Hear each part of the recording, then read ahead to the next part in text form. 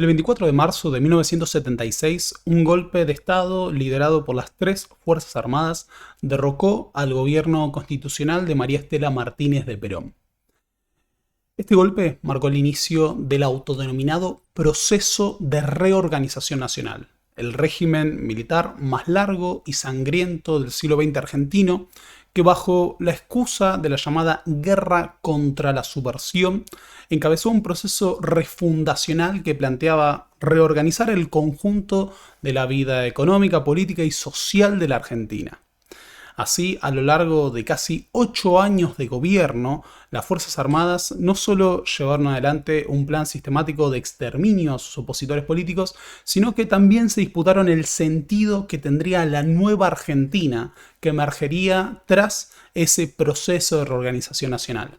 A lo largo de años no solo se disputaron entre sí los alcances que tendría ese objetivo ni las formas de la nueva Argentina, sino que incluso llevaron adelante un conflicto armado externo que terminó en su derrota y que terminó acelerando la entrega del poder de manera más o menos condicionada, podemos debatirlo después, a las autoridades civiles. Así que el día de hoy, a 50 años del golpe que inició la última dictadura en Argentina, vamos a hablar del proceso de reorganización nacional. Este va a ser un tema largo que requiere montones de análisis, que está atravesado por la polémica entre la memoria, la historia, por las implicancias que tiene para la lucha argentina, por los derechos humanos y sobre todo por los debates políticos que implican el presente. Así que si bien este va a ser un video largo y vamos a tratar de analizar la mayor cantidad de las aristas posibles de lo que fue el régimen militar, no vas a representar la totalidad de los temas que se pueden tratar. Como hemos adelantado, el tema general de este año va a ser los años 70, así que este va a ser un abordaje general de la última dictadura. Por supuesto que esto va a ser extenso, porque así lo amerita tanto la fecha como el tema, pero por las dudas y para aquellos que planteen, bueno, no hablaste del tema, no, quiero plantear que a lo largo del año seguramente tomemos otras aristas, otras dimensiones del proceso. Así que esto no va a representar la totalidad de todo lo que podemos hablar de la dictadura.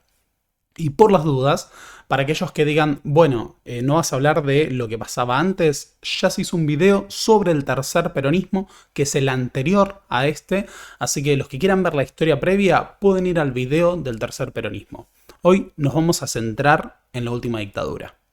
Ahora, la imagen con la que hemos elegido encabezar el video del día de hoy es justamente la de Jorge Rafael Videla, podríamos decir el presidente de facto más representativo del régimen del proceso de reorganización nacional, junto a los miembros de las Fuerzas Armadas en el momento de la asunción del gobierno.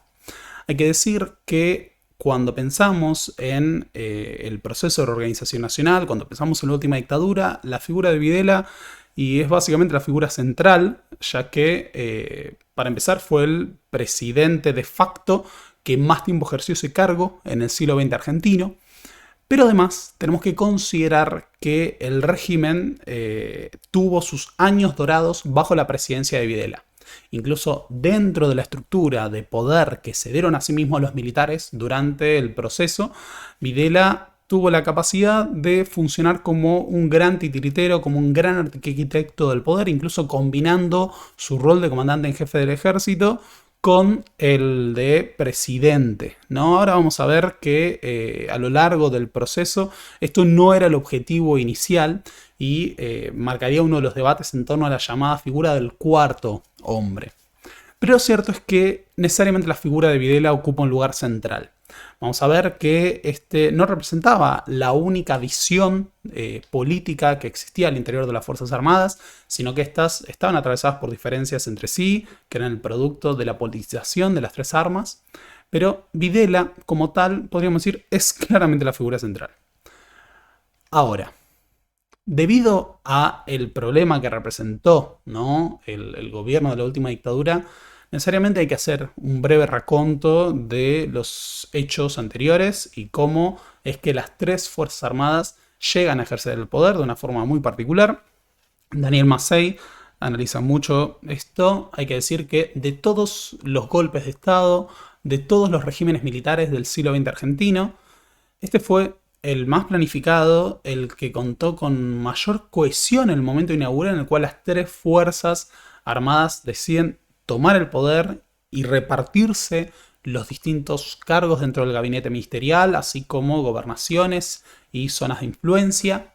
Después van a tener montones de conflictos entre sí, que estaban muy patentes, pero lo cierto es que a la hora de pensar cómo fue posible que las Fuerzas Armadas con tal nivel de planificación tomaran el poder, y necesariamente hay que hacer un breve repaso, por más que hemos tratado este tema en otro video, sobre los episodios anteriores. Hay que empezar señalando algo que es muy evidente. Si hablamos de la última dictadura militar, si hablamos del último régimen militar del siglo XX, es porque hubo otros. Y lo cierto es que tan solo 10 años antes, los militares, liderados por el general Juan Carlos Onganía, ya habían emprendido una experiencia, una aventura política, que de hecho había sido concebida, la Revolución Argentina, con el objetivo de durar décadas. ¿Por qué es importante esto? Porque la última dictadura no es un episodio accidental, casual de la historia argentina, es el producto de un proceso de maduración de proyectos políticos al interior de las Fuerzas Armadas. Pero 10 años antes, las Fuerzas Armadas, bajo la Revolución Argentina, ya se habían propuesto encabezar un proceso refundacional del país. De hecho, la Revolución Argentina planteaba que a lo largo de 3 tiempos, ¿no?, planteando objetivos, pero no plazos, iban a remodelar el país, primero en su dimensión económica, después en su dimensión social y después política. Sin embargo, este proyecto fracasó, es un tema de análisis para otro día, pero tuvo la gran consecuencia, ¿no?, de haber gestado un proceso de rebelión social generalizado en la sociedad argentina. Así, a partir sobre todo del Cordobazo de 1969, tuvimos una sociedad argentina que estuvo marcada por la movilización política, por la aparición de nuevos grupos y nuevas formas de lucha, resistencia contra las autoridades dictatoriales, y de la mano de ese proceso, también hay que mencionarlo, la aparición de las llamadas organizaciones armadas u organizaciones político-militares. Principalmente Montoneros y el PRTR, pero también se puede hablar de la FARC, de la FAB, de la FAL, del Ejército Nacional Revolucionario, descamisados, entre otros grupos, que han tenido ya algunos análisis en este canal. Posiblemente tengamos otros dedicados de nuevo, renovando material específicamente sobre cada uno. Pero lo cierto es que así se fue conjugando una crisis política, una crisis de dominación en la Argentina de finales de los años 60, principios de los años 70, que de alguna manera, si queremos, es resuelta, entre comillas, por el sistema político con el retorno del peronismo al poder. Este tema, de nuevo, tuvo un video que hicimos hace tan solo unas semanas, que pueden ver en este canal, en el cual pormenorizadamente analizamos el tercer peronismo. Así que antes de que alguien venga a buscar una explicación general del tercer peronismo, vaya al video anterior y después vuelve. En este punto es necesario plantear que el tercer peronismo llega en un contexto en el cual el peronismo agrupaba montones de proyectos diversos que una vez en el poder van a enfrentarse entre sí. De nuevo, pueden ir al video del tercer peronismo. Lo que se hace muy patente durante los enfrentamientos que han sido conocidos como la masacre de Seiza. Hoy en día se habla de los enfrentamientos de Seiza, del 20 de junio de 1973, cuando Perón llega al poder. La disputa entre comillas, la derecha peronista y la izquierda peronista abre el escenario de un enfrentamiento generalizado en el movimiento, que intenta ser de alguna manera conjurado por Perón, que trataba de equilibrar entre los diversos sectores de su movimiento, pero que termina apoyándose por una cuestión, si queremos, estratégica de mantener el pacto social en los sectores del sindicalismo ortodoxo y la derecha peronista. Ahora, si Perón de alguna manera había logrado contener a esos grupos, también lo hizo conjurando la represión, sancionando una nueva ley para la represión del terrorismo y facilitando, sobre todo a partir en realidad del interinato de Raúl Astiri, la aparición de los grupos parapoliciales o paraestatales. Hay que decir que en general pensamos solo en la AAA, esto lo analizamos en otro contexto de nuevo, pero acá hubo un montón de grupos diversos, tanto que pertenecían a organizaciones de cuadros de la derecha peronista, patotas sindicales, y el Escuadrón de la Muerte, organizado por López Regas del Ministerio de Bienestar Social, conocido como la Alianza Anticomunista Argentina. Ahora, los mecanismos represivos ya habían aparecido, hay que decir que no aparecen con Perón, ya habían operado grupos parapoliciales como Alfa 12, durante el gobierno de la Revolución Argentina, sobre todo durante la etapa de Alejandro Agustín Lanusse. Así que no era un fenómeno nuevo, ya las Fuerzas Armadas, Fuerzas de Seguridad y servicios de inteligencia venían ensayando prácticas de represión paraestatal o parapolicial, incluso mediante colocación de explosivos, secuestros, torturas y asesinatos. De nuevo estamos hablando ya de que las Fuerzas Armadas, las Fuerzas de Seguridad, los servicios de inteligencia ya habían ensayado estas prácticas durante varios años, lo vamos a retomar después. Pero hay que decir que si Perón trató de contener con dificultades a esos distintos sectores dentro del movimiento, a partir de la muerte y de lo que es la presidencia de Isabel, todos esos pactos, todos esos acuerdos se rompen. Isabel tuvo mucha menos cintura política para poder contener a las distintas fuerzas dentro de su movimiento, y su presidencia es la progresiva desintegración de la coalición política con la que el peronismo había vuelto al poder.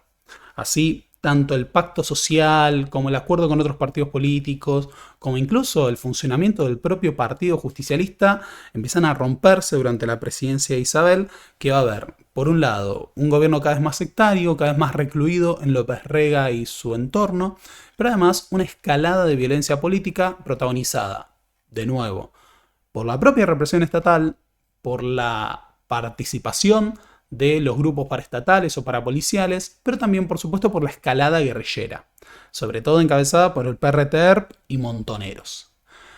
Con Isabel, Montoneros abiertamente pasa a la clandestinidad, recupera la idea de la lucha armada y confronta directamente con el gobierno. Algo que no podían hacer con Perón, o al menos no desde su visión estratégica, por una cuestión de legitimidad ante el propio Perón. De hecho, por eso reivindicaban la figura de Evita, tema de nuevo para otro día.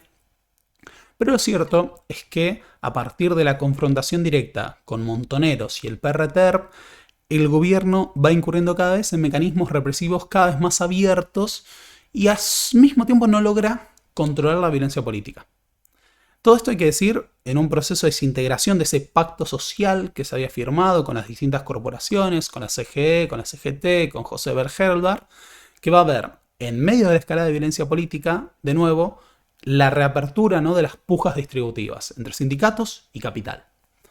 Así, uno de los grandes problemas que aparece en este contexto es la inflación, que ya había crecido durante la última etapa de la dictadura de la Revolución Argentina y que José Bergelbar, a la cabeza del Ministerio de Economía, más o menos había contenido, hasta que en la segunda mitad de 1974 empieza a ser un problema cada vez más acuciante y 1975 es el problema económico. Ahora, Montoneros y el ERP en este contexto encabezan una escalada de acciones armadas. Montoneros llega a matar al jefe de la Policía Federal, Alberto Villar. El ERP mata al capitán del Servicio de Inteligencia, del Destacamento 142, que participaba de la represión paraestatal en Tucumán antes del Operativo Independencia. Hablamos de Humberto Viola. En ese proceso también matan a su hija. Y este hecho, como es analizado por Santiago Garaño en su libro Deseo de Combate y Muerte, va a ser central para que las Fuerzas Armadas construyan todo un dispositivo de propaganda y de lo que ellos llamaban la acción psicológica para legitimar una intervención más abierta en la represión interna. Así, en febrero de 1975, María Estela Martínez firma los primeros decretos de aniquilamiento que habilitan la represión interna de las Fuerzas Armadas en la provincia de Tucumán para aniquilar y o neutralizar el accionar subversivo de los elementos subversivos en la provincia de Tucumán. Hay un video en este canal sobre el Operativo Independencia, lo pueden ver por sus propios medios. Lo cierto es que, para esta altura de las circunstancias, el concepto de subversión que utilizaban las Fuerzas Armadas era mucho más amplio que la guerrilla, y el despliegue militar que se lleva adelante en la provincia de Tucumán va a tener como principales víctimas a los delegados sindicales de lo que era el movimiento obrero azucarero y a la militancia social estudiantil de la provincia de Tucumán, además de la estructura del PRT-ERP. Ahora, cuando Isabel básicamente le abre las puertas nuevamente a las Fuerzas Armadas, en un gobierno cada vez con menos aliados, también lo que ve es la descomposición progresiva de esa estructura. A medida que las Fuerzas Armadas, la represión paraestatal y este tipo de sectores ocupan espacios que ocupaban la dirigencia política peronista, la dirigencia política peronista va perdiendo mecanismos de intervención en el tejido social.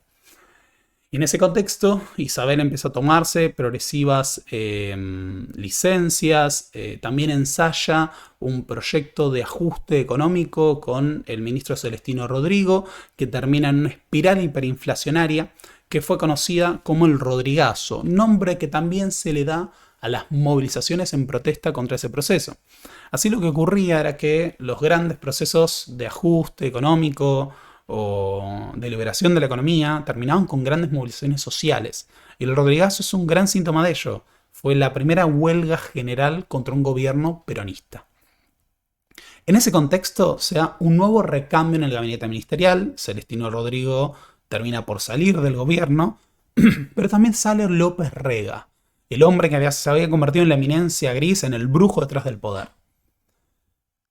Ahí ingresan otras figuras, se va a terminar convocando la figura de Antonio Cafiero, después se convoca Mondelli, pero además se hace patente esto. Isabel empieza a tomar licencias, ¿no?, por estado de salud, entre comillas, en los que ejerce el gobierno, el presidente provisional del Senado, Ítalo Luder. En ese contexto, en octubre del 75, Montoneros lleva adelante un ataque contra el regimiento número 29 de Infantería de Monte de Formosa. La acción es sumamente sangrienta, deja un saldo de casi prácticamente 30 muertos, además de heridos. Y en ese contexto en el cual Montoneros realiza su único gran ataque a una guarnición militar, el PRTR era en general el que lleva adelante este tipo de acciones, Luder firma una segunda serie de decretos en las que habilita la participación en la represión interna de las Fuerzas Armadas ya en el conjunto del territorio nacional. Así, ya desde octubre del 75 las Fuerzas Armadas estaban plenamente desplegadas para la lucha, entre comillas, contra la subversión. Ahora, acá ya teníamos el operativo Independencia, que había sido un primer ensayo de lo que ocurrirá a posteriori, pero lo cierto es que la violencia paraestatal estaba desbocada a esta altura de las circunstancias y dentro de las Fuerzas Armadas empieza a madurar el proyecto golpista a finales del 75. Ahora, si bien el año del 75 ya ve la designación de Jorge Rafael Videla como comandante en jefe del ejército, Videla era de los que, aunque suene extraño, no querían adelantarse en el golpe. Había sectores que ya estaban dispuestos a derrocar a Isabel en el 75. La postura de Videla, incluso ya con el almirante Emilio Eduardo Macera, que ya estaba desde el 74 en ese cargo como comandante jefe de la Armada, plantea que hay que esperar al progresivo proceso de descomposición del gobierno. Es decir, cuando el gobierno ya no pueda contener la situación o cuando esté lo suficientemente debilitado políticamente, las Fuerzas Armadas lo van a derrocar con la menor resistencia posible. De hecho, en diciembre del 75 hay un alzamiento militar por parte de la Fuerza Aérea en la base de Morón, que culmina con una negociación de Videla para aceptar un recambio en la jefatura de la Fuerza Aérea. Ahí llega Orlando Agosti, pero contener lo que va a ser el golpe. De hecho, ya en diciembre tenemos un discurso de cara a la Navidad en el que Videla planteaba que había que tomar conciencia de la gravedad de la situación, planteaba que la neutralidad, la complacencia de las autoridades civiles y su pasividad estaba facilitando la escalada de la subversión. Y para esta altura de circunstancias, incluso el PRTR, que tenía alguna infiltración en el ejército, consideraba que era inminente un golpe de Estado y lleva adelante su mayor acción, que es el ataque al batallón de Arsenales Domingo Viejo Bueno de Montechingolo, que se lleva adelante entre el 23 y el 24 de diciembre del 75. La acción es un desastre, se había producido una infiltración por parte del PRTR, y esto culmina en la muerte de alrededor de 70 guerrilleros y otras personas, porque hubo operativos de barrido y de limpieza en la región. Y lo cierto es que termina de asegurar, por un lado, la pérdida de la estructura del PRTR, que pierde ya después de los desastres que estaba enfrentando en Tucumán, gran parte de su estructura político-militar, y las Fuerzas Armadas quedan cada vez más legitimadas para avanzar en ese escenario. Incluso los primeros meses del 76 ven a una María Estela Martínez tratando de ensayar alguna política económica con su ministro Mondelli para contener la cuestión inflacionaria. Ahora, hay que pararnos acá para plantear, muchas veces se considera que las Fuerzas Armadas hacen el golpe solas, pero hubo otros sectores corporativos que, como analizan muy bien en su libro sobre la última dictadura militar, Gabriela Águila, ya venían procesando, ¿no? y planteando la alternativa golpista para imponer sus propias agendas. ¿Por qué es importante esto? Porque desde que el pacto social se rompe a través de la muerte de Perón, había una puja sectorial entre capital, trabajo y sobre todo entre miembros de las grandes empresas para tratar de torcerle la mano al gobierno constitucional. Y para ellos la salida militar era de alguna manera habilitar otra gestión económica. En este escenario hay que plantear que en 1976 ya estaba operando plenamente la llamada APG, la Asamblea Permanente de Entidades Gremiales y Empresariales. Pues es importante esto, porque hubo un lobby, ¿no?, empresarial que llevó adelante lockouts, es decir, paros patronales, paros empresariales, para desestabilizar económicamente al gobierno, abriendo una salida golpista. De hecho, ya durante la dictadura, la APG se va a disolver. Entonces, en medio de la puja distributiva, para un sector del capital, ¿no?, del empresariado nacional y también del capital transnacional, la democracia era un obstáculo. La democracia no servía para gestionar la cuestión que representaba una clase obrera demasiado indisciplinada. Porque si algo había ocurrido desde la CGT de los argentinos, desde el Cordobazo en adelante, es que el movimiento obrero había tomado mucha fuerza y representaba un desafío abierto, ¿no?, a las posibilidades de reproducción del capital, ¿no?, a que el empresariado cumpla sus propios objetivos y a la tasa de ganancia. Para gran parte de esos lobbies empresariales y los think tanks como los que encabezaba Martínez de Oz, disciplinar a la clase obrera era una necesidad histórica, entre comillas. Es por eso que tenemos que entender que más allá de la crisis política, acá también había una crisis del modelo de acumulación, del modelo capitalista argentino, y de esa puja que había entre trabajo y capital. Y para algunos sectores del empresariado nacional y del capital transnacional, romper con el orden constitucional y encabezar una represión aún más dura al movimiento obrero era una salida política más que aceptable. Y esto se expresa en los apoyos corporativos y de entidades financieras y del capital internacional a la toma del poder por parte de las Fuerzas Armadas. De hecho, Martínez de Oz, que va a ser Julián Sicari, lo llama el jefe civil de la última dictadura, no solo va a ser el que le imponga el modelo económico más sólidamente aplicado, entre comillas, comillas, comillas, durante el régimen, sino que es también una figura que ha estado detrás de la participación empresarial en la represión antes de que los militares tomen el poder. Un ejemplo de esto es lo que ocurre a lo largo de las jornadas de lucha que tienen lugar en las plantas de Acindar. Se ve que disciplinar ese movimiento obrero, un ejemplo muy claro de esto, es lo que ocurre durante el llamado Villazo, ¿no?, cuando trabajadores de Villa Constitución en Santa Fe son terriblemente reprimidos con la colaboración de la patronal. Así que quebrar al movimiento obrero era una necesidad para un sector. De hecho, el propio peronismo estaba medio acorralado por la fuerza de esa movilización obrera. Hay un episodio que muchas veces se cita, que es que Isabel llegó a pedir por favor a la CGT que no le chiflara a Mondeli, que fue su último ministro de Economía como tal. En ese contexto, las Fuerzas Armadas, la madrugada del 24 de marzo, toman el poder derrocando a Isabel. Y esa toma del poder se hace con extremada planificación. Incluso se gestó la manera en la cual Isabel iba a ser detenida porque se quería evitar la posibilidad de una muerte, de resistencia, que deslegitimara a las Fuerzas Armadas ante la opinión nacional e internacional. Vamos a detenernos en la cuestión de Estados Unidos y el rol en el golpe, pero hay que plantear que al momento en el cual las Fuerzas Armadas toman el poder en Argentina, ¿no?, con Videla a la cabeza, Estamos viendo ya la caída del conjunto de las democracias o de los gobiernos constitucionales en el cono sur a manos de regímenes militares. Y uno de los grandes arquitectos de ese proceso fue el secretario de Estado de los Estados Unidos, Henry Kissinger. Secretario de Richard Nixon, pero uno de los grandes arquitectos de la política exterior estadounidense durante la última etapa de la Guerra Fría.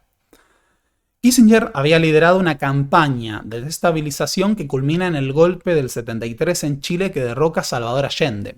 Pero hoy en día, debido a que tal vez a Nixon le gustaba grabar conversaciones, tenemos acceso a los memorándums y a la documentación interna del gobierno estadounidense que plantea que desde la asunción de Salvador Allende, Kissinger en un memorándum le plantea al presidente que es central derrocarlo y ya se estaba llevando adelante una campaña de desestabilización incluso antes de que Salvador Allende asuma la presidencia. En ese punto es necesario entender que el modelo del régimen militar que supuso Augusto Pinochet en Chile, por un lado, fue un gran ensayo de una política que se implementó en todo el cono sur, pero además había sido un gobierno que fue apoyado por Estados Unidos desde el primer momento públicamente y que le había granjeado montones de críticas en el plano internacional y en el plano interno por tal vez las violaciones masivas a los derechos humanos y la tortura y desaparición de prisioneros políticos y opositores en general. Es por eso que con la experiencia del golpe de Pinochet, el gobierno de Estados Unidos está un poco más maduro en cómo encabezar esta cuestión cuando las Fuerzas Armadas toman el poder en Argentina.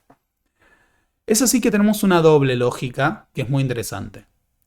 Desde el plano público, vamos a ver el apoyo de los Estados Unidos al régimen militar en lo inmediato es más cauteloso. No se dan muestras de apoyo incondicional, porque tenían miedo algunos sectores de la dirigencia política estadounidense de quemarse como había ocurrido con Pinochet.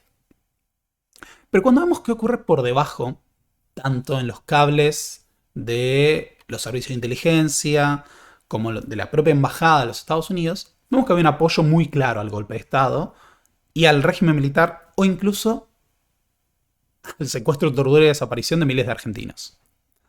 Incluso tenemos, gracias a la desclasificación de los archivos de la inteligencia estadounidense, documentos, en algunos casos de Argentina, que nos permiten constatar el apoyo de Henry Kissinger a la dictadura. Uno de ellos, y uno de los grandes análisis, está en un trabajo que ha hecho Leandro Morgenfeld, gran historiador, que se ha dedicado al estudio de las relaciones entre Argentina y Estados Unidos a lo largo del siglo XX, y en la actualidad también. A partir de la documentación que tenemos disponible,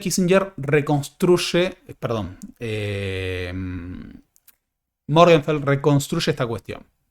2 días después del golpe se reunieron Kissinger y William Rogers, subsecretario de Estado, y debatieron sobre Argentina y la postura que debía tomar la Casa Blanca frente al golpe.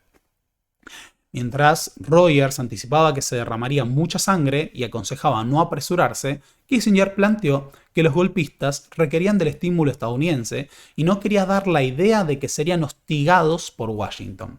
Como bien recuerda John Lee Anderson en un reciente artículo, Kissinger fue casi inmediatamente advertido por su subalterno. Pienso que tendremos que esperar un grado de represión bastante alto, probablemente una gran cantidad de derramamiento de sangre en la Argentina dentro de muy poco tiempo. Pienso que van a aplicar mano muy dura, no ya para con los terroristas, sino también para con los disidentes gremiales y partidos políticos. A lo que Kissinger le contestó: entonces tendremos que apoyarlo en todas las posibilidades con que cuenten, porque realmente los quiero apoyar. No deseo aparecer como que los Estados Unidos los estén acosando.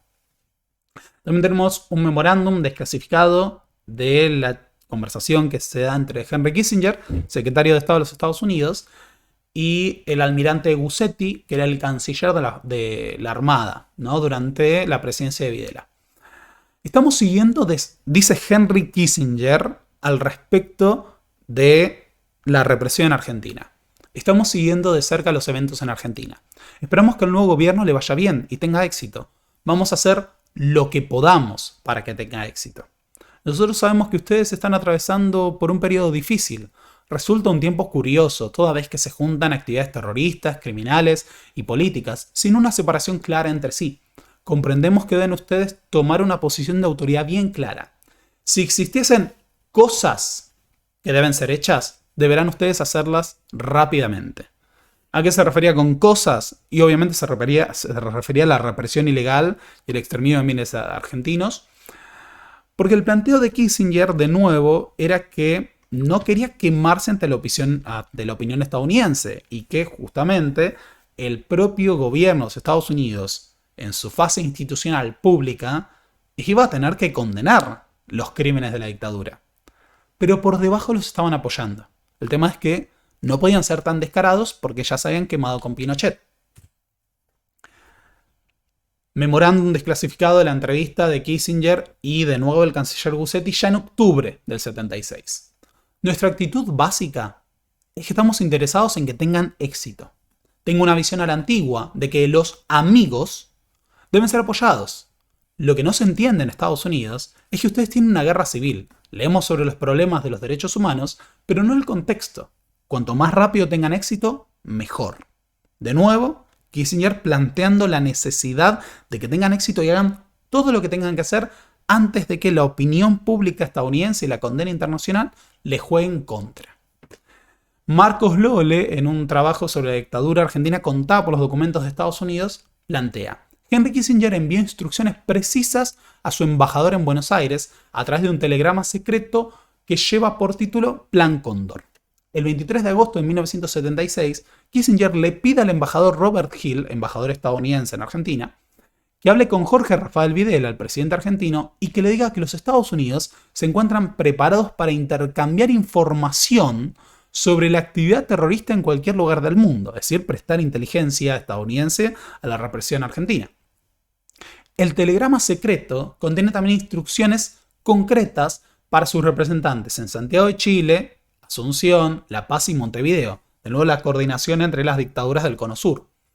En el último párrafo, llama la atención que Kissinger alerte a sus embajadores advirtiéndoles que en ningún caso una agencia estadounidense puede señalar individuos para que sean asesinados.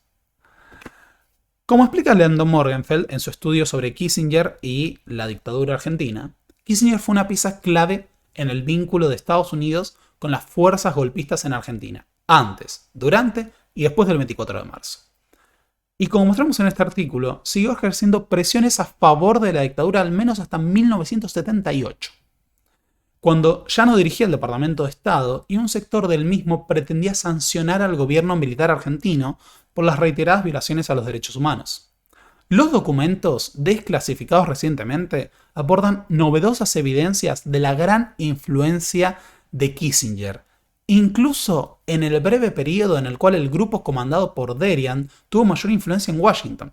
Esto demuestra la complejidad de los canales diplomáticos a través de los cuales, por vías formales, en el caso de Kissinger hasta el 76, e informales, ya como ex secretario de Estado, se expresaban las distintas líneas que pugnaban en Washington para dirimir la orientación de la política estadounidense hacia las dictaduras del Cono Sur, y en este caso de la Argentina. Pues es importante esto, porque cuando vemos con posterioridad lo que ocurre durante la presidencia de Jimmy Carter, que hay críticas, hay un boicot a la dictadura argentina, algo que no debemos perder de vista es que por un lado operaban los canales diplomáticos abiertos, públicos, y por el otro la inteligencia que funcionaba por debajo y que mostraba el apoyo estadounidense al régimen militar. Antes del golpe, durante el golpe y cuando las autoridades militares se estaban consolidando en el poder. Como decíamos antes, el golpe del 24 de marzo y el régimen militar que se instala a partir de entonces tiene una gran particularidad, que es que habían planificado ampliamente cómo operarían las Fuerzas Armadas en el poder. Y en este sentido, vamos a ver que si bien aparecen internas militares muy importantes, una gran coordinación en el momento de la toma del poder para impulsar rápidamente la represión. El otro punto, que es muy interesante, es que solemos pensar a las dictaduras, a los regímenes militares en Argentina, como una cuestión, bueno, de un presidente de facto que hace por decreto y deshace sin un orden institucional que le ponga límites. Este modelo, si queremos, aplicaría más a un régimen militar como el de Onganía en el 66, en el cual Onganía funcionaba como una estructura por encima, o como un poder por encima de todo. La dictadura que encabezan Videla y compañía no fue una dictadura en la cual el presidente tenga todo el poder. Al contrario, como parte de esta lógica de repartición de poder entre las tres fuerzas armadas, se conformó toda una estructura de gobierno, toda una tecnología administrativa, legal, para, por un lado, hacer de pesos y contrapesos entre las tres fuerzas, y también para dar alguna institucionalidad y algún plano asambleario al poder. Es decir, la dictadura que se inicia en Argentina el 24 de marzo es prácticamente de todos los regímenes militares que gobernaron la Argentina el más asambleario. ¿En qué sentido? Bueno, que las Fuerzas Armadas negocian constantemente entre sí, también compiten y pujan por la toma de decisiones y el proyecto de gobierno. En ese sentido, también se crearon instituciones. Funcionó la Cámara de Asesoramiento Legislativo, que reemplazaría al Congreso. Estaba integrado por miembros de las tres fuerzas: Ejército, Armada, Fuerza Aérea. Y que era el encargado de redactar las leyes, los proyectos y la legislación. De hecho, durante los años de la dictadura del proceso, funcionaba el Estatuto para el Proceso de Reorganización Nacional, que estaba prácticamente por encima de la Constitución. En este sentido, tenemos que entender que la irrupción de las Fuerzas Armadas en el poder marca la aparición de montones de mecanismos para intervención pública, muy superiores a los que había ocurrido durante cualquier régimen militar. O sea, si bien, de nuevo, cito el caso de Onganía, porque es la dictadura inmediatamente anterior y la Revolución Argentina, se había propuesto intervenir en cada uno de los aspectos de la vida social, política y económica. Esto había tenido sus límites, una rebelión social generalizada. La última dictadura, ¿no?, la del proceso, intervino en cada aspecto de la vida económica, social, política, cultural de la Argentina. De hecho, vamos a plantearlo, la doctrina militar entendía que había tres grandes dimensiones del accionar de las Fuerzas Armadas: la acción represiva, la acción cívica, ¿no?, el acercamiento y la integración de las Fuerzas Armadas en el conjunto de la sociedad, y la acción psicológica, ¿no?, la lucha por el corazón y las mentes de la población. Entonces, el accionar de las Fuerzas Armadas, en esta idea del proceso de reorganización nacional, apuntaba a una transformación en su conjunto de la Argentina, que estaba planteado en sus propios documentos, en las actas del proceso, donde sostenían que consideraban que cuando el proceso de reorganización nacional terminara, la Argentina sería distinta, y que incluso tal vez no existirían los mismos partidos políticos. En este sentido hay que plantear algo. Las Fuerzas Armadas, cuando toman el poder, invocando, entre comillas, la guerra contra la subversión, lo que se estaban planteando era básicamente una reestructuración en su conjunto de la Argentina. Por eso el nombre de Proceso de Reorganización Nacional. De hecho, la aspiración de las Fuerzas Armadas era darse un lugar más permanente en el sistema político. Es decir, uno de los objetivos de las tres armas, y esto lo podían compartir Videla y los sectores duros de las Fuerzas Armadas, era que al terminar el régimen, los militares tuvieron una participación permanente en el sistema político. En este punto es necesario destacar algo. Las tres Fuerzas Armadas se unieron detrás de esa bandera: la guerra contra la subversión, entre comillas. Este era el principal punto de consenso, aunque había diferencias en qué tan amplia tenía que ser la represión. Pero es central plantear esta cuestión, que vamos a retomar a posteriori, que es que la subversión, como la planteaban las Fuerzas Armadas, no era la guerrilla. Hoy en día es muy común que la gente, en miradas revisionistas sobre estos años, diga, bueno, la dictadura apareció para pelear contra la guerrilla. Y eso es solo parcialmente cierto. La propia doctrina militar entendía la subversión como un conjunto de acciones tendientes a cambiar el modelo de vida de una sociedad y reemplazarlo por otra basada en una escala de valores distinta. Y en esa idea, que aparece en los manuales militares, en la Ley de Defensa Nacional y en la propia legislación de la dictadura, la subversión puede ser armada o no. Podían ser actos completamente legales y aceptables bajo un gobierno democrático. ¿Y por qué es importante sostener esto?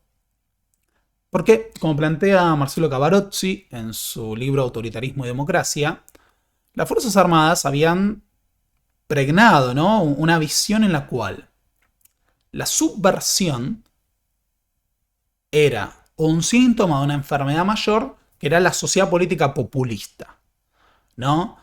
¿Qué pasaba? ¿Cuál era el problema de la Argentina para un sector de las Fuerzas Armadas? Bueno, el problema es que los sectores obreros están demasiado organizados, hay una política excesivamente democrática y redistributiva que en cierta manera había sido representada por el peronismo, pero que había excedido al peronismo. El modelo de Estado de Bienestar era muy amplio y tenía que ser cambiado. Había un sector de las Fuerzas Armadas que pretendía volver a un esquema mucho más parecido a la Argentina del granero del mundo, a la Argentina liberal.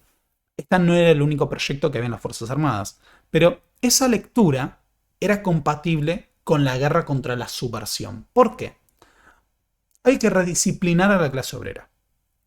Es una necesidad para el sistema de dominación y para la reproducción del capital disciplinar, tener una clase obrera más disciplinada, menos pujante, sindicatos menos fuertes, partidos políticos menos tendientes a las opciones redistributivas.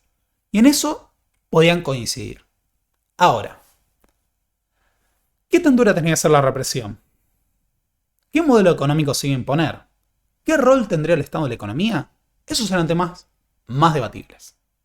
Así lo que vamos a ver es que, si bien las Fuerzas Armadas tenían un consenso muy amplio en la guerra contra la subversión, que tenía una de sus caras más visibles en las organizaciones político-militares, superada la etapa en la cual se había desplegado todo ese aparato represivo para contener las formas de movilización política, no solo las organizaciones armadas, sino los sindicatos, aparecen las diferencias, muy patentes. Y en este punto es necesario destacar algo que caracteriza este periodo. Las Fuerzas Armadas no funcionan como un todo totalmente cohesivo o homogéneo, sino que tienen numerosas diferencias. Esto es el producto de varias cuestiones. Merecería, de nuevo, también un video aparte. Hay una larga historia muy analizada por Alain Rouquier de la evolución de los proyectos políticos y las ideologías dentro de las Fuerzas Armadas y su grado de intervención en el sistema político argentino. Si hablamos de la última dictadura, es que hubo varias dictaduras. Y a lo largo del siglo XX, las Fuerzas Armadas intervinieron y tuvieron distintos proyectos políticos. Y en este sentido tenemos que pensar que los primeros golpes de Estado de la Argentina en el siglo XX fueron muy improvisados, muy caóticos, y el último golpe de Estado es plenamente organizado. Ya había una máquina golpista aceitada. Pero también fueron cambiando los proyectos. Y esto nos marca que históricamente hubo divisiones dentro de las Fuerzas Armadas. Por ejemplo, cuando se produjo el primer golpe del siglo XX, el del 6 de septiembre de 1930, había dos grandes líderes. José Félix Uriburu, que representaba el nacionalismo cuasi fascista, y Agustín Pedro Justo, que encabezaba la visión liberal republicana. Entonces, José Félix Uriburu quería reemplazar el Estado republicano por un Estado corporativista fascista. Agustín Pedro Justo estaba mucho más dispuesto a aceptar una república fraudulenta. Y tenemos dos concepciones distintas, tanto del Estado también como del sistema político, o incluso en economía. Durante el golpe del 43, ¿no?, el gran peso lo tuvieron los sectores nacionalistas, que a su vez tenían diferencias. Había nacionalistas que tenían una visión relativamente democrática, entre ellos Perón, y nacionalistas que eran abiertamente fascistas o incluso un sector muy reducido, nazis. Dentro de ese espectro se compartía una idea que estuvo muy marcada en el gobierno de la Revolución de Junio del 43 de la industrialización, de una intervención del Estado en las relaciones que engendraba el trabajo y demás. Eso va a terminar gestando el ascenso de Perón. En el 55, cuando se produce el derrocamiento de Perón, tenemos dos grandes figuras. Por un lado, primero, Eduardo Lonardi, nacionalista católico, pero también tenemos que planteaba el modelo peronista es más o menos aceptable, pero Perón es un problema. Y tenemos también al comandante de la Armada, Isaac Rojas, que sostenía que había que desperonizar a la sociedad y que eso implicaba también un cambio en modelo económico, que se va a expresar después cuando Aramburu asuma la presidencia y se propongan la desperonización de la sociedad en su conjunto, también entendiendo que el modelo político y económico peronista tenían que ser cambiados. Después vamos a tener, por ejemplo, el golpe del 62, que nos marca la escalada de conflictos en las Fuerzas Armadas, ya con las bases de lo que va a ser la doctrina de la seguridad nacional y el debate sobre cuál debe ser el rol de las Fuerzas Armadas en la lucha contra el comunismo y contra el peronismo. La división entre azules y colorados. Los azules, o integracionistas, consideraban que las Fuerzas Armadas tenían que volver al profesionalismo para enfrentarse al principal problema, que era el comunismo, y que el peronismo era un aliado en esa lucha contra el comunismo. Muy resumido, ¿no? Merece un video aparte. Pero lo interesante de esto es que se planteaba que ese debía ser el rol fundamental de las Fuerzas Armadas, que idealmente debían replegarse a los cuarteles y defender el profesionalismo. Por otro lado, los colorados o golpistas o antiintegracionistas sostenían que la lucha contra el comunismo venía acompañada de la lucha contra el peronismo, que las Fuerzas Armadas tenían que tener una presencia mucho más directa en el sistema político e incluso gestionar el Estado para imponer ese proyecto. Durante el 62 y el 63 hubo hasta enfrentamientos armados entre estas dos facciones que culminan con el triunfo de los azules. Y algunos hablan después de la desviación hacia los violetas, porque terminan permitiendo un gobierno con elecciones, el gobierno de Ilia, pero mantiene la proscripción del peronismo, y Onganía, que vuelve a reunir a las Fuerzas Armadas a su alrededor, encabeza después otro golpe, el del 66, que combina varios elementos. Por un lado, una participación de las Fuerzas Armadas en la represión, ¿no? El llamado Estado burocrático autoritario, atraer los capitales externos, disciplinar el cuerpo social, pero también planteando un enfoque nacionalista, católico y desarrollista. Es decir, Onganía encabeza una aventura política que planteaba darle a los militares un lugar más permanente en el sistema político, impulsar un proyecto desarrollista e incluso ganarse aliados entre el nacionalismo, dirigentes neoperonistas y demás. Cordobazo mediante asesinato a Aramburu, esto fracasa. Y ahí vuelve a aparecer lo que llamamos el profesionalismo prescindente, ¿no? Las Fuerzas Armadas tienen que volver a los cuarteles, encargarse de la lucha contra el comunismo / la subversión, sin participar directamente del gobierno. Quien encabeza esa transición va a ser Alejandro Agustín Lanusse.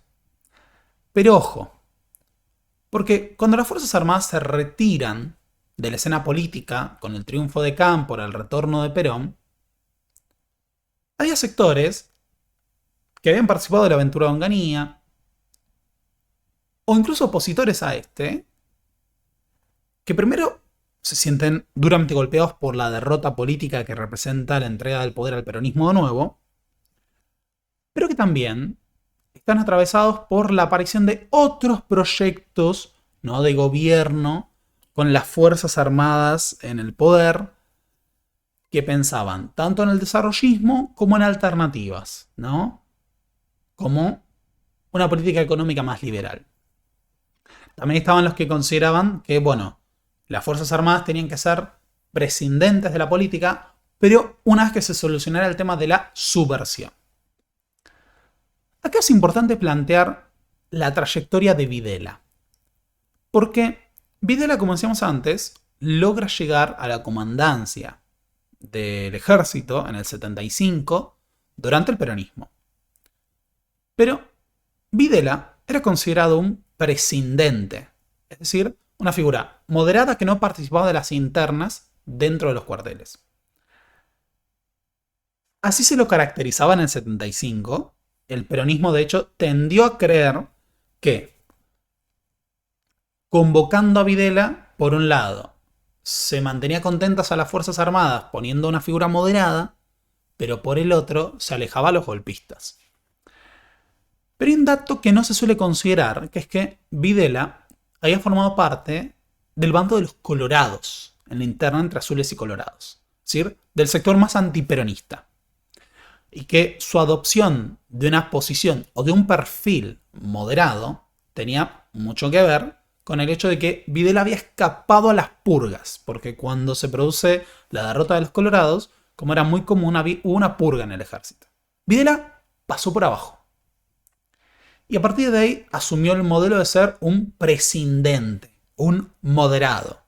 De los sectores, de hecho, era considerado de los sectores liberal-democráticos, entre comillas. Pero el rol, ¿no?, de los colorados es central para pensar el proceso. ¿Por qué? Porque la última dictadura no solo llega al poder planteando la refundación, sino que tiene un contenido fuertemente antiperonista. No todos los oficiales, pero hay una gran participación de la oficialidad que era antiperonista en la dictadura. Y en ese sentido, lo que vemos es una lectura que rodea a Videla, que rodea los cuadros técnicos económicos, de que el peronismo es parte del problema. Videla llega a plantear que cuando el régimen militar termine, tal vez el peronismo ya no sea un partido político. Pero ojo, también llega a decir que otros partidos tal vez ya no estén. Ahora, esta no es la única arista para pensar el proyecto político al interior de las Fuerzas Armadas. O sea que, como decíamos antes, había divisiones entre distintos sectores. Una de las historiadoras, si no diría la historiadora que más ha trabajado esta cuestión, y diría que es la figura que tendría que recomendar a alguien que le interese adentrarse en las internas de las Fuerzas Armadas, es Paula Canelo, en su libro El proceso en su laberinto, la interna militar de Videla a Viñone.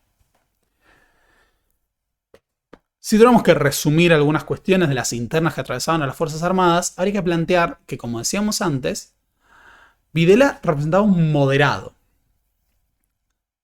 Y cuando las Fuerzas Armadas toman el poder, había ya diferencias de enfoque entre Videla y Macera.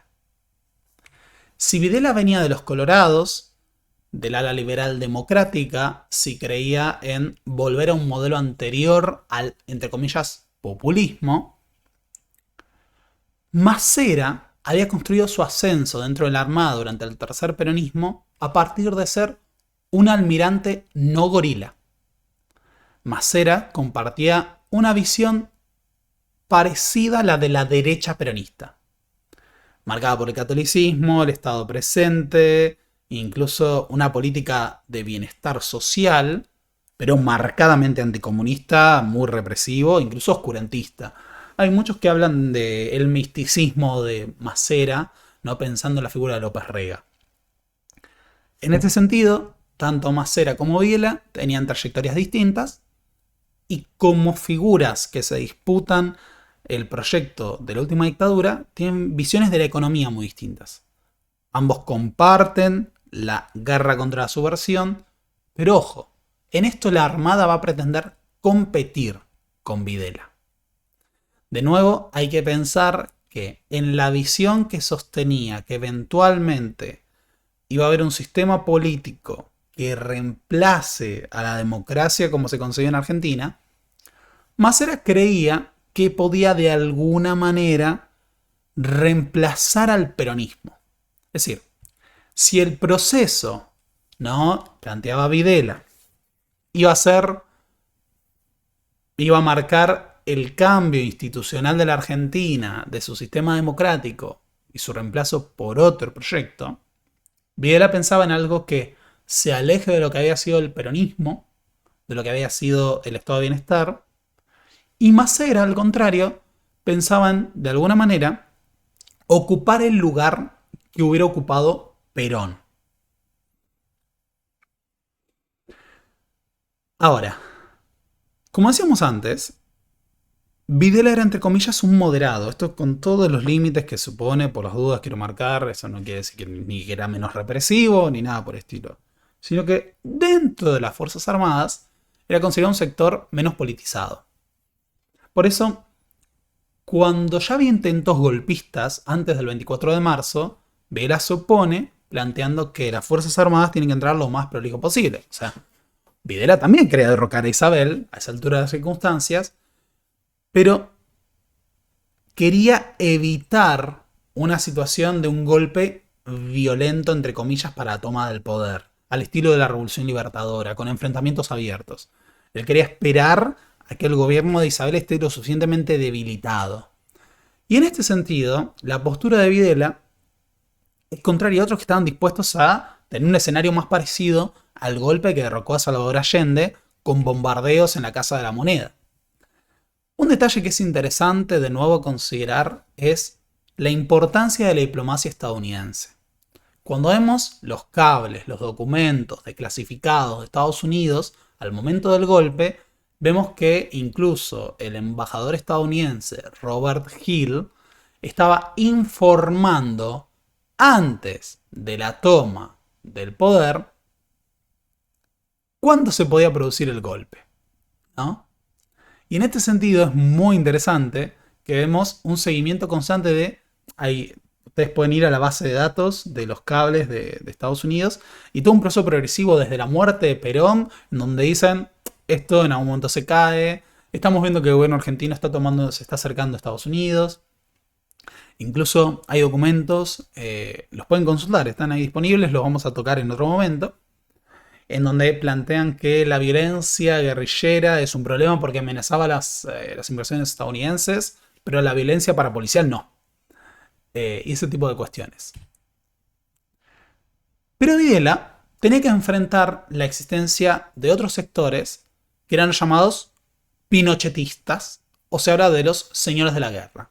Los sectores más duros de las Fuerzas Armadas que planteaban una represión aún más desbocada que la que se impulsó. De nuevo, cuando decimos que las Fuerzas Armadas no eran homogéneas, tenemos que pensar que había sectores que estaban dispuestos a un abordaje más, entre comillas, liberal, democrático, y otros que pensaban una represión a sangre y fuego sin límites, o incluso sostenerla en el tiempo. Entre ellos ocupan un rol central los que eran los comandantes de los cuerpos de ejército. Entre ellos, Ramón Genaro Díaz Besone, comandante del segundo cuerpo de ejército, el Carlos Guillermo Suárez Mason, comandante del primer cuerpo de ejército, y Luciano Benjamín Menéndez, comandante del tercer cuerpo de ejército. La Argentina en ese momento, el despliegue territorial de las Fuerzas Armadas se organizaba, ahora vamos a retomarlo, en 5 áreas, 5 cuerpos de ejército. Estos eran los hombres que lideraban el grueso de la represión, que tenían el mando de tropa y que desde sus espacios competían entre sí en encabezar la represión, pero a su vez en imponer un modelo basado en su propia experiencia en la guerra contra la subversión, entre comillas. Estos sectores corrían, entre comillas, por derecha a Videla en cuanto a la represión. Ahora vamos a ver, este despliegue territorial se correspondía con una visión que era doctrinaria.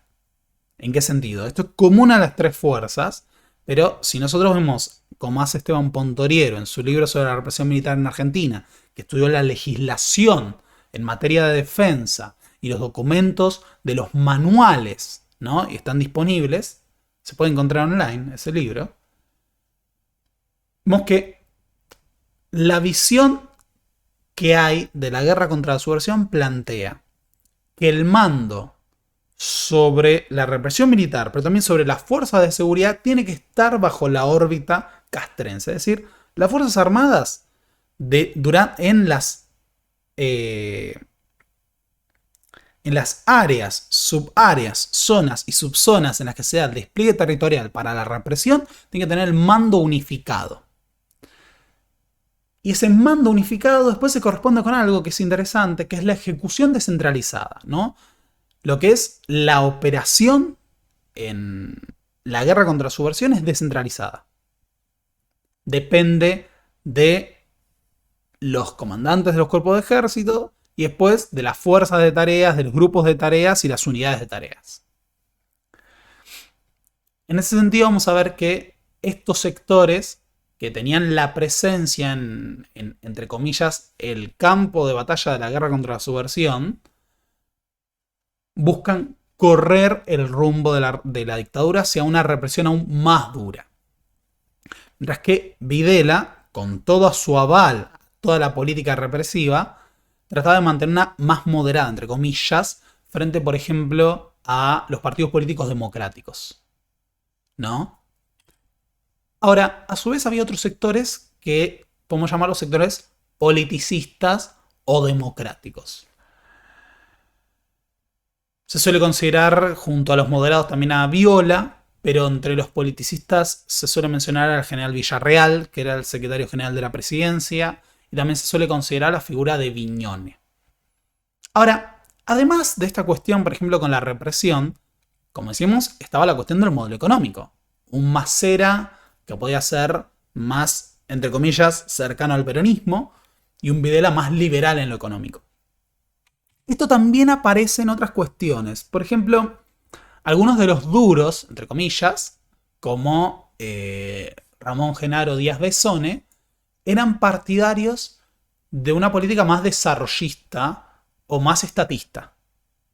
Por ejemplo, muchos de los cuerpos de ingenieros de las Fuerzas Armadas eran partidarios de que, bueno, el Estado y las Fuerzas Armadas tienen que tener una participación importante en la economía en áreas estratégicas. Combustibles, minería, la siderurgia, entre otras cuestiones. Mientras que Martínez de Hoz y Videla apuntaban a economía de mercado. Acá también tenemos esa diferencia. Otra cuestión que divide a las Fuerzas Armadas es su abordaje en política exterior. Podemos decir que había tres grandes grupos. Videla encabezaba a los llamados occidentalistas. ¿Qué quiere decir esto? Que la visión que se tenía del lugar que tenía que ocupar la Argentina del proceso es aliada a Occidente. En la visión que tenían estos sectores, que decíamos eran los liberales, el peronismo, con su tercera posición, había sido aislacionista. Entonces había que retomar la idea de que, bueno, Argentina es una aliada a los Estados Unidos, es una aliada de Occidente en el enfrentamiento con el comunismo. Esta es la visión que defiende Videla. Después, por cuestiones que tienen que ver con el desarrollo posterior, va a tener que buscar nuevos socios comerciales y eso va a incluir, por ejemplo, la Unión Soviética a partir de los acuerdos que se habían establecido en la época de Perón y José Bergelbar. Acuerdos que, de nuevo, los buscó Perón con José Bergelbar, que negocia con Leonid Brezhnev de la Unión Soviética. Pero Videla constantemente, cuando llegan al poder, busca la alianza con los Estados Unidos e incluso, para pensar esta cuestión del rol de Kissinger, invita a Kissinger no en calidad de diplomático ni representante de los Estados Unidos, sino que lo invita como invitado personal del presidente, porque Kissinger, cuando viene al Mundial del 78, ya no era secretario de Estado. Así, esta es la visión que defiende Videla, ¿no? Argentina es parte de ese mundo occidental. Pues había otros abordajes. Podemos mencionar lo que se suele conocer como el regionalismo defensivo, que planteaba que Argentina tenía que centrar su enfoque diplomático y sus relaciones exteriores en la alianza con los gobiernos militares del Cono Sur y la causa común en la lucha contra la subversión y quizás alguna vinculación con Estados Unidos, pero que es en materia defensiva. O sea, si Videla pensaba en Argentina activa, integrada a Occidente, había un sector que decía, lo que nos interesa es esa lucha común y después podemos negociar. Un tercer grupo, podríamos decir, era el llamado aislacionismo guerrero. que planteaba que el objetivo de las Fuerzas Armadas era la soberanía nacional y enfrentarse sobre todo contra alguien que veían como un enemigo, que era el Reino Unido. Y este es un sector que va a tener muchos integrantes de la Armada que van a encabezar lo que va a ser el proyecto de la Guerra de Malvinas. Que de hecho es uno de los condicionantes para el apoyo de la Armada al golpe interno que lleva adelante Galtieri en el 81. Tema que desarrollamos en otro video plenamente, vamos a tocar por acá. Entonces, esas Fuerzas Armadas tenían visiones distintas, que estaban enfrentadas, que competían, que incluso se expresaron en internas violentas. El otro punto es la competencia entre las tres armas. Porque cuando decimos que las Fuerzas Armadas se ponen de acuerdo entre las tres para tomar el poder, y también acordaron qué le tocaba a cada una. Decíamos que esta fue una dictadura asamblearia porque las decisiones fueron colectivas. Es decir, cuando nosotros pensamos en que el poder está en el presidente, no.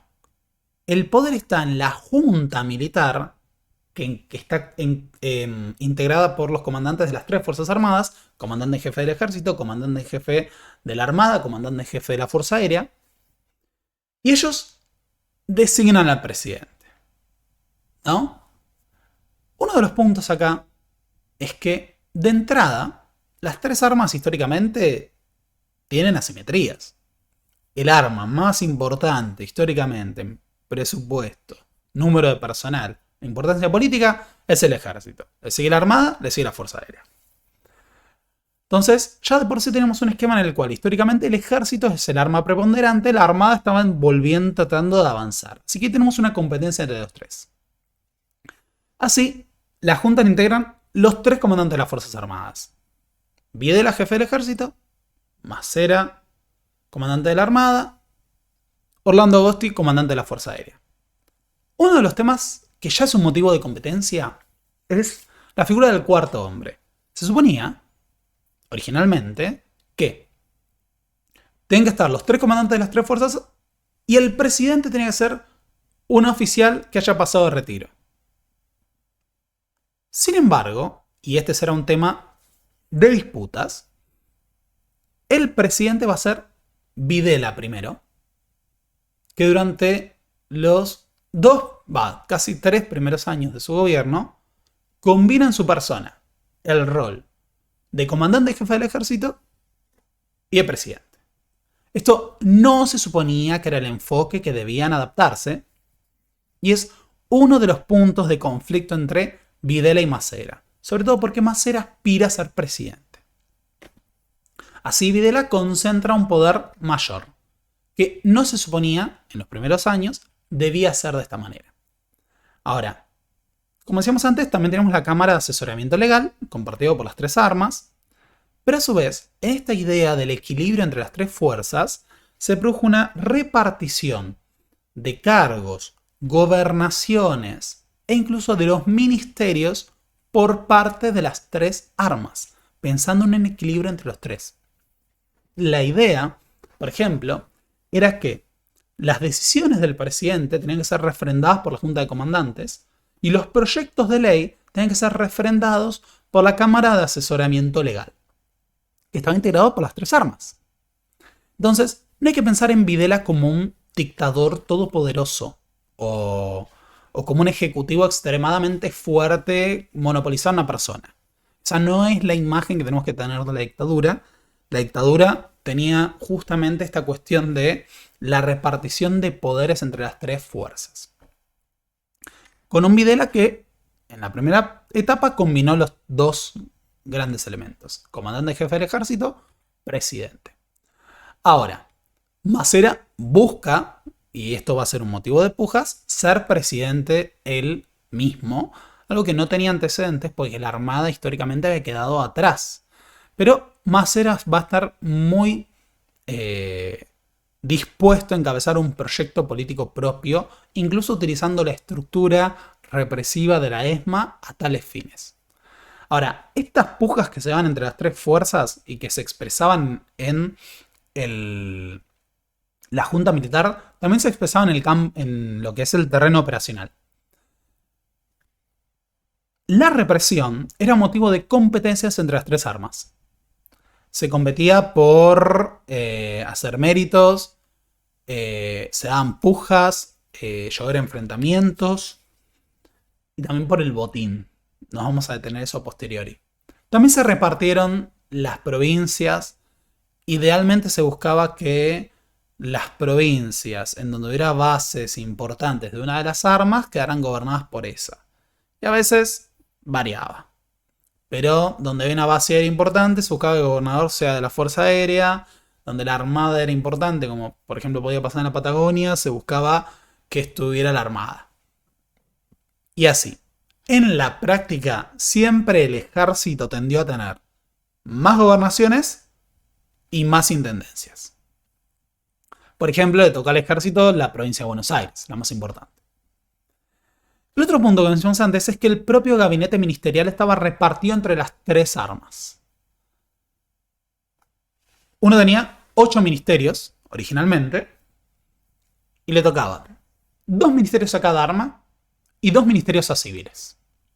Así, por ejemplo, a ejército le tocó Ministerio de Interior, Albano Arguidengui. Siempre tengo el gran problema de querer decir Arguidengui, no importa. Y Horacio Tomás Liendo, que era el ministro de Bienestar Social. A la Armada, Interior, Gobierno Interno, la gestión de la policía y demás.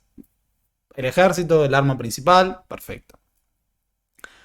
A la Armada le tocó un elemento que es central para un tema que requiere un video aparte, que es la política exterior, que es la Cancillería. César Augusto Busetti es de la Armada. Sonamiento de la Armada es encargado de la política exterior. Y el Ministerio de Trabajo con Julio Juan Bardi. Y a la Fuerza Aérea le queda Defensa y Justicia. Ahora, además de estos 6 ministerios repartidos equitativamente entre las tres fuerzas, tenemos 2 ministerios con civiles. El Ministerio de Economía con José Alfredo Martínez de Hoz, que es un hombre de Videla. Hay que pensar en la unidad Videla y Martínez de Hoz como dos caras porque en medio de las internas, en medio de todas las divisiones de las Fuerzas Armadas, Videla y Martínez de Hoz son grandes aliados. Comparten una visión política y económica común y de hecho comparten el enfrentamiento con Macera. Si vemos la lectura a largo plazo, durante la dictadura, la gestión económica tendió a estar en manos, sobre todo porque José Alfredo Martínez de Hoz ocupa ese rol durante mucho tiempo, ocupa más tiempo el Ministerio de Economía que la suma de todos los ministros que hubo durante la dictadura. Una visión tendiente a representar los lobbies empresariales y la tecnocracia liberal. Y en educación se tendió a convocar a miembros del nacionalismo católico conservador, como el caso de Ricardo Broera. Ahora, como decíamos antes, las Fuerzas Armadas tenían proyectos económicos distintos. Martínez de Hoz va a ser el que le dé el proyecto económico más importante, con la idea de la apertura económica, la desregulación de la economía, las privatizaciones periféricas y demás. Pero esto no es plenamente respaldado por el conjunto de las Fuerzas Armadas. Hay sectores, incluso dentro del ejército, que se oponen desde el gobierno a esta visión de la economía de Martínez de Hoz.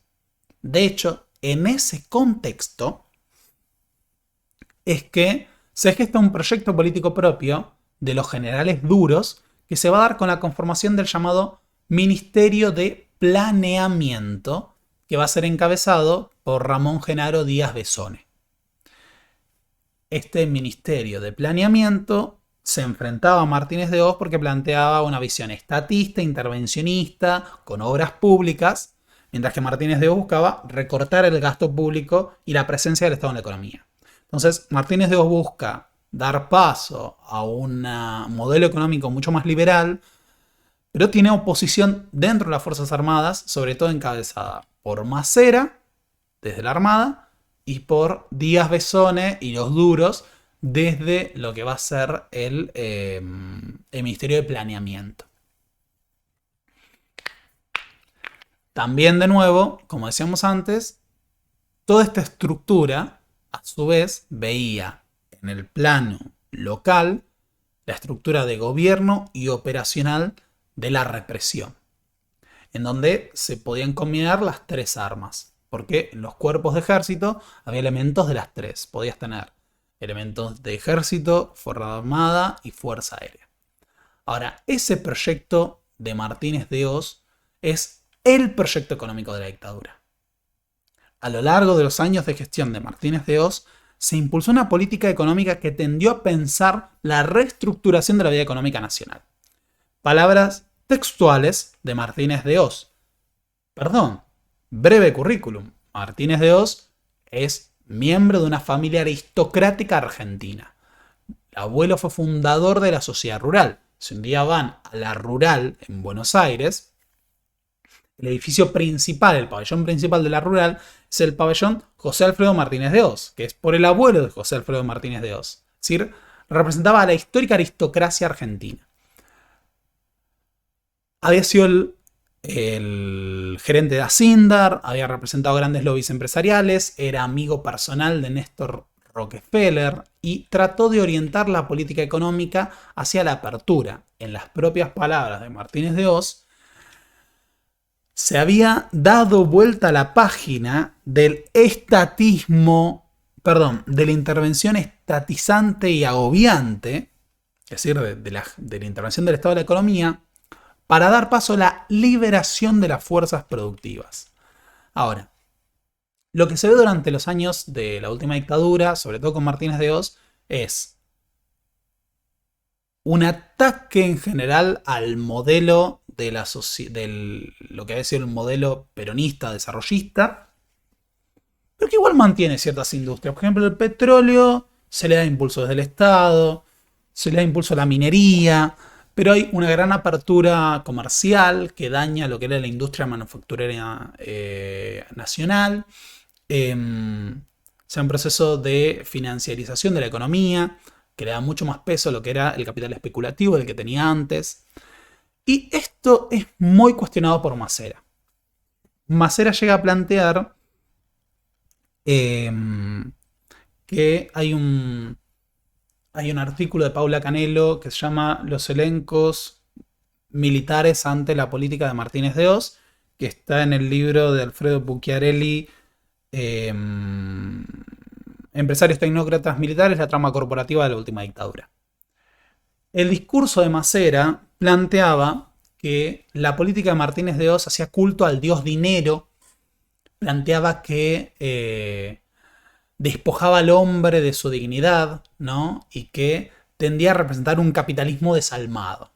Porque la visión de Macera era mucho más parecida a la idea de algún estado de bienestar, tal vez con represión terrible, pero alguna idea de estado de bienestar. De hecho, desde la Escuela de Mecánica de la Armada, Macera construye su propio proyecto político. Vamos a detenernos ahora después en esto. Cuestionando la propia política económica del régimen militar. Y disputándole, o incluso atentando contra miembros del gabinete. También Ramón Genaro Díaz Besone lo que hacía era, desde el Ministerio de Planeamiento, pasaba por arriba en lo que eran las partidas presupuestarias de el propio Martínez de Hoz. Es decir, Martínez de Hoz decía, no podemos gastar en esta área, por ejemplo en el Mundial del 78, porque no se corresponde con las metas que tenemos de gasto público, y Díaz Besone pasaba por encima de eso y boicoteaba su política económica. Por eso que lo que vamos a ver es que si bien estaba la intención de una economía mucho más liberal, esto encontró límites en la propia resistencia de sectores de las Fuerzas Armadas a la política de Martínez de Hoz. Así todo, hubo avances notables en esa dirección. En este punto es necesario pensar, cuando uno considera lo que es la importancia que tiene la gestión de José Alfredo Martínez de Hoz, el peso corporativo de una figura de estas características, perteneciente a la histórica aristocracia argentina, es justamente el apoyo corporativo de las grandes entidades empresariales al golpe de Estado y después a la dictadura en el poder. Muchas veces, como decíamos antes, parece que los militares un día, como una fuerza ajena a la sociedad, tomaron el poder en Argentina. Y cuando vemos todo lo que gesta el golpe, todo lo que es la presencia de cuadros técnicos pertenecientes a grandes grupos económicos, a lobbies liberales o fundaciones de este tipo, está muy claro que hubo un gran apoyo patronal al régimen militar. Y que de hecho se fue gestando desde el reconocimiento a las autoridades, se fue gestando incluso en el clima golpista. Hay un trabajo muy bueno de Marina Franco que se llama Un enemigo para la nación, orden interno, violencia y subversión entre el 73 y el 76, que analiza los mecanismos que se fueron gestando en el tercer peronismo para preparar la salida golpista, entre comillas, o que dieron paso a la salida golpista. Y un elemento que plantea Marina Franco me parece muy interesante es toda la construcción mediática que se hizo poniendo violencia y orden. Una violencia encarnada por la subversión, sin matices, sin que exista la violencia parapolicial, o de las propias Fuerzas Armadas, o de la policía, utilizando medios ilegales como atentados explosivos, y orden que representarían los militares. Entonces, hubo un clima que fue presentando, ¿no?, la necesidad de la salida ordenada de la dictadura. Y el otro punto es los eufemismos que aparecían constantemente para explicar la represión, ¿no? Entonces, el Estado, las Fuerzas Armadas, la policía, secuestraban, torturaban, asesinaban y después tiraban en descampados cadáveres mutilados, dinamitados, quemados. Y en los diarios, como en Clarín, decía, aparecieron en Pilar 30 cadáveres dinamitados, ¿no? De la nada. Ese tipo de cuestiones tuvieron constantemente. También la normalización de las medidas que se tomaban, desde la prohibición de cuestiones infantiles, la construcción de Videla como un padre de familia, representante de los valores, la oposición. Esto se puede ver en revistas como Gente, llamados a los padres a que vigilaran el lenguaje que usaban sus hijos y que hubieran aprendido en la escuela, o incluso la participación, hay que decir, activa de grandes empresarios de los medios de comunicación, Bartolomé Mitre de La Nación, Héctor Mañeto Diario Clarín, Ernestina de Noble Diario Clarín, en la colaboración con la represión, entregando listas negras para secuestrar, torturar y asesinar delegados gremiales, o hasta en negocios económicos de la dictadura. Esta foto histórica es de la inauguración de la planta de papel prensa que fue cedido al grupo Clarín previo secuestro y tortura de los dueños de la empresa. Y que da cuenta del conjunto de negociados por parte de empresarios privados y grupos económicos que rodeó a la última dictadura, de los cuales la cara más descarada, como veremos después, fue la estatización de la deuda de las empresas privadas. Así podemos encontrar que una amplia colaboración empresarial y un gran apoyo no solo en la toma del poder, sino en los beneficios posteriores. También lo vemos con el poder judicial. Muchas veces Santiago Garaño ha analizado esto en su libro. Cuando pensamos en cómo funciona la represión, pareciera que solo es competencia de las Fuerzas Armadas y de seguridad. Y hubo incluso un aparato legal para sancionar y apoyar la represión. ¿En qué sentido es importante esto? En que hubo juristas, hubo jueces que convalidaron un régimen de legislación excepcional que abrió paso a una represión que tuvo caras legales bajo el estado de excepción y caras clandestinas. O incluso legislaciones que después se aplicaron tras su aprobación en la Cámara de Asesoramiento Legal, que por ejemplo daban más poder corporativo al capital, recortaban derechos históricos de los trabajadores o sancionaban un sistema mucho más inequitativo de distribución del ingreso. Y en este sentido, el rol de jueces, de magistrados en la colaboración con la última dictadura es un elemento importante. Incluso los tuvimos como ministros de gobierno. Pero por supuesto que todos los números acá se los lleva Martínez de Hoz y los grupos económicos que representaba. La política de apertura que implementó José Alfredo Martínez de Hoz Fue una política que apuntó claramente a beneficiar al empresariado, que en muchos casos terminó perjudicando a sectores de esto, por ejemplo los que se han beneficiado históricamente del modelo industrial, pero cuando vemos en la represión al movimiento obrero, que por ejemplo él mismo fue partícipe en el caso de Acindar ya en el 75 o en procesos posteriores, vemos que la colaboración empresarial es un dato central de la dictadura, que de hecho al día de hoy no ha quedado plenamente resuelto. Otro punto que me parece interesante en este sentido es que, si bien no podemos explicar la totalidad del régimen militar a partir del modelo económico de Martínez de Hoz, el modelo económico de Martínez de Hoz hubiera sido impensado en este periodo sin la represión. ¿Por qué es importante esto? Porque a lo largo de los años previos a la última dictadura, los planes de gobierno que atacaban derechos de los trabajadores, que disminuían el salario o que atacaban a los gremios, veían resistencia. Resistencia organizada, espontánea de los trabajadores. Incluso un gobierno peronista como el de Isabel vio la resistencia con el Rodrigazo, el Villazo, ¿no? Del que acá tenemos una foto. Ese modelo económico que se impuso durante la dictadura y ese proyecto que permitió la concentración de la riqueza en el sector empresarial, en el sector rentista, que benefició también a sectores de la clase media con la plata dulce, a otros los dejó en la lona, fue posible porque el disciplinamiento que imponía la represión desactivó las posibilidades de lucha, de movilización obrera, que le hubieran torcido la mano a ese empresariado. O sea, es lo mismo despedir obreros en una situación en la cual la toma de una fábrica o una huelga son reprimidos con secuestros, torturas y desapariciones, que en un escenario en el que no. Por supuesto que no es lo mismo. No es lo mismo cambiar legislación laboral, legislación que beneficia a sectores empresariales, en un estado de excepción. Y es importante esto porque gran parte de la legislación económica de la dictadura sigue presente. Por ejemplo, la ley de entidades financieras o las leyes que regulan las declaraciones de los sectores exportadores, que se hicieron justamente pensando en una liberalización de la economía.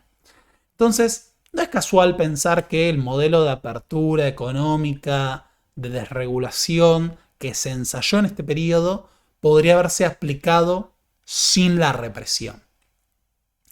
Y en ese punto también es necesario considerar que en un contexto en el cual el gobierno hubiera tenido que rendir cuentas ante la sociedad civil, por ejemplo, en elecciones, José Alfredo Martínez de Hoz posiblemente no hubiera ocupado tantos años la cartera de Economía como lo hizo. Prácticamente acompañó a Videla en toda su gestión. En un contexto de alta inflación, de pérdida de puestos de trabajo, de pérdida de producción industrial, de inestabilidad, de crisis financiera en el 80, y Martínez de Hoz se mantuvo ahí. Cuando Celestino Rodrigo intentó un proyecto de ajuste, fue derribado por la movilización y por las protestas y las huelgas. Martínez de Hoz se pudo sostener porque había un régimen militar que a través de la represión lo sostenía ahí. Y es en ese contexto que se lleva adelante ese plan.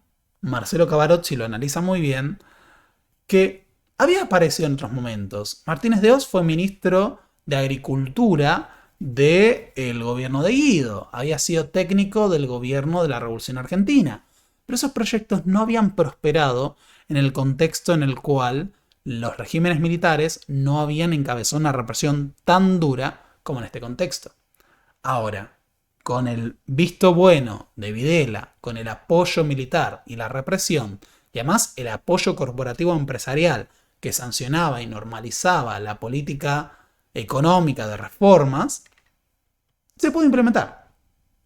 Y de nuevo, no se hizo en un gobierno constitucional, no se hizo en un gobierno democrático, se hizo justamente amparado en la represión militar del régimen de Videla.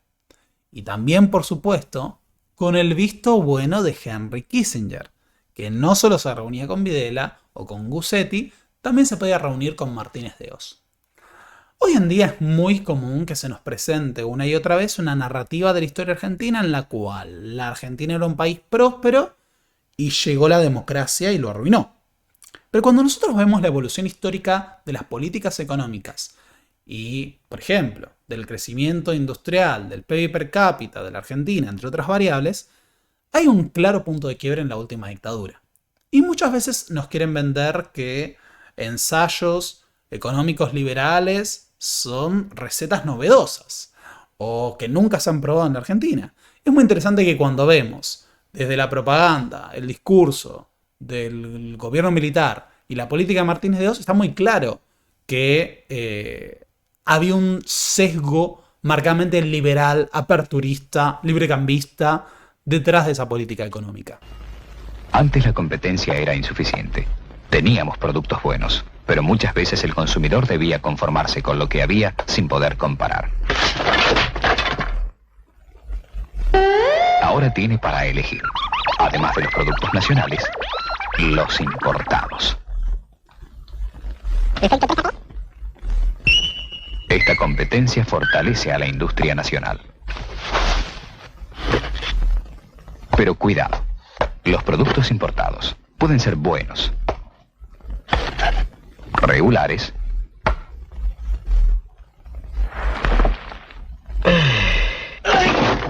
o malos.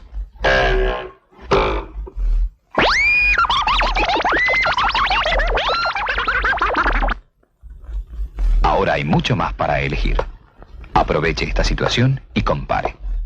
Cuando lo pensamos, ¿hay tanta diferencia realmente entre el spot de la silla de la época de Martínez de Oz y el planteo de que a mayor competencia, más beneficio para el consumidor y hay que abrir los mercados que escuchamos hoy en día en la actualidad?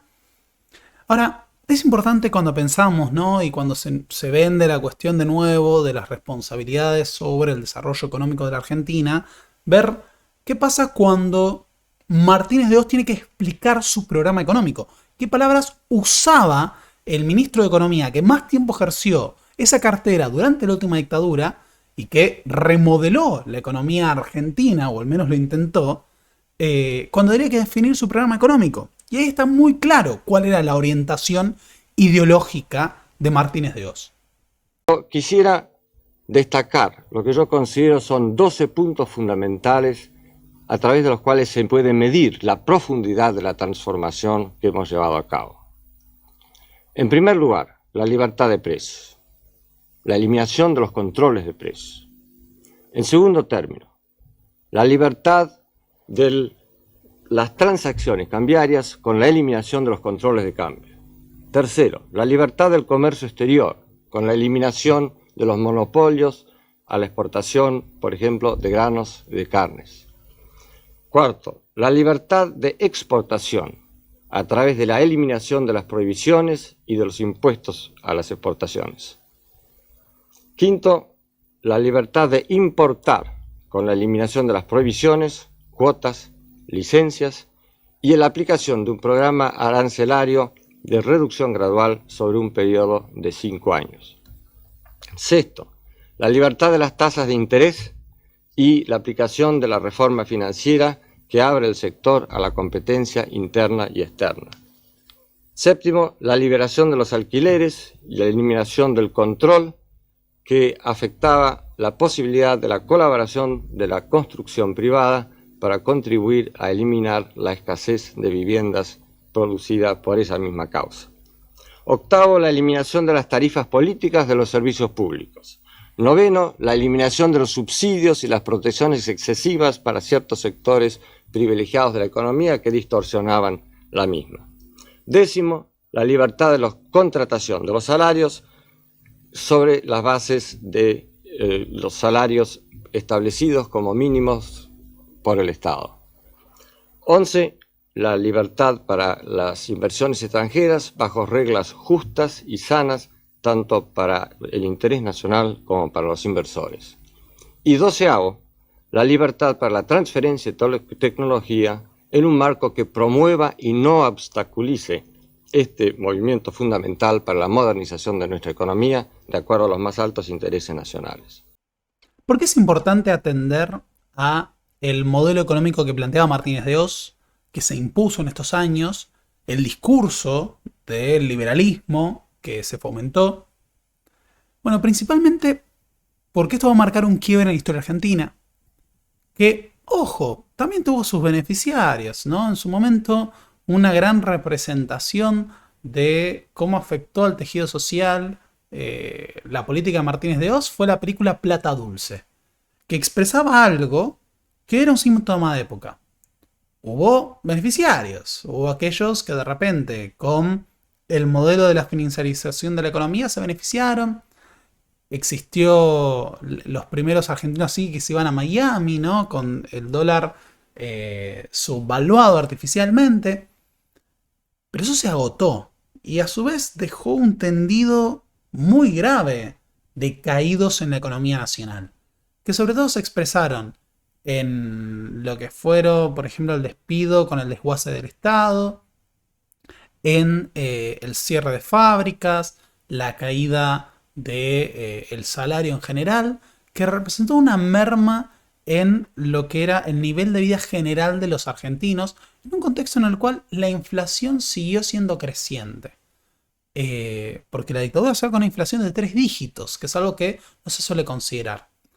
Y sobre todo cuando pensamos en lo que es la larga historia del desarrollo del PIB per cápita de la Argentina, es muy evidente que hay un quiebre en el periodo que se abre, con el Rodrigazo también, pero que no se limita a eso. Cuando vemos la caída del Rodrigazo es leve, considerado lo que pasa en los años siguientes. Incluso cuando vemos el desarrollo comparado de la economía argentina, ¿no? Con fuentes del FMI o de la Fundación Madison, en comparación a la economía de Brasil, la economía de Estados Unidos, vemos las tendencias en el largo plazo, también se hace evidente que en algún momento que tiene lugar hacia la época de la última dictadura, Argentina se desvía del camino y mantiene esa desviación del camino durante los años 80, durante el menemismo y durante, por supuesto, la gestión de Fernando de la Rúa. También cuando vemos datos de la Fundación Madison, está muy claro que hacia los 70 se inicia un gran ciclo de caída de la economía argentina. Por eso es tan importante detenernos en el hecho de que Martínez de Oz, en medio de un proyecto político refundacional, haya planteado que se abría una nueva etapa en la historia económica del país. Porque en la práctica eso ocurrió de verdad. Una etapa en la cual se iba a producir una quiebra progresiva de la industria nacional, una financiarización de la economía, un empobrecimiento relativo de los trabajadores y de una parte de las clases medias. Ahora, es imposible disociar esa política económica y la redistribución regresiva del ingreso, es decir, una redistribución del ingreso en la época de la dictadura. Los ricos fueron más ricos, los pobres fueron más pobres.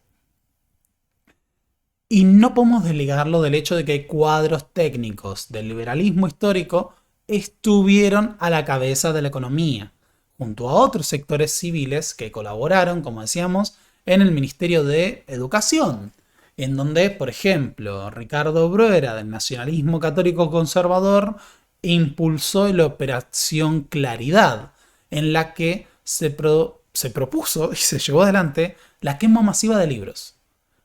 Fueron prohibidos libros desde historia, ciencias sociales, hasta literatura, cuentos infantiles, para plantear la idea de reeducar a la población y alejarlo de las ideas subversivas. En ese sentido, hay varios estudios que dan cuenta, por ejemplo, de que hacia 1974 los argentinos, tengo miedo de errarle ahora con el número, leían más o menos un promedio total de 4 a 5 libros y después de la dictadura leían menos de 2.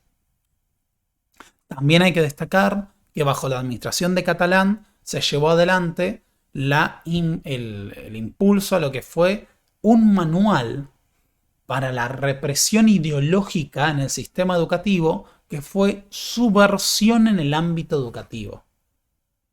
Un documento central del Ministerio de Cultura y Educación de la dictadura para la persecución, represión, la cesantía de docentes, profesores y en algunos casos su secuestro, asesinato y desaparición. Intelectuales. Cuando se piensa en la fuga de cerebros, hubo miles de científicos, intelectuales, cientistas sociales que huyeron de la Argentina perseguidos por los años de la dictadura.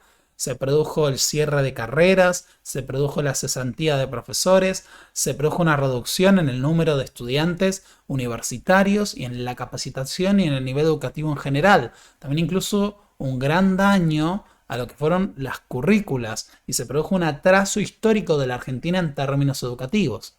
El otro punto necesario a la hora de pensar esta cuestión es la existencia de cuadros técnicos civiles en la administración militar.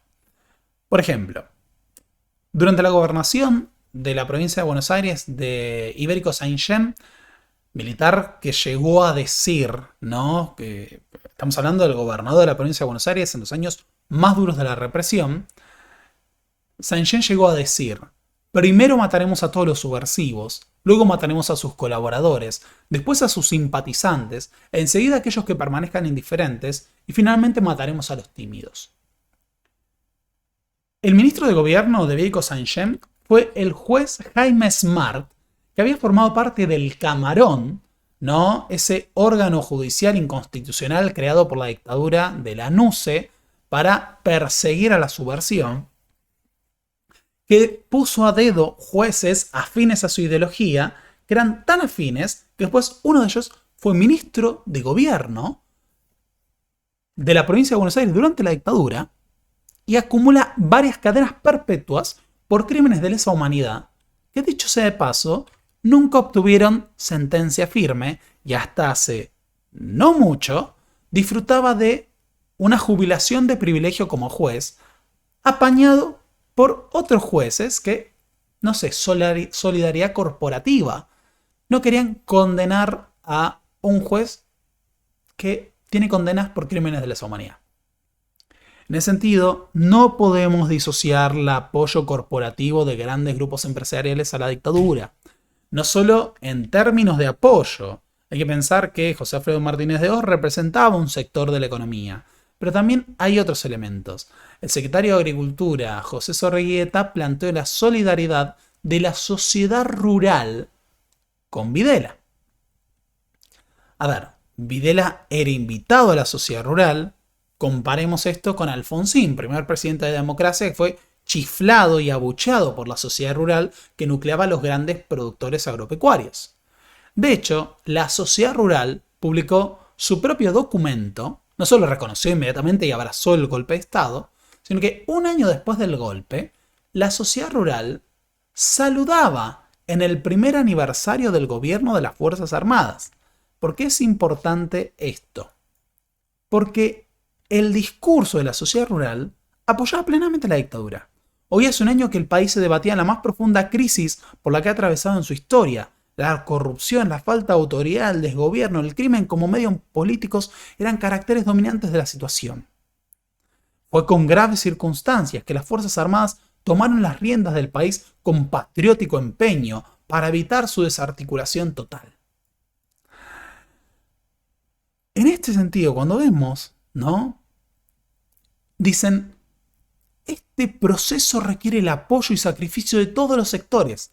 Sacrificio que deben hacer no solo los empresarios y los obreros, sino especialmente el Estado, dando el ejemplo a través del reordenamiento presupuestario, que ya ha comenzado, la liquidación de las empresas estatales, es decir, la privatización de empresas, y el redimensionamiento de la burocracia. La sociedad rural reitera frente a los productores y la ciudadanía en general su apoyo a toda acción que signifique completar el proceso iniciado el 24 de marzo de 1976, para poder así lograr los fines propuestos, que en definitiva son los grandes objetivos nacionales. Es decir, de nuevo, vemos que hay un proyecto de país distinto. Un proyecto que dice hay que liquidar las empresas estatales, hay que bajar el presupuesto, hay que desregular, hay que sacarle el pie a los productores. Y esto, por las dudas, no solo se expresaba en este apoyo corporativo, también se expresó en la colaboración en la represión. Y esto se pudo ver en diversos espacios. Uno de los casos fue la planta de Ford, en la que se llegó a conformar un centro clandestino de secuestros, torturas, asesinatos y desapariciones. Es decir, en una fábrica, la empresa Ford permitió que se acondicionara un galpón, conocido como el quincho, en el que se torturaba a trabajadores de la empresa y a otras personas por ser díscolos, ¿no? Por ser opositores a la dictadura. A tal punto que llegamos a tener condenas por crímenes de lesa humanidad al gerente de Ford y al jefe de seguridad de Ford, justamente por haber prestado infraestructura de la empresa para la represión. Una represión que, por supuesto, era clandestina, ilegal y además ilegítima por todos los medios. Otro caso extremadamente conocido es el de Carlos Braquier, presidente de Ledesma, Azúcar Ledesma, empresario agroindustrial que durante la noche de los apagones prestó infraestructura, vehículos, listas negras e información para llevar adelante secuestros, torturas y desapariciones de decenas de trabajadores de los ingenios Ledesma. Esto lo explicamos bastante bien pensando en el norte argentino durante nuestro video del Operativo Independencia. Pero el sector, por ejemplo, azucarero, fue un sector netamente beneficiado por la dictadura, que no solo aumentó sus ganancias reduciendo su personal, sino que colaboró activamente en la represión. Incluso se llegaron a desarrollar centros clandestinos de detención en la propia estructura de los ingenios, como en el ingenio de Santa Lucía en Tucumán. Otro caso es el de la Iglesia Católica, que tiene sus matices. Hubo un sector de la jerarquía eclesiástica, la Iglesia Católica estaba fuertemente dividida durante los años 60 y 70, pero un sector conservador y reaccionario que prestó un apoyo decidido a la dictadura y que lo representa ampliamente la figura de Monseñor Tortolo, que no solo apoyó en sus discursos a los militares, sino que formó parte de una estructura que fue el vicariato militar, que estaba conformado por capellanes que no solo condonaban los crímenes que realizaban los militares cuando se confesaban con ellos, sino que hubo capellanes que tomaron las confesiones de personas torturadas dentro de los centros clandestinos de detención. Este es un tema que requiere un desarrollo amplio en algún momento. Algún día haremos un video sobre la relación entre la Iglesia y la última dictadura. Pero hubo un sector reaccionario de la Iglesia Católica que fue ampliamente colaboracionista. Y de hecho, en el discurso moralizante de la dictadura, de presentarse como defensores de la sociedad occidental y cristiana y de los valores tradicionales, hizo utilización en la acción psicológica de la presencia de un sector del obispado. Otro capítulo muy interesante es el de la posición que tuvo el Partido Comunista de Argentina en el momento en el cual se produjo el golpe. Y es algo que se suele citar bastante porque el Partido Comunista, esto lo explica Nadra en su libro Secretos en Rojo, de los autores, tiene una estructura militar y una presencia dentro de las Fuerzas Armadas. Y en el contexto del derrumbe del gobierno de Isabel y de la escalada parapolicial en la cual el Partido Comunista tuvo muertos, es decir, por los grupos represivos del tercer peronismo, llegó a plantear un apoyo a Videla. ¿En qué se basaba esta emisión? En que el Partido Comunista creía que si no se apoyaba a Videla, la dictadura iba a ser copada por los pinochetistas. Palabras de la dirección del Partido Comunista. La opinión democrática de la inmensa mayoría del país, que rechaza el pinochetismo, apoyará decididamente aquellos enunciados programáticos formulados por el presidente Videla en Tucumán y que por su carácter democrático y progresista pueden contribuir a la construcción entre todos de la Argentina que queremos. Este apoyo que se hizo inicialmente por parte del Partido Comunista expresaba una tendencia que ya se había planteado hacia el finales de la Revolución Argentina, que era una suerte de acuerdo civil-militar. De hecho, se llegó a hablar de la concertación civil-militar. Ahora, más allá de ese apoyo inicial, posteriormente el Partido Comunista, con la Liga de los Derechos del Hombre, que es su brazo de derechos humanos y presos políticos, fue uno de los primeros grupos en denunciar los crímenes del terrorismo de Estado. En esto el Partido Comunista no estuvo solo. La Unión Cívica Radical con Ricardo Balbín también formaron parte del llamado consenso antisubversivo, en el cual numerosos dirigentes de partidos políticos, sin declaraciones formales de los partidos, se mostraron o tolerantes o complacientes hacia la represión, planteando que, la subversión es un problema y solo le retiraron posteriormente su apoyo a la dictadura. Ricardo Balbín había llegado a hablar de la guerrilla fabril para referirse a los grupos y los delegados obreros que protestaban en el periodo posterior y que tomaban fábricas. También podría hablarse del apoyo que presentó el Movimiento de Integración y Desarrollo de Frondizi a la dictadura, que lo recibió con los brazos abiertos, incluso prestó cuadros técnicos. También se puede citar el caso de Américo Scioldi, dirigente socialista que terminó siendo embajador en Portugal del régimen militar. Un detalle interesante y complejo para pensar esto es que, si bien las gobernaciones quedaron en manos de miembros de las Fuerzas Armadas, durante la dictadura hubo intendentes civiles.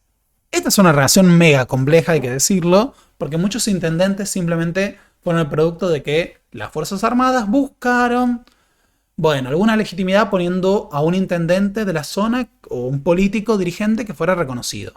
Ahora, en algunos casos no. Muchos intendentes conservadores, liberales, que jamás hubieran llegado a la intendencia por sus propios medios, llegaron durante los años de la dictadura. Así como vemos este cuadro, también hay que plantear que hubo una excepción, que fue la provincia de Buenos Aires, en la que gran parte de los intendentes eran pertenecientes al ejército, a las Fuerzas Armadas, Ibérico-Sengen, ahí planteando quiero intendentes militares, por la represión sobre todo, y de las fuerzas de seguridad. Y otra parte eran civiles, pero cuando vemos el cuadro general, gran parte de los intendentes fueron civiles. Cito a Paula Canelo. Según el único informe oficial publicado sobre la composición de las intendencias a nivel nacional durante el gobierno de facto, realizado por la Secretaría de Inteligencia del Estado, la CIDE, a fines del 78, los funcionarios militares representaban solo un 10% en todo el país, 170 de 1697. Mientras que el 90% restante, en total 1527, eran civiles. El 57% de estos civiles pertenecían a diversos partidos. 35% de la Unión Cívica Radical. Para no haber sido la fuerza más votada, eran el partido con más intendentes. 19% al Partido Justicialista, 12% al Partido Demócrata Progresista, 11% al Movimiento de Integración y Desarrollo de Frondizi, una fuerza muy minoritaria, y el 9% a la Fuerza Federalista Popular. Por su parte, el 43% de los intendentes de la Argentina no militaba en ninguna organización política. ¿De dónde venían esos intendentes? Bueno, en algún momento la dictadura tuvo la política de poner personalidades destacadas, ¿no? Ciudadanos ilustres, que muchas veces eran empresarios, miembros retirados de la fuerza de seguridad, personas con mucho dinero, intelectuales derechistas, que se prestaban a esa estructura. Ahora, cuando pensamos en la última dictadura, es imposible no ponderar el lugar central que ocupa la represión. No solo porque esta era la prioridad que el propio Videla sostenía, ¿no? La lucha antisubversiva, sino porque fue el motivo de unidad entre las Fuerzas Armadas. Si las Fuerzas Armadas, como hacíamos antes, tenían montones de puntos que los dividían, la represión era lo que todos compartían. Estaba muy presente esta cuestión. Sobre todo porque el primer comunicado es que el país se encuentra bajo el de la Junta Militar, el país se encuentra bajo el control operacional de la Junta Militar, ¿no? Todo el país fue un teatro de operaciones. Y acá voy a utilizar gran parte de la tesis de Santiago Garaño para el Operativo Independencia, porque es extrapolable al conjunto, pero fue la última dictadura. Las Fuerzas Armadas presentaron el escenario de que el país atravesaba una guerra contra la subversión. un enemigo omnipresente que atacaba por todos los medios posibles a la sociedad con el objetivo de destruir a la sociedad occidental y cristiana y reemplazarlo por el totalitarismo marxista ateo. En este sentido es central entender que la represión que se llevó adelante durante los años de la última dictadura, que tuvo su forma singular y el mecanismo represivo central en el proceso de secuestro, tortura, desaparición de personas, no fue un accidente de la historia, no fue un exceso en una guerra y no fue algo casual ni contingente. Respondió a su propia racionalidad y formaba parte de un ciclo de larga duración de formación de las Fuerzas Armadas y de las Fuerzas de Seguridad en las técnicas de la, entre comillas, guerra de contrainsurgencia. Entender cómo fue posible que bajo un gobierno militar se llevara adelante el secuestro, tortura y desaparición de miles de personas debe ser entendido también como una tecnología represiva que se fue puliendo, que tuvo sus medios, que tuvo su propia lógica. Como hizo la CONADEP, como demuestra la ciencia histórica, como demuestran los cientistas sociales, la existencia de centros clandestinos de detención y de estas mismas prácticas de secuestro, tortura y desaparición de personas en todas las provincias del país dan cuenta de un plan sistemático. O algo estructurado que formaba parte de esa guerra contra la subversión, entre comillas. Ahora, el hecho de que el propio Estado haya encarado el secuestro de sus ciudadanos, su tortura de las formas más terribles, su asesinato y en la clandestinidad, no aplicando la pena de muerte como lo podrían haber hecho incluso bajo un régimen de excepción, pero que hubiera sido público, sino el asesinato y la desaparición de los cuerpos es algo que merece una explicación. Ahora, muchas veces pensamos la represión únicamente como los centros clandestinos, o pensamos esto en una falsa dicotomía de legalidad y legalidad. La cara más terrible de la represión durante la última dictadura fue ilegal, eso es cierto, ¿no? La tortura, el secuestro, tortura y desaparición de personas de forma no blanqueada ante la población y con las Fuerzas Armadas y de Seguridad operando en la clandestinidad. Pero no podemos explicarlo únicamente a partir de la clandestinidad y esto es un elemento en el que me quiero detener para analizar esto. El que ha trabajado muy bien esto es Esteban Pontoriero en la represión militar en Argentina, también Marina Franco en Enemigo para la Nación. Hubo un escenario que combinó varios elementos. Medios legales, ¿no? Legislación de excepción que habilitó situaciones excepcionales, pero que eran legales, y medios clandestinos. Hubo una represión institucional abierta, pública, que se combinaba con la represión ilegal. El funcionamiento aparente de la justicia, entre comillas, bajo un sistema de excepción en el cual, por ejemplo, los jueces tomaban declaraciones que se habían producido bajo tortura. El funcionamiento de instituciones del Estado como la policía, que por un lado tenían cárceles y personas bajo el estado de sitio a disposición del Poder Ejecutivo, presos políticos, y centros clandestinos de tortura. Entonces, la represión, como todo en la dictadura, tenía caras públicas y caras ocultas. La cara pública era la teatralización de una guerra con masivos operativos y la cara oculta era la cara real de la represión. Ahora, no solo tenemos la represión ilegal, hubo una represión legal bajo estado de excepción, que podemos discutir si era legítima. Pero es importante entender que no es solo que la dictadura reprimió a través de los centros clandestinos. Esta fue la modalidad más terrible y más representativa de la dictadura, pero no fue la única. También hubo presos políticos en un régimen extremadamente endurecido en las cárceles, que también permitía torturas, pero eran presos políticos, no desaparecidos. Hablamos de miles de presos políticos, 8.000 personas a disposición del Poder Ejecutivo hubo durante la dictadura. El otro punto que me parece central es esta cuestión que quiere ver la represión militar en la última dictadura como una respuesta a la guerrilla. Eso es falso, históricamente y doctrinariamente para las Fuerzas Armadas. ¿A qué quiero ir con esto? las doctrinas de la guerra contrainsurgente en Argentina preceden a la guerrilla.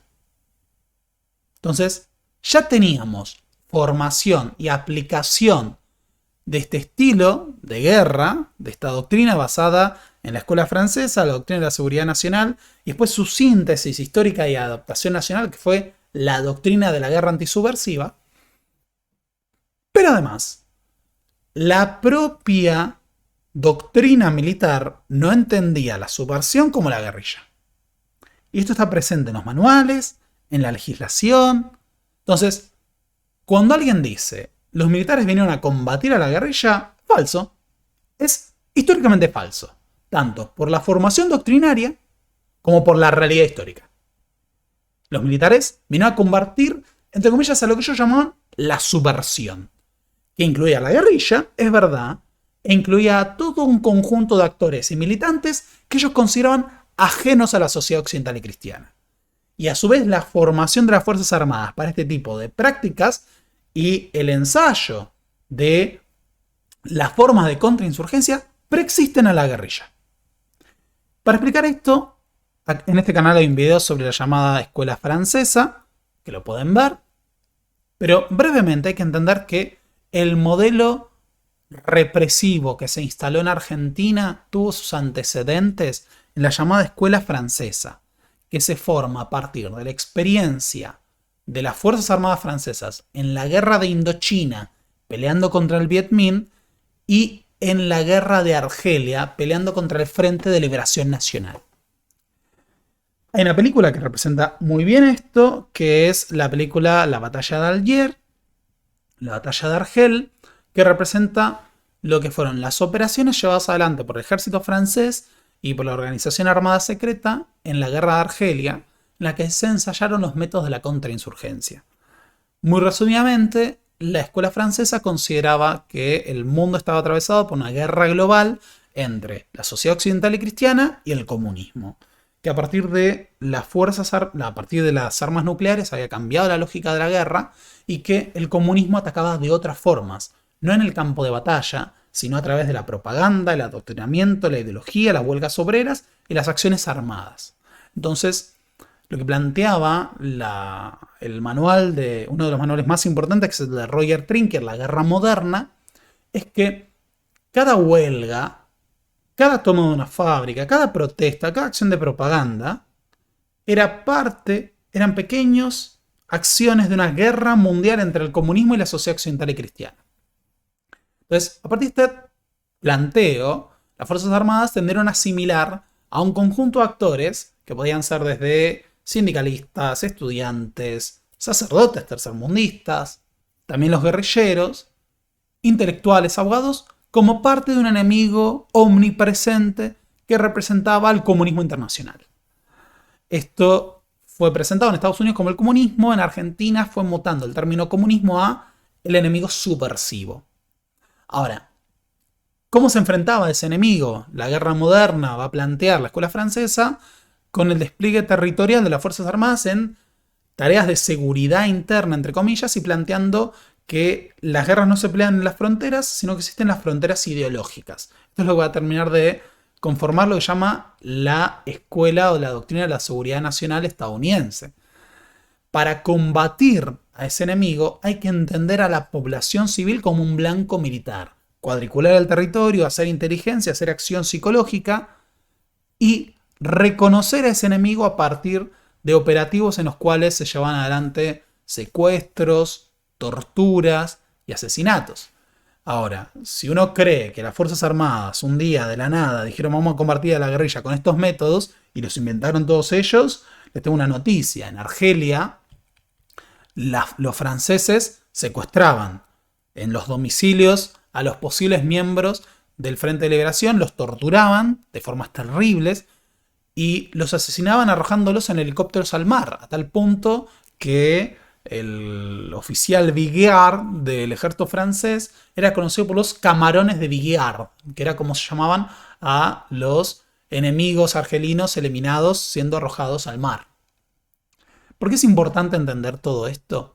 Porque la primera vez que se enseñó La guerra de contrainsurgencia, según el modelo de la escuela francesa en Argentina, fue en 1957 en la Escuela Superior de Guerra.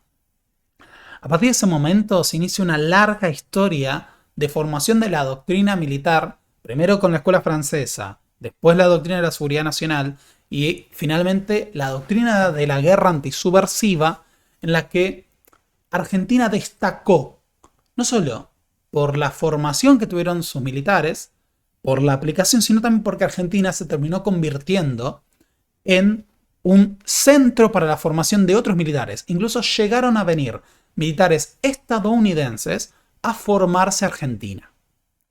1957, 20 años antes de la última dictadura prácticamente, ya se estaban formando en estas técnicas. Ahora, así como estuvieron los franceses, estuvo la misión militar francesa presente en Argentina para defender los intereses de la inteligencia del ejército francés, pero también para participar en tareas de preparación de militares argentinos para la represión. Y así como estaba la misión militar francesa, estaba la misión militar estadounidense. Y más allá de la presencia de las misiones militares extranjeras, esto es importante para pensar que muchos de estos militares se presentaban como los defensores de la patria, pero terminaron representando doctrinas militares extranjeras, o asimilando las ideas de cuál era el enemigo construidas en Estados Unidos. El otro punto es que también funcionó la llamada Escuela de las Américas, un conjunto de institutos que funcionaban en Panamá, en Centroamérica y en Estados Unidos para la formación de militares, servicios de inteligencia y fuerzas de seguridad latinoamericanos en las técnicas de contrainsurgencia por parte de instructores estadounidenses y franceses. ¿Cuántos militares argentinos se formaron en la Escuela de las Américas? Bueno, por suerte tenemos la base de datos de la Escuela de las Américas, que fue analizada por Daniel Massey. 500 militares argentinos entre 1959 y 1970 fueron formados en la Escuela de las Américas para luchar contra el comunismo. A su vez, Estados Unidos presentó un apoyo militar, financiero y logístico en la modernización de las Fuerzas Armadas de miles de millones de dólares durante ese mismo periodo. Así, la presencia del interés militar estadounidense en el Cono Sur se expresó en la formación doctrinaria de las Fuerzas Armadas, pero también en apoyo logístico, cursos y tecnología, incluso compartiendo información de inteligencia para la eliminación de enemigos subversivos. Decíamos antes que plantear que las Fuerzas Armadas vinieron a combatir a la guerrilla y cometieron excesos es un error histórico y doctrinario, porque las Fuerzas Armadas no definían a la subversión como la guerrilla. Y de hecho, esto lo podemos ver en la propia documentación de las Fuerzas Armadas. Subversión. Concepto de subversión según documentación de la propia Junta Militar. La subversión es toda acción clandestina o abierta, insidiosa o violenta que busca la alteración o la destrucción de los criterios morales y la forma de vida de un pueblo, con la finalidad de tomar el poder o imponer desde él una nueva forma basada en una escala de valores diferentes. Es decir, hasta acá la subversión puede ser legal, puede ser una forma abierta, no hace falta que sea violenta. No hace falta que sea la guerrilla la subversión. Es una forma de reacción de esencia política e ideológica dirigida a vulnerar el orden político-administrativo existente que se apoya en la explotación de insatisfacciones e injusticias reales o figuradas, de orden político, social o económico. Es decir, la subversión busca exacerbar injusticias que existen o no. El accionar, por lo tanto, está dirigido a la conciencia y la moral del hombre a fin de afectar los principios que lo rigen, para reemplazarlos por otros acorde a su filosofía. El esfuerzo de la subversión se concentra en los dirigentes de la estructura social, política, intelectual, económica, religiosa, militar, teniendo en cuenta la acción multiplicadora que estos pueden producir. Por ello, la acción subversiva afecta a todos los campos del quehacer nacional, no siendo su neutralización o eliminación una responsabilidad exclusiva de las Fuerzas Armadas, sino del país y la sociedad toda a través de sus instituciones. La subversión, lo decían las propias Fuerzas Armadas, lo decía Videla, era un fenómeno que excedía la guerrilla. Hacer la guerra contra la subversión implicaba una guerra en todo el tejido social.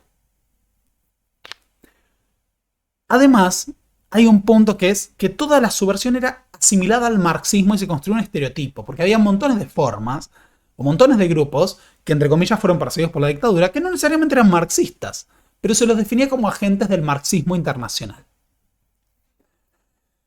Solo puede comprenderse cabalmente el sentido, las implicancias, la diversidad de factores que intervienen y los reales fines de la agresión que sufre la República si se los analiza en su real esencia como parte de la agresión subversiva marxista a nivel mundial. ¿Ven? Esto es doctrina francesa.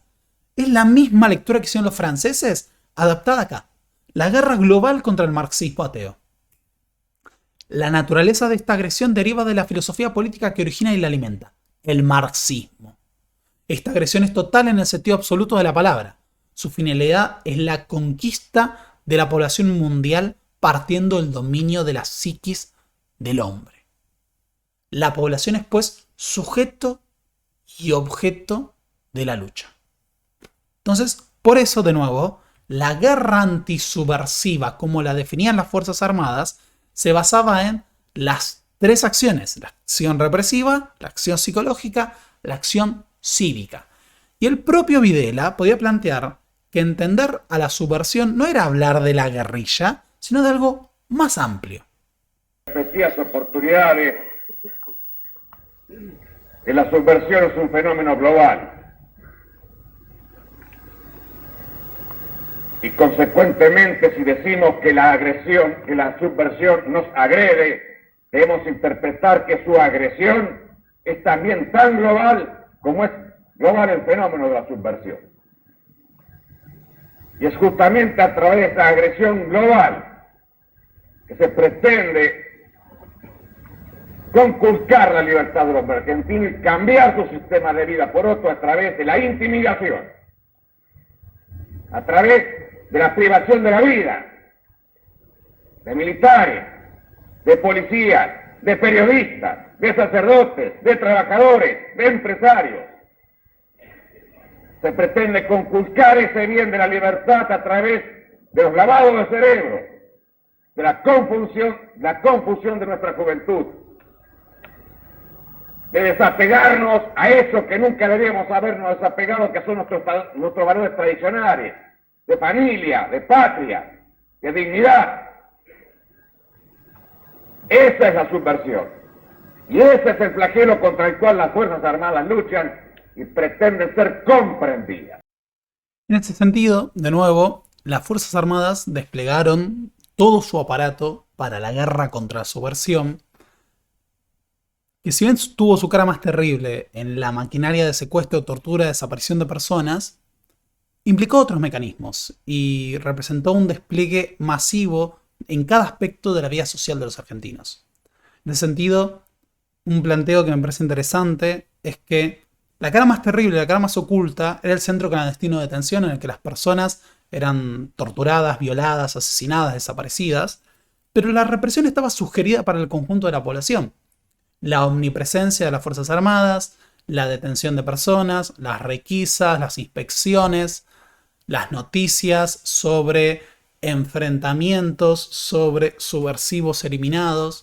O sea, era omnipresente el hecho de la represión, que a su vez estaba expresada en una legislación de excepción que, como decíamos antes, permitía montones de mecanismos para perseguir opositores, para forzar los exilios. Incluso un elemento que es importante considerar: las Fuerzas Armadas aprobaron la pena de muerte, pero no la aplicaron.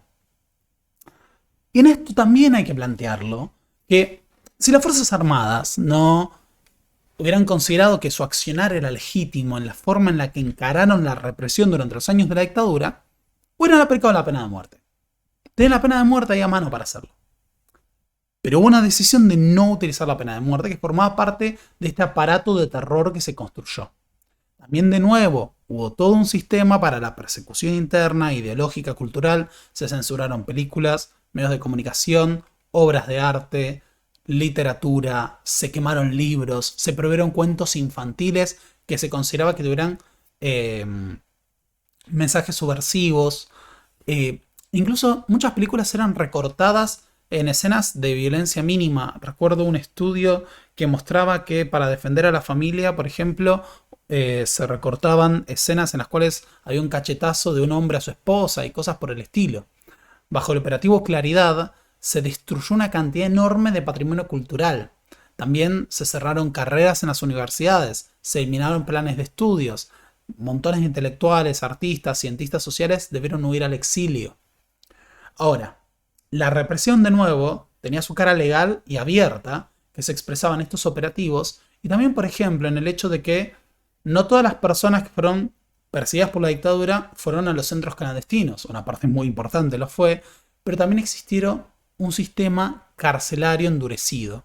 Santiago Garaño tiene un libro sobre las memorias de aquellos que estuvieron en el sistema carcelario, porque cuando hablamos del endurecimiento, las prisiones de la dictadura funcionaban en los grandes penales como Devoto, pero también llegaron a funcionar en algunas prisiones en buques y en otras instalaciones en las que las condiciones eran extremadamente duras.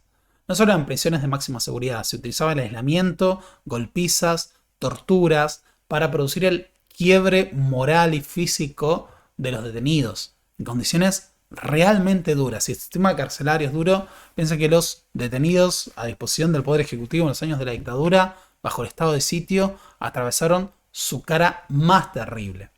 Por otro lado, era muy común que aparecieran en los medios de comunicación supuestos enfrentamientos con los subversivos, con la guerrilla, y como parte justamente de la operación psicológica, nunca se especificaban las organizaciones, ni los miembros, y demás. Otra particularidad es que muchos de estos enfrentamientos eran enfrentamientos fraguados, donde aparecían siempre montones de subversivos muertos en enfrentamientos en los cuales las fuerzas de seguridad no tenían heridos. Lo cierto es que hubo un gran despliegue y hubo en algunos casos enfrentamientos, pero montones de estos eran operaciones psicológicas para plantear la eliminación de subversivos y ya. La gran mayoría de las personas que fueron asesinadas por la dictadura, la enorme mayoría, no lo fueron enfrentamientos. Murieron tras largas sesiones de tortura, a veces como consecuencia de las propias torturas, en los grandes centros clandestinos. Ahora, de nuevo, pensando la cara visible, la cara pública de esto, los centros clandestinos de detención que funcionaron durante la última dictadura, o campos de exterminio, o campos de concentración, sobre todo la ESMA merece un video aparte, la ESMA va a tener un video por sí misma, en algún momento, funcionaban muchas veces en espacios institucionales de las Fuerzas Armadas y de Seguridad. Comisarías, cuarteles, institutos de formación como podría ser la Escuela de Mecánica de la Armada, y a veces en lugares ocultos, en dependencias estatales o en lugares creados y acondicionados a tales fines. Y estos estuvieron desplegados en todo el territorio nacional. Tuvimos centros clandestinos de detención en todas las provincias del país. En todas las grandes ciudades. Desde Buenos Aires a Tucumán. Desde la Patagonia hasta llegando a el litoral. Desde sierras hasta el corazón mediterráneo del país, hasta en el Río de la Plata y frente a todo lo que era el delta. Estos centros clandestinos fueron omnipresentes. Y pensar que la represión estaba sugerida, ¿no? Como dice Pilar Calveiro, es también considerar que la desaparición de personas que de una u otra manera se hacía presente en que hay un compañero de clase, de trabajo que no venía más, familiares que no estaban más, personas de las que no se tenían noticias, avisos sobre personas desaparecidas, estaban sugeridas también en los movimientos que rodeaban a los centros clandestinos, algunos de los cuales llegaron a funcionar en los propios lugares de trabajo. Como decíamos antes, Ingenio La Fronterita o Santa Lucía en Tucumán, me estoy adelantando, pero el chalet en el Hospital Posadas o en las plantas de Ford, Mansión Seré en el predio del Gorki Grana actualmente. Lugares acondicionados para funcionar como centros para la eliminación de personas, ¿no? Como maquinarias burocráticas a partir de una cuadriculación del territorio. Porque no hay que pensar de nuevo al centro clandestino tampoco como algo ajeno al sistema carcelario o al desarrollo institucional. Había personas que pasaban de las cárceles a los centros clandestinos de detención, ¿no? Que habían sido detenidas, se los llevaba para la tortura y después desaparecían. También podía ocurrir el caso inverso. Personas que eran secuestradas, torturadas, pues eran legalizadas, blanqueando su detención en una cárcel y poniéndolos a disposición del Poder Ejecutivo Nacional. Ahora, toda la organización de la represión respondió a un plan integral que se aplicó a la escala nacional y que se basaba en la cuadriculación del territorio. Todo el territorio nacional fue dividido en 5 áreas que se correspondían con los 5 cuerpos de ejército que operaban en el país.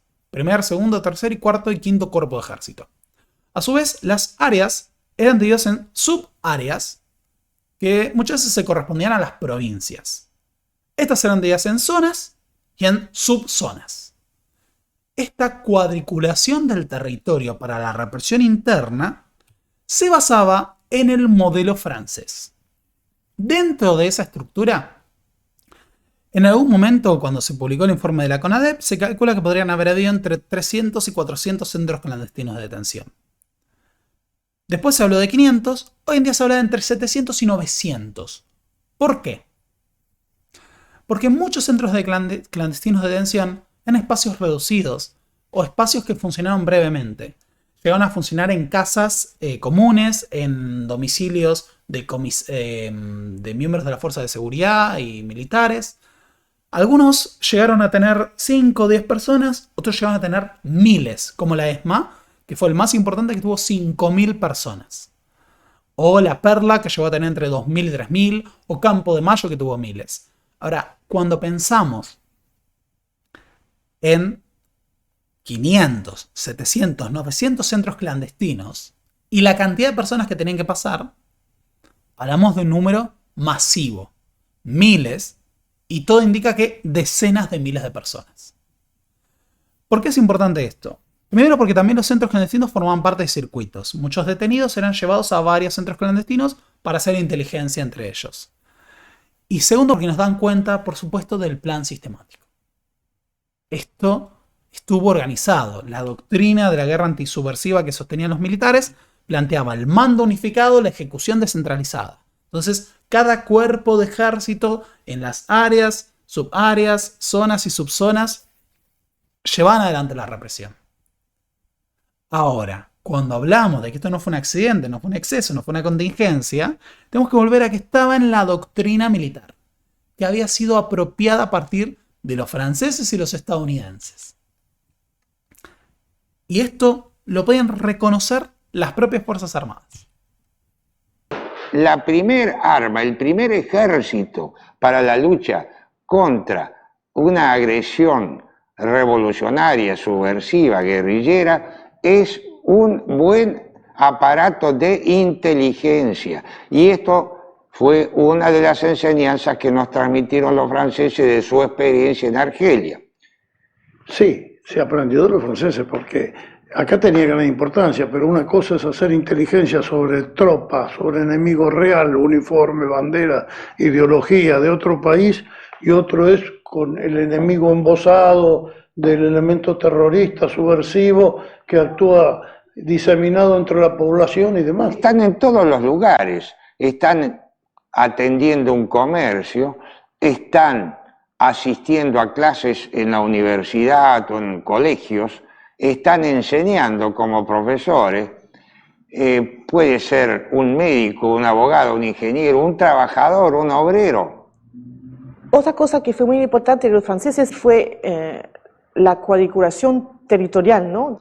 Claro, es la organización, la compartimentación del territorio en zona, eso es doctrina francesa. La creación, lo que se llama comandos especiales en Argelia, que son escuadrones de la muerte. No, bueno, eso acá no se dio. Pero comandos que entran en las casas y... Se tuvo como método de trabajo que el ejército mismo hacía, las Fuerzas Armadas hacían operaciones de ese tipo, sin que existieran fuerzas especiales, sino que cada área de responsabilidad, cada zona, cada subzona, tenía la gente con la cual accionaba, entrando a las casas, haciendo los allanamientos, deteniendo, y de ahí pasaban a centros de detención donde se hacían los interrogatorios. Todo el ejército argentino, todo, sin excepción. Los hombres que en aquel tiempo estaban en actividad, todos actuaron en la guerra contra la subversión. La picana, todo eso se enseñó aquí, ¿cómo fue? No, yo no creo que se haya enseñado, se explicó qué era y bueno, fueron métodos que se fueron adoptando a medida de que se hacía la lucha. Métodos a los cuales no era ajeno también en algunos de ellos las propias elementos de investigación de la Policía Nacional, ¿no es cierto?, de la Policía Federal. ¿Cómo usted puede sacar información si usted no lo aprieta, no tortura? ¿Cómo usted puede...? ¿Y sabe por qué? Supóngase que hubiera habido 7.000, que no hubo 7.000 desaparecidos, pero póngale que hubiera habido 7.000. ¿Usted cree que podíamos fusilar 7.000? Desde el Papa al fusilar 3 nomás. Mire lo que el lío que le armó a Franco con 3. Se nos viene el mundo encima. Usted no puede fusilar 7.000 personas. Y si lo metía en la cárcel, ¿qué? Ya pasó acá. Venía un gobierno constitucional y los ponía en libertad porque esta es una guerra interna. No es el enemigo que quedó del otro lado de la frontera. Salieron otra vez a tomar las armas, otra vez a matar. Fue una realidad. Fue una realidad y tal vez fue un error. Porque es distinto, vuelvo a repetirle. Los desaparecidos en Argelia eran desaparecidos de un territorio de nuestra nación. Se liberó, fue un apéndice de Francia y demás. Acá un desaparecido tenía padres, hermanos, tíos, abuelos. Con mucha eficacia se actuó, en no más de 3 años fue aniquilada la subversión. Cuando uno piensa en cómo funcionaba el poder del aparato desaparecedor de personas, hay que entenderlo como parte de una experiencia de poder totalitario y burocrático. Muchas veces pensamos, de nuevo, hay como una concepción de considerar los crímenes de la tortura como excesos. Bueno, eso es un error porque era una estructura premeditada, ¿no? Había una estructura pensada, burocrática, para llevar adelante el secuestro, la tortura, la desaparición, el asesinato de personas. Y en ese sentido, me parece central pensar que esta modalidad represiva afectó a las 3 Fuerzas Armadas, afectó a las fuerzas de seguridad e involucró a gran parte de la oficialidad en su conjunto. Y fue pensada de esta manera. Primero, bajo una racionalidad burocrática, que es división de tareas, eficacia. Y segundo, también a partir de la rotación del personal. El personal, por ejemplo, esto se hizo también en el Operativo Independencia, llevar a oficiales de distintos puntos del país a Tucumán a ir viendo cómo se lleva adelante la guerra antisubversiva, entre comillas. Pero también en los centros clandestinos de detención se da una rotación tanto de personal a veces como de tareas. Esto se veía mucho en la ESMA, en Campo de Mayo. Ahora, la lógica detrás de todo el funcionamiento del proceso por el cual una persona era desaparecida era un proceso burocrático racional. A tal punto, quien explica mejor que nadie esto posiblemente es Pilar Calveiro en su libro Poder y Desaparición, los campos de concentración en Argentina. Hay una emisión de grupos, ¿no? Teníamos las patotas. Las patotas eran grupos conformados a partir de los grupos de tareas. Los grupos de tareas eran la fuerza que se encargaba de operar en una zona, a veces divididos en unidades de tareas. Por ejemplo, el grupo de tareas de la ESMA era el grupo 33, que organizaba la represión del campo. Ahora, este grupo de tareas, que tenía sus 2 unidades, el 332 y el 333, llevaban adelante, divididos en patotas, el secuestro, la detención ilegal, clandestina de una persona. En general, los operativos se llevan adelante entre 10 y 20 personas que participaban desde la logística, desde el secuestro, desde la inteligencia. Se pedía zona liberada, es decir, para no chocarse con fuerzas de seguridad o con otras fuerzas armadas, se solicitaba despejar la zona para llevar adelante el secuestro, que solía ser en los famosos vehículos Falcon, pero incluso se llevan adelante en camionetas con la estructura ya para torturar dentro de la camioneta. Ese grupo se encargaba entonces de ejecutar el secuestro del objetivo, ¿no? Una vez que estas personas sean secuestradas, podía ocurrir en la noche en sus domicilios, de día, podía ocurrir a la salida de los lugares de trabajo, en dependencias públicas. También podía ocurrir que fueran personas que estuvieran recluidas ya en un centro en una cárcel, que fueran llevadas a un centro clandestino. Hubo montones de formas de operar. Muchas veces se piensa simple y llanamente en operativos que tienen lugar en la noche, pero los operativos podían ser de noche como podían ser a plenos del día. Podían ser en la calle, como en dependencias públicas y en los domicilios particulares. Una vez que la persona era secuestrada, era llevada a los centros clandestinos de detención. Como decíamos antes, los centros clandestinos de detención podían funcionar en espacios institucionales de las Fuerzas Armadas y las Fuerzas de Seguridad, que podían ser realmente muy grandes. Un ejemplo de ello es, por supuesto, el más importante, la ESMA, la Escuela de Mecánica de la Armada, ubicada en plena capital federal, a unas cuadras del estadio de River. Llegó a albergar a 5.000 personas. Uno me preguntará cómo podemos determinar esto. Bueno, básicamente porque en el proceso del secuestro las personas eran deshumanizadas y se les daba un número. Y en la ESMA se utilizaban números hasta del 1 al 999. Y cuando se agotaba, repetían. Entonces, a partir de la repetición de los patrones de los números, es posible, además y por la contabilidad, llegar a la conclusión de que unas 5.000 personas pasaron por la ESMA.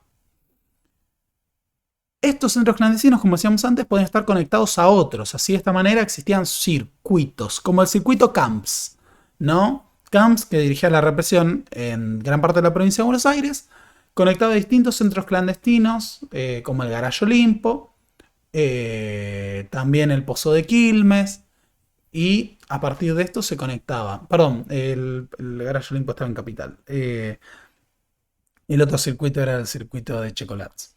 Ahora, lo interesante de esto, cuando vemos la conexión entre distintos centros clandestinos, es que se buscaba justamente poder utilizar y aprovechar al detenido en todo lo que se pueda.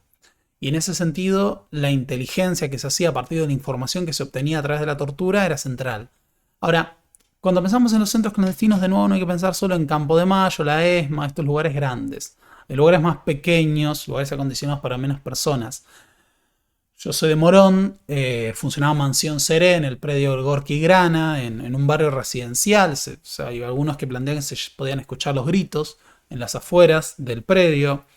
También funcionaban en comisarías. También había edificios, como decíamos antes, domicilios, casas, galpones, que eran acondicionados a veces de forma transitoria, que funcionaban quizás durante unos meses albergando un par de personas. O a veces lugares que eran preparados, construidos para funcionar según esa estructura. Me parece muy interesante que no solo se puede hablar de centros clandestinos de detención, también se puede hablar de campos de concentración. Cuando pensamos en los campos de concentración, muchas veces pensamos en el nazismo, pensamos en los campos de exterminio, imaginamos esos grandes predios en las afueras. Y lo cierto es que la lógica de algunos de los centros clandestinos de detención eran muy similares a las de los campos de concentración. Torres de vigilancia, alambres de púas, barracas, cuarteles y lugares diferenciados. Funcionaban también bajo una estructura burocrática. Se buscaba utilizar el cuerpo de los detenidos para producir información, pero también para producir trabajo, antes de exterminarlos físicamente. La Perla en Córdoba, que funcionaba ahí a las afueras de la ruta, es una posibilidad. También se puede hablar de los centros clandestinos de la Operativa Independencia, fueron lugares acondicionados. El Garage Olimpo fue un lugar que no era un cuartel, sino un galpón utilizado a tales fines. Lo mismo la Mansión Seré, no dependía de las Fuerzas Armadas, fue utilizado por las Fuerzas Armadas, pero no era originalmente un edificio de un cuartel o una dependencia.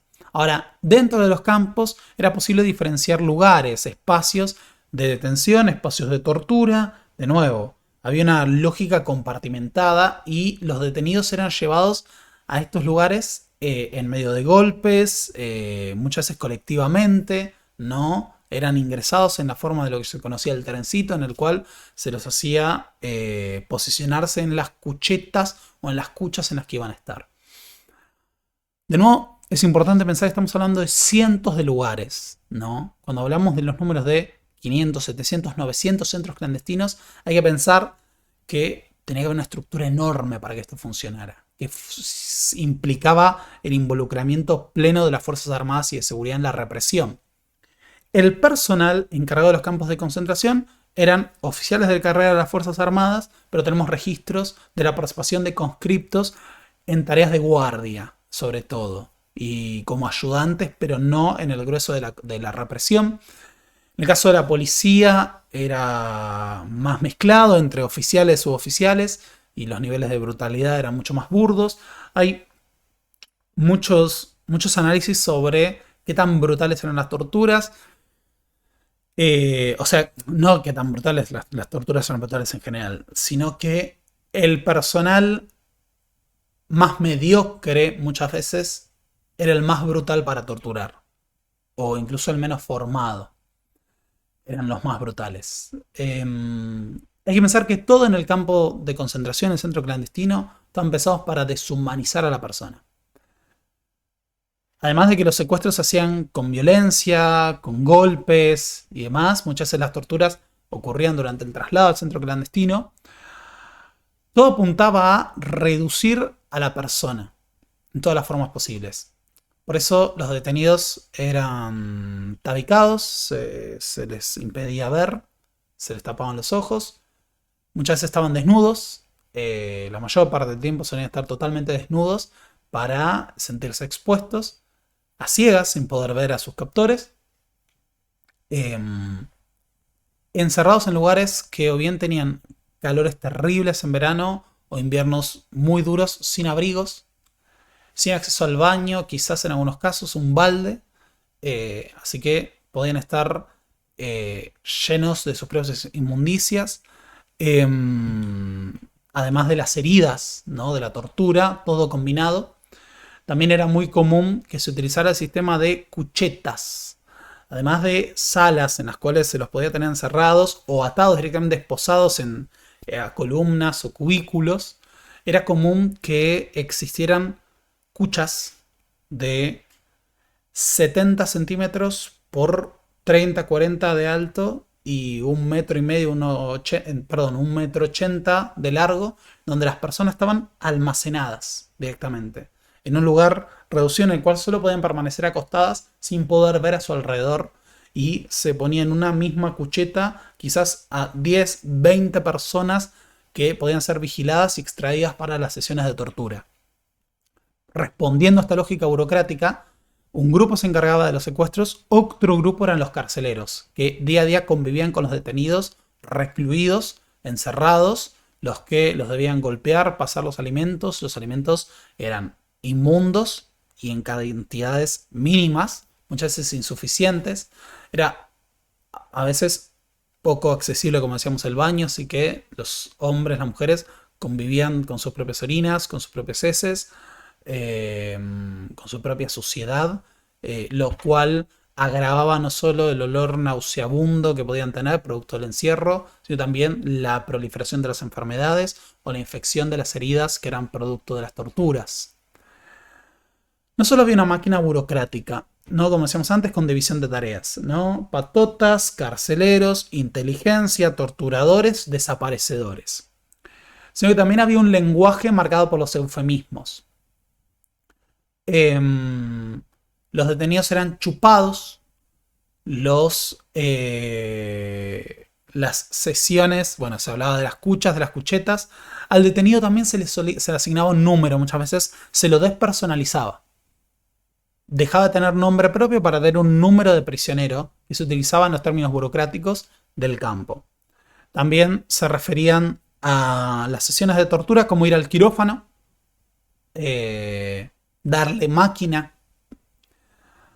Las sesiones de tortura se hacían con personal de inteligencia que recopilaba información de forma burocrática y se constataban y se contrastaba información que se obtenía de distintos interrogatorios. Sabemos hoy en día que existían montones de archivos que fueron destruidos por el decreto de Viñone, pero que eran producto de la propia represión. Se producía una cantidad enorme de inteligencia para conocer todo sobre las personas. Sobre sus periferias, sobre sus contactos. Se buscaba hacer la correspondencia para saber si seguir torturando o no. Las sesiones de tortura se llevaban adelante de las formas más terribles que se puedan imaginar y algunas que tampoco se imaginarían. El método de tortura universal de las Fuerzas Armadas era la picana eléctrica, no la aplicación de corriente. Esto se venía utilizando desde la década del 30, permitía, sin mucho esfuerzo, muchas veces se habla de la tortura aséptica y la tortura inquisitorial.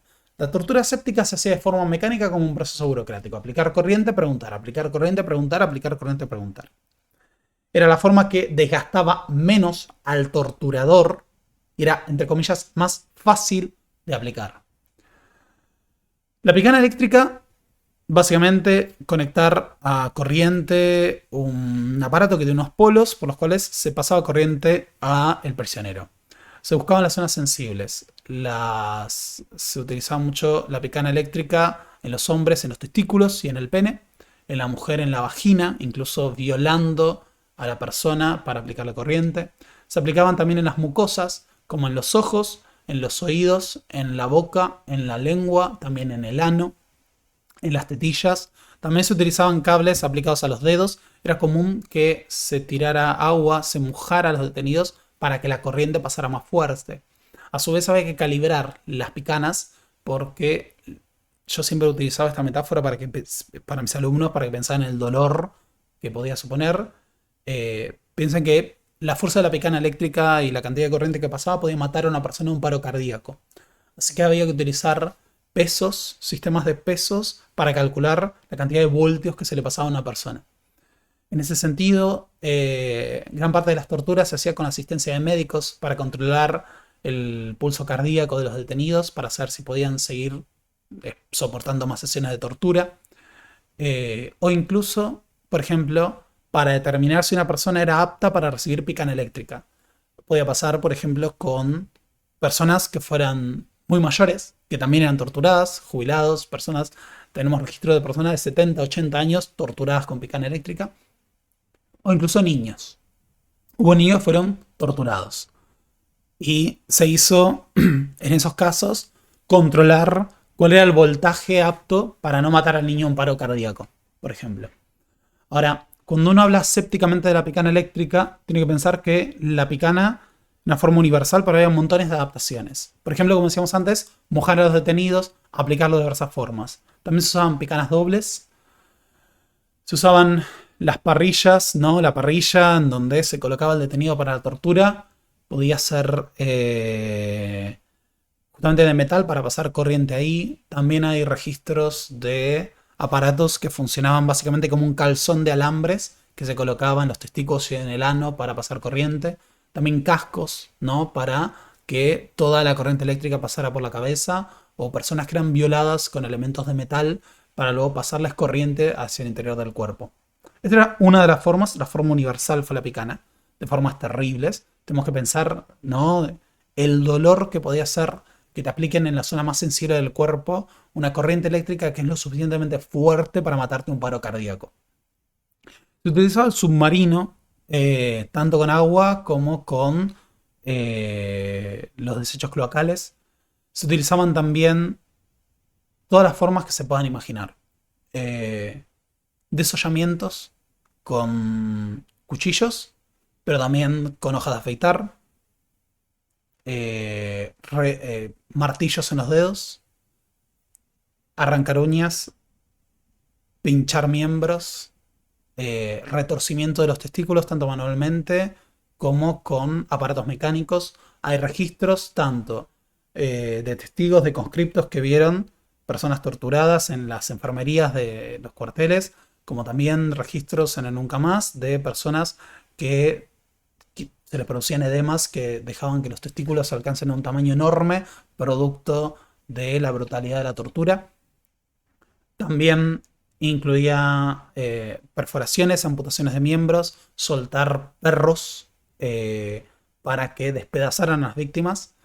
En el caso de las mujeres, la violación colectiva, sistemática, ¿no? A veces por varias personas, y como una forma de violencia sexual permanente, sin importar la edad. Tenemos registros de mujeres, de niñas y de jubiladas violadas en los centros clandestinos de detención.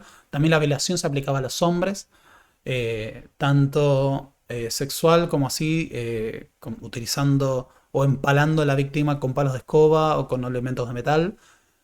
Si uno hace el raconto, la cantidad y la creatividad que tuvieron para aplicar formas de tortura excede a veces la imaginación. Esto es muchas veces lo que se llama la tortura inquisitorial, cuando directamente había una compenetración del torturador con el proceso que estaba llevando adelante, que además formaba parte de una lógica esquizofrénica porque se hacía, entre comillas, una suerte de juego del policía bueno y el policía malo entre la tortura y a veces los cuidados posteriores, a veces por la culpa del torturador o porque se hacía rotar el personal. Esto suponía la deshumanización absoluta del prisionero, que tenía que confesar todo lo que pudiera, pero que además era roto en su propia humanidad. Incluso tenemos registros de torturas por diversión, de centros clandestinos en los cuales un día los guardias decían emborracharse y torturar a una persona incluso hasta la muerte, a veces simplemente por la humillación o el quiebre físico y sin que mediaran preguntas.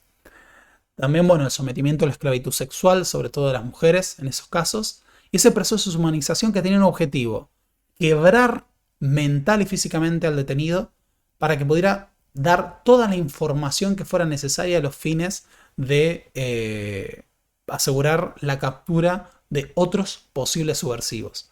Pero también tenemos torturas que se han hecho, por ejemplo, para obligar personas a ceder bienes. Es decir, hubo personas que en la mesa de tortura fueron obligadas a firmar la cesión de sus propios bienes para enriquecimiento de sus torturadores o de los propios militares. Incluso se conformó toda una industria de la apropiación de bienes inmuebles, de dinero en la ESMA, a partir de el sometimiento de prisioneros a, mediante la tortura, a cederlo, y de otros a trabajar falsificando documentos.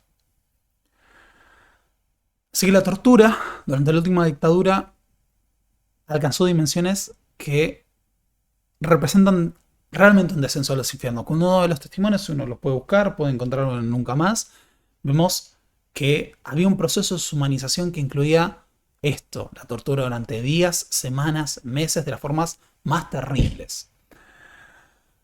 La excusa de las Fuerzas Armadas era que, debido a los protocolos de seguridad de algunas de las organizaciones político-militares, tenían que asegurar que los detenidos hablen lo más pronto posible, y para esto se hizo mano de todos los medios más terribles que se puedan imaginar.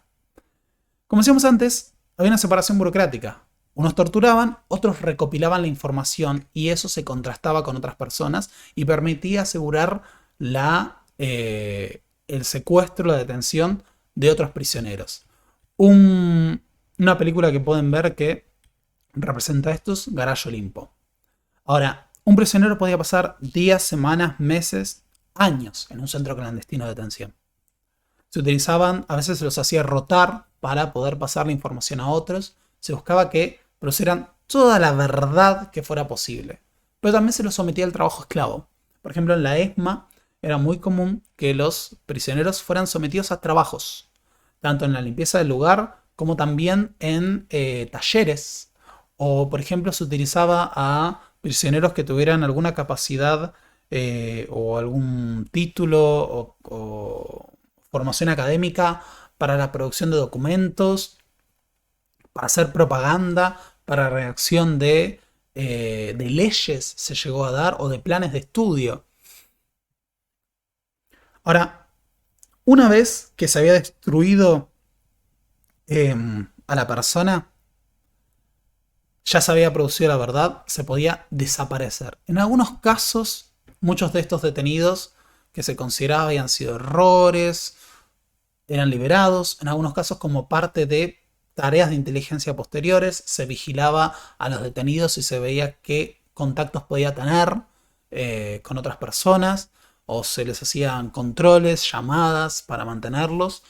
También servía para diseminar el terror en la sociedad, el hecho de desaparecer momentáneamente una persona, torturarla y generar el miedo o evitar represalias. Esto pasó con figuras notables como Jacobo Timerman, que fue brutalmente torturado.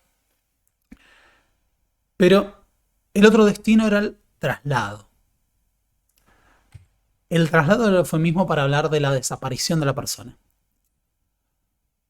De entre todas las torturas, de entre todas las formas de violencia, la muerte, la amenaza constante de la muerte era algo que era omnipresente en el centro clandestino.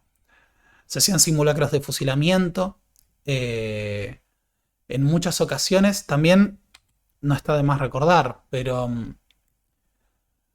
los torturados no solo eran torturados en el momento en el que estaban en la parrilla, en el quirófano, sino que tenían que convivir con los gritos de los demás prisioneros torturados. Así la tortura era omnipresente, porque se convertía en un miedo y una convivencia con el dolor, tanto de otros como el propio.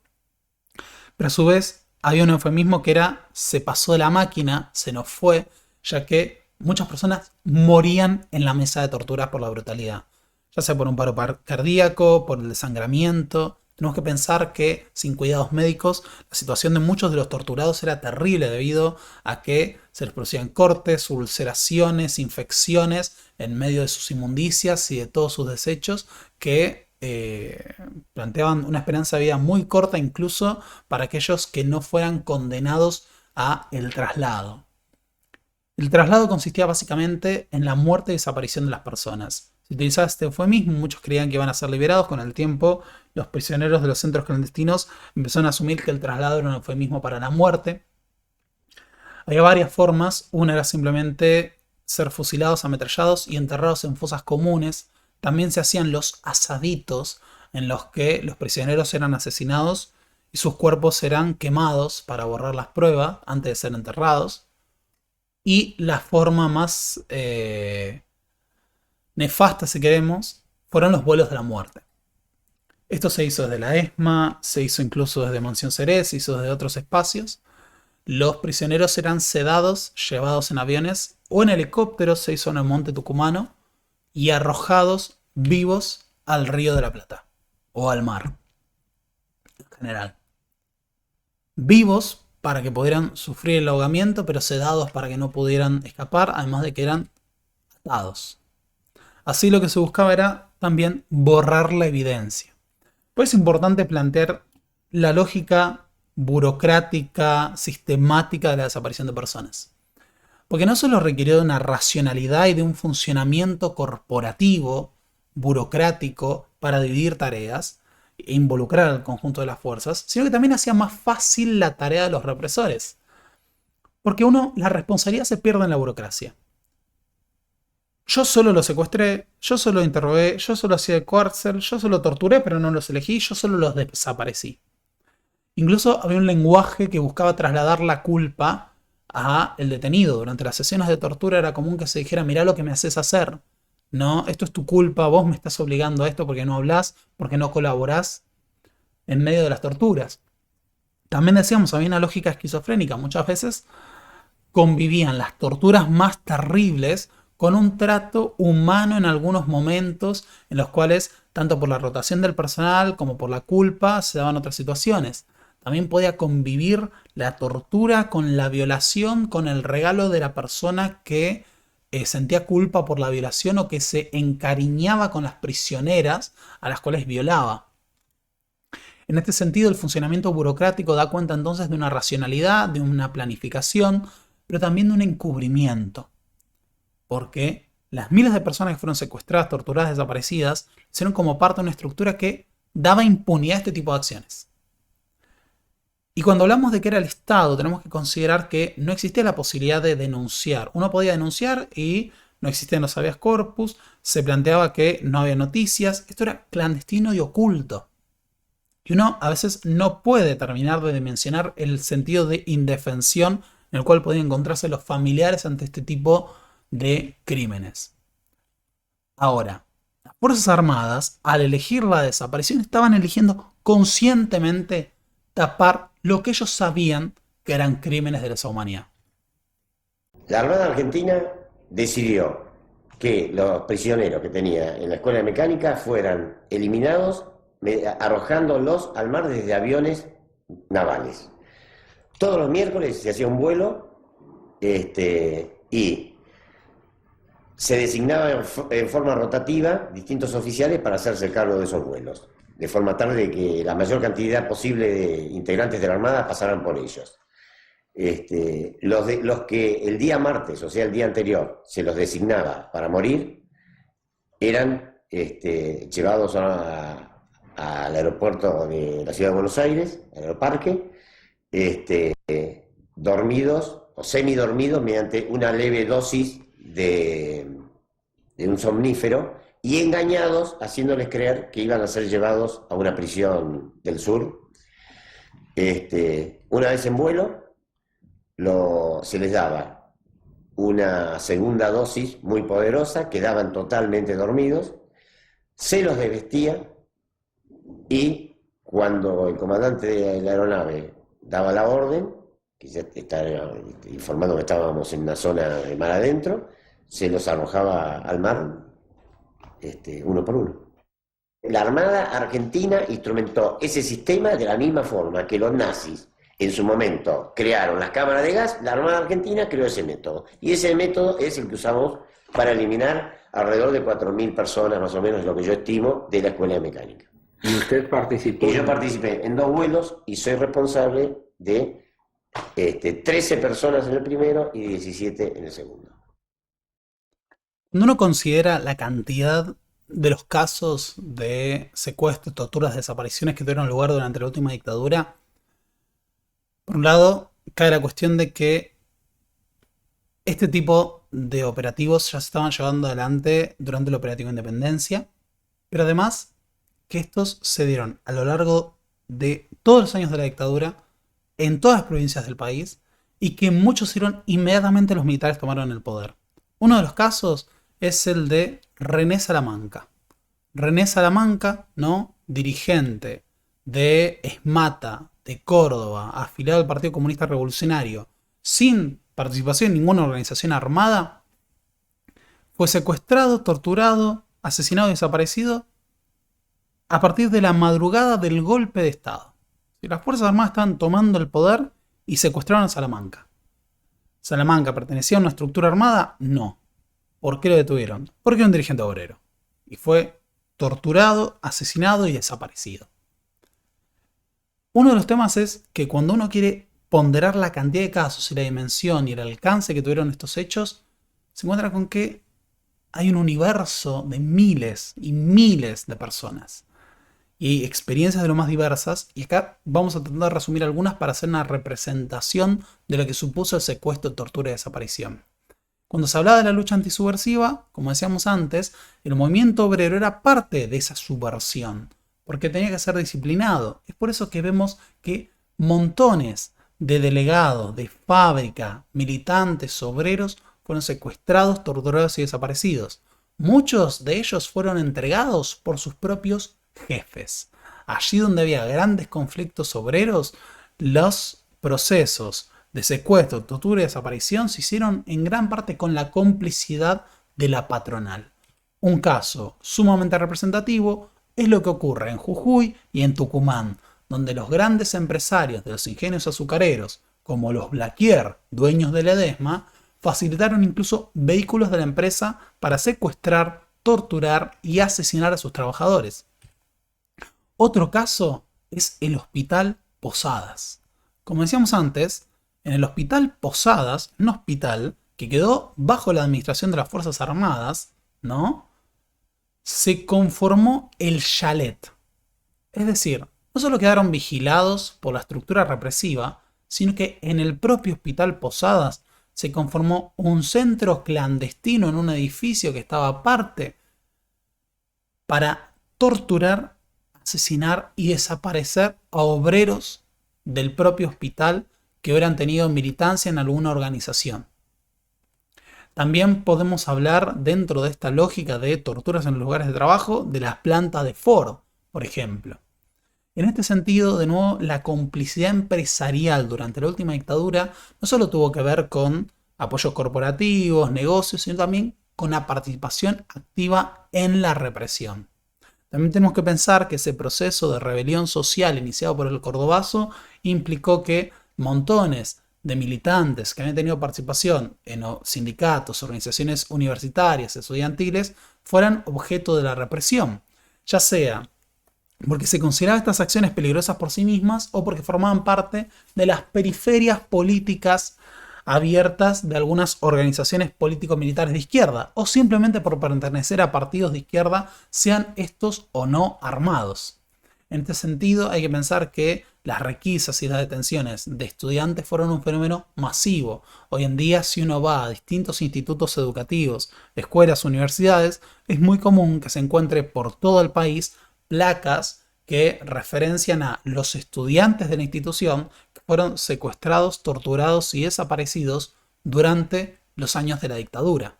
Incluso estudiantes de secundario. Es muy citado el caso de los militantes de la UES, la Unión de Estudiantes Secundarios, que fueron secuestrados, torturados y asesinados durante la Noche de los Lápices. Algunos que plantean, bueno, pero había algunos de ellos vinculados a montoneros. Sí, pero no la totalidad. Y eso tampoco legitima el hecho de que María Claudia Falcone haya sido torturada y violada teniendo 16 años por sus captores, que eran miembros de la policía.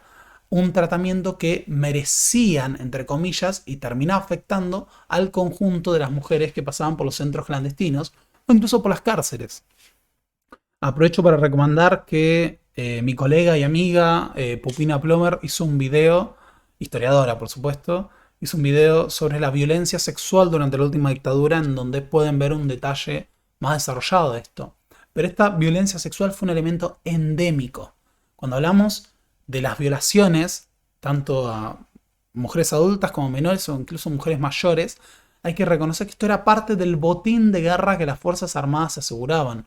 Un caso muy representativo fue el de Marianne Eriz, una militante de juvenil universitaria que había sido modelo y que en el campo de exterminio, tras ser secuestrada, los oficiales del ejército se turnaban para violarla, ¿no? Era como el premio de la noche violar a la francesita, como decía Jorge Antonio Olivera, que fue uno de los mayores, era el mayor Jorge Antonio Olivera, responsable de la represión.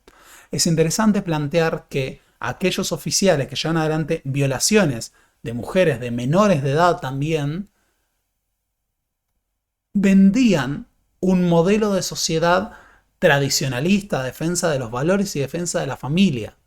También es interesante esto pensando en la construcción que se hace a posteriori.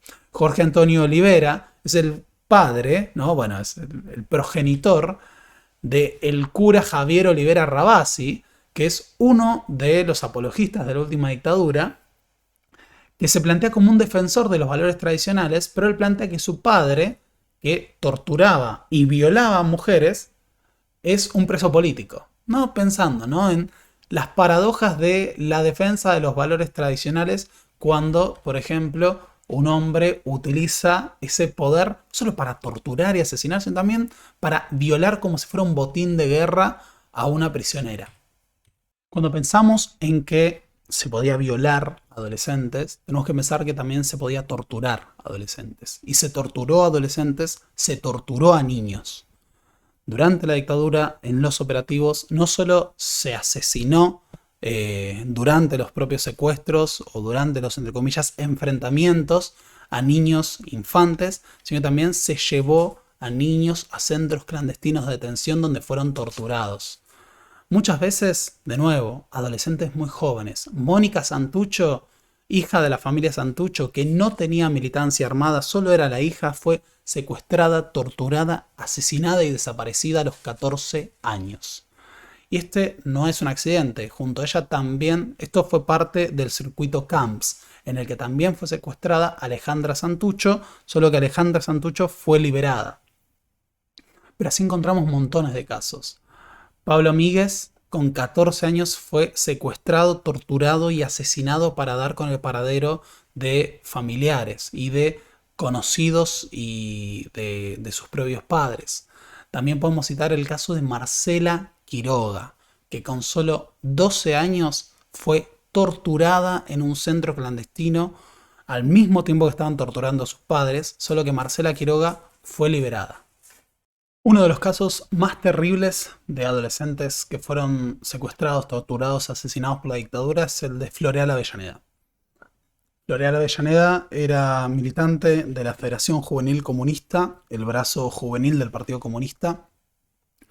Fue secuestrado junto a su madre, tenía 16 años, fue brutalmente torturado incluso delante de su madre. Su madre fue torturada, fue violada, Iris Avellaneda, fue posteriormente liberada, pero Floreal, también conocido como el Negrito Avellaneda, fue asesinado y su cuerpo se encontró flotando en el Río de la Plata y se le descubrieron pruebas en el cuerpo, en la autopsia, de que había muerto empalado por las Fuerzas Armadas.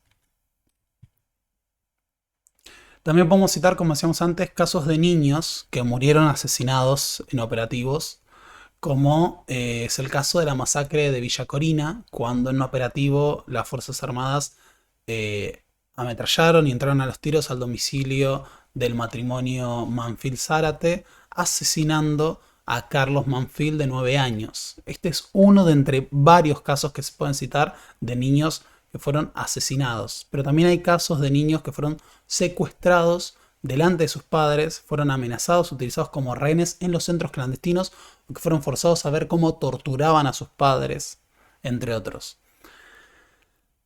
Dice Marcelo Larraqui en un artículo sobre la muerte de niños: era habitual que se matara a menores cuando los grupos operativos interrumpían en la casa. Fernando y María Eugenia Fetolini, de 3 y 5 años, fueron muertos el 19 de noviembre de 1976 en una acción en la que solo sobrevivió un bebé de 5 meses, Manuel Goncalves, al que su madre escondió en un placar. O como sucedió con los hermanos Roberto y Bárbara Lasnuscu, de 5 y 4 años, muertos cuando su casa de San Isidro fue asaltada por tropas del ejército y la policía. En la acción mataron a sus padres y también a ellos. Sus restos fueron entregados como NN, identificados en 1984 en el cementerio de Boulogne. Matilde, de 5 meses, robada durante el operativo, continúa desaparecida. Es decir, las Fuerzas Armadas asesinaban niños y luego ocultaban las pruebas. A esto hay que sumar, por supuesto, el caso de los alrededor de 500 niños que nacieron en cautiverio o fueron secuestrados y sustraídos a sus padres desaparecidos siendo infantes y apropiados ilegalmente por los militares como trofeos de guerra.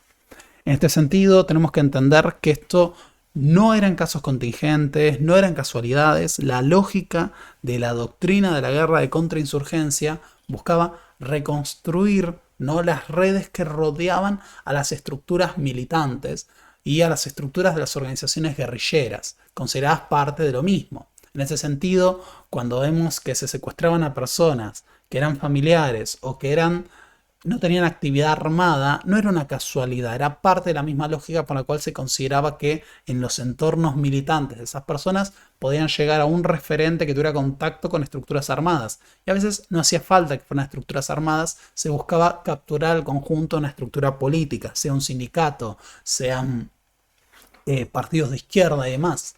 De hecho, esta lógica de la guerra de contrainsurgencia fue extremadamente letal para las estructuras compartimentadas y celulares de las organizaciones político-militares como el PRTER o Montoneros. De hecho, el PRTER fue rápidamente desarticulado y ya hacia julio, a pesar del llamado de Santucho de los argentinos a las armas, la cúpula del PRTER había sido destruida. Claro, tenemos que pensar que en la lógica de estas estructuras que se sostenían a partir de la compartimentación, la estructura celular, de repente la captura de montones de militantes que eran torturados brutalmente para que confesaran cómo funcionaba la organización, ponía al descubierto desde las casas seguras hasta los nombres de los miembros, los lugares donde podían guardar documentación, armas. Entonces, a partir de esto era muy fácil para las Fuerzas Armadas reconstruir mediante la inteligencia y luego utilizar esto para asegurar nuevas detenciones. También por los mismos motivos aseguraban la brutalidad absoluta en las primeras horas o en los primeros días de la detención, porque se calculaba que a partir de cierto horario entraban los protocolos de seguridad de las organizaciones. Entonces había que asegurar que se confesara toda la información posible lo más rápido que se pueda. A pesar de esto, las Fuerzas Armadas una y otra vez planteaban que los subversivos caían en enfrentamientos.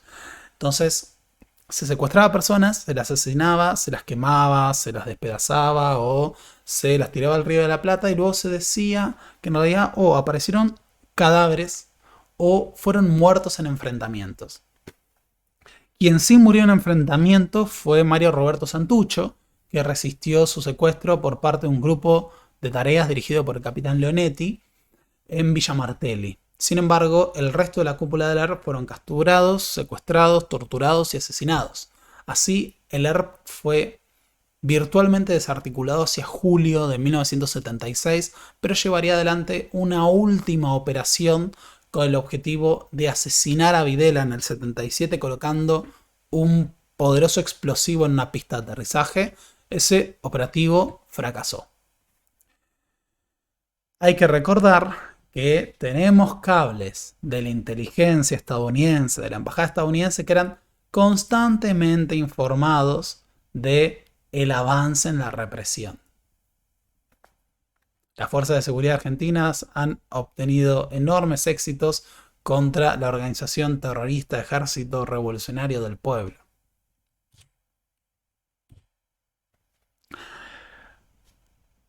Montoneros tenía una estructura más grande para resistir la dictadura y a su vez tomó otras medidas. A pesar de que los reglamentos internos de Montoneros planteaban que la confesión bajo tortura era un acto de debilidad ideológica porque se podía soportar la tortura, algo que es muy difícil de plantear. Durante la última etapa, ¿no? Al inicio del golpe, durante el momento golpista, Montoneros, pese a la contradicción, llevó a distribuir entre su oficialidad, entre los grandes rangos, pastillas de cianuro, para que puedan suicidarse y evitar la captura y largar información bajo tortura. Pero también Montoneros movilizó a sus militantes hacia el exilio, sobre todo a la dirigencia. Así, a diferencia de lo que pasó con el PRTERP, la dirigencia de Montoneros pasó al exterior.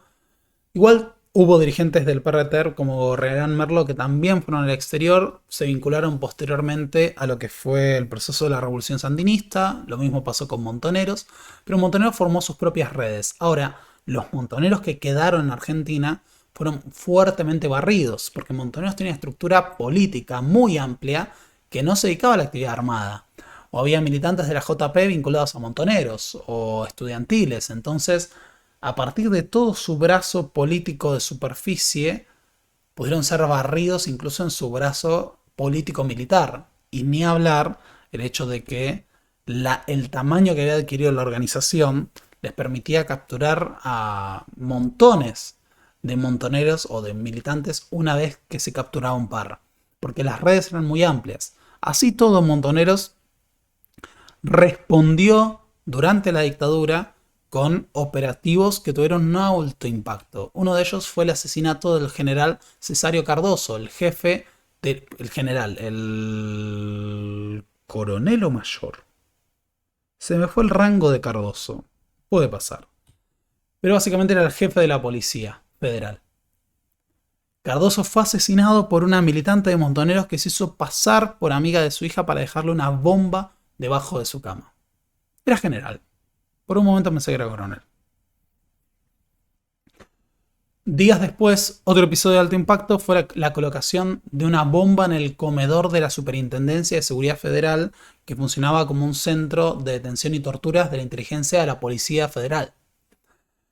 A pesar de ello, Montoneros ya no pudo realizar grandes operativos. La mayor parte de su estructura fue barrida por la lógica del aparato de secuestros, torturas y desapariciones. Así incluso montones de montoneros después tuvieron su propia experiencia en los centros clandestinos como la ESMA. También hubo grandes operativos para atacar. Una parte de la dirigencia de Montoneros fue sorprendida en un operativo el 29 de septiembre de 1976. Entre ellos estaba Vicky Walsh, la hija de Rodolfo Walsh. Y durante ese operativo participaron 150 efectivos del ejército y de la policía. Hubo hasta helicópteros. Se dio en una casa donde fue rodeada una parte de la dirigencia que resistió a disparos, incluso con ametralladoras. De hecho, según se atestigua, María Victoria Walsh al quedarse sin municiones, subió al tejado y dijo: ustedes no nos matan, nosotros elegimos morir, y se suicidó de un disparo. Esa caída de una parte de dirigencia de Montoneros permitió mantener un ritmo de detenciones que fue desarticulando a la organización en la presencia del país, excepto por aquellos que decidían el exilio interno, o se guardaban, entre comillas, o abandonaban todo tipo de militancia y se ocultaban. Pero como parte de ese proceso, en diciembre del 76, las Fuerzas Armadas aseguraron haber asesinado a Norma Arrostito, una de las dirigentes fundadoras de Montoneros, la expareja de Fernando Valmedina, el primer líder de Montoneros.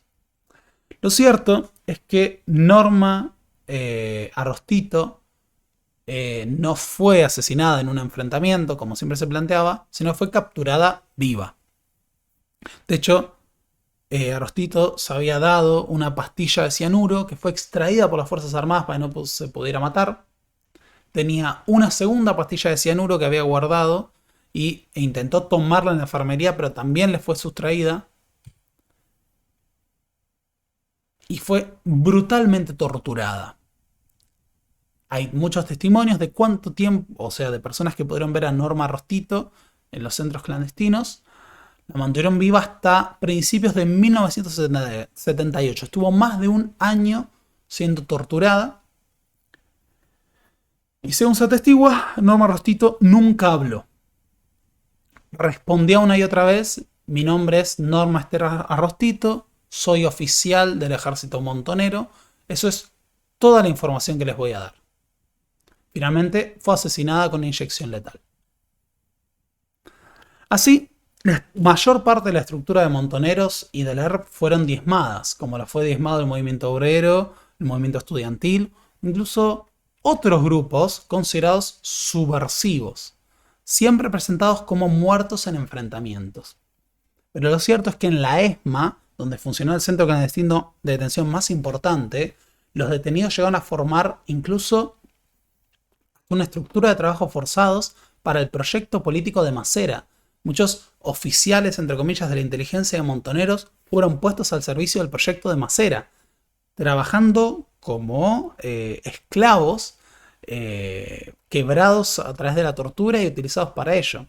También era común que se utilizaran las novias, entre comillas, mujeres quebradas a través de la tortura que eran obligadas a ser parejas de sus torturadores o de aquellos que las tenían en cautiverio.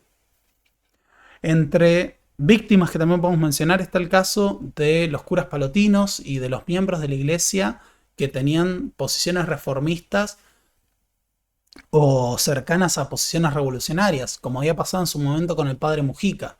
Los curas palotinos fueron exterminados por ser considerados curas zurdos. Lo mismo puede plantearse del caso de Monseñor Angelelli, que murió en un accidente de tránsito siendo opositor a la dictadura.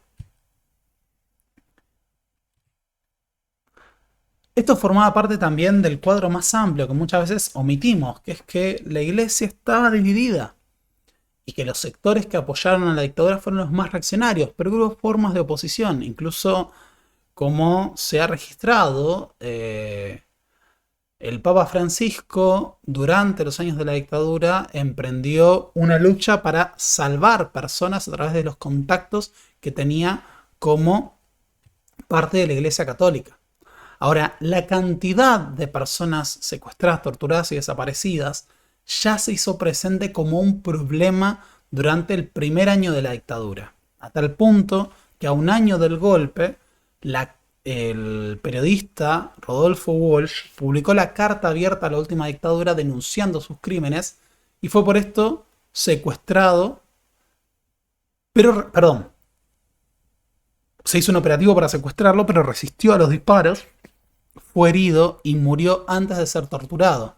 Otro caso que podemos citar es el de Héctor Westergel, el creador del Eternauta. Trabajó como escritor por sus convicciones revolucionarias en el servicio de correos de Montoneros. 4 de sus hijas militaban en la estructura de Montoneros, que de nuevo Montoneros tiene una estructura armada, una estructura política. Y Oesterheld, siendo mayor, fue secuestrado y torturado. Sus 4 hijas fueron secuestradas y torturadas, y también 4 de sus yernos. Oesterheld y todas sus hijas, así como sus yernos, permanecen desaparecidos hasta el día de hoy. Fernanda Nicolini hizo un libro, quien ha colaborado conmigo en trabajo de escritura, sobre los Oesterheld. En este contexto, uno de los movimientos muy tempranos de resistencia a la dictadura fue la actividad de la organización Madres de Plaza de Mayo. Aquellas madres que habían perdido a sus hijos, que buscaban y que recorrían comisarías, juzgados, buscando información sobre la detención o la desaparición de sus hijos, empezaron a formar redes de sociabilidad, al igual que las agrupaciones de familiares en general de detenidos desaparecidos. Dado que funcionaba el estado de sitio, no había derecho a reunión, no se podía protestar. Para protestar comenzaron a hacer rondas en torno a la pirámide de la Plaza de Mayo. ¿Por qué? Justamente porque se planteaba que no podían estar quietas en un lugar protestando, tenían que circular. Entonces comenzaron a circular y a identificarse utilizando los pañales de sus hijos como símbolo, lo que se suelen conocer como los pañuelos. Ahora, las primeras madres de Plaza de Mayo fueron también objeto de la represión. La primera dirigente de Plaza de Mayo fue Azucena Villaflor, fue secuestrada como parte de un operativo el 8 de diciembre de 1977, en el que 12 personas de ese incipiente movimiento de derechos humanos fueron secuestradas por un grupo de tareas de la ESMA a partir de la infiltración de Alfredo Astiz, del inteligencia marino que actuaba como inteligencia infiltrándose en Madres de Plaza de Mayo, haciéndose pasar por un familiar, el hermano de un desaparecido. Así señaló a las fundadoras de Madres de Plaza de Mayo, que fueron secuestradas, torturadas y desaparecidas, siendo mujeres mayores. Podríamos decir que el año cúlmine del proceso en el sentido de victorias de las Fuerzas Armadas fue el año de 1978. Por varios motivos.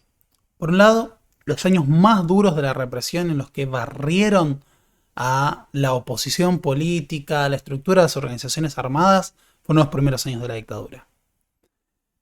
En el 78, en el que las Fuerzas Armadas podían presentar y ya empezaban a hablar de haber ganado la guerra contra la subversión, a pesar de que la represión siguió, se siguieron desapareciendo personas. También se dio el Mundial del 78, que tuvo como sede a Argentina, y que fue utilizado como parte de la acción psicológica de las Fuerzas Armadas para poder legitimar al ejército, a las Fuerzas Armadas, al gobierno militar. A tal punto que el Mundial Argentina 78 fue tan objeto de interés militar que se creó el Ente Autárquico Mundial 78. Es decir, se creó un ente para poder coordinar el accionar de la acción psicológica del ejército y de las Fuerzas Armadas en general durante el Mundial. Así, no solo las Fuerzas Armadas estuvieron atrás de la propaganda, de la utilización, sino también que tendieron a iniciar toda una serie de campañas para hacer del Mundial y del triunfo de la selección argentina de fútbol un símbolo de la unidad nacional. Ahora, como decíamos antes, las Fuerzas Armadas tenían internas. Omar Actis, el presidente del Ente Autárquico Mundial 78, hombre de Videla, fue asesinado por un atentado explosivo. Y si bien la prensa habló de Montoneros, lo cierto es que fue asesinado por un grupo de tareas que operaba para Eduardo Macera. Emilio Eduardo Macera utilizó atentados explosivos como parte de su competencia contra el ejército, asesinando a figuras de la periferia. Es decir, los militares en esta competencia llegaron a cometerse atentados entre sí.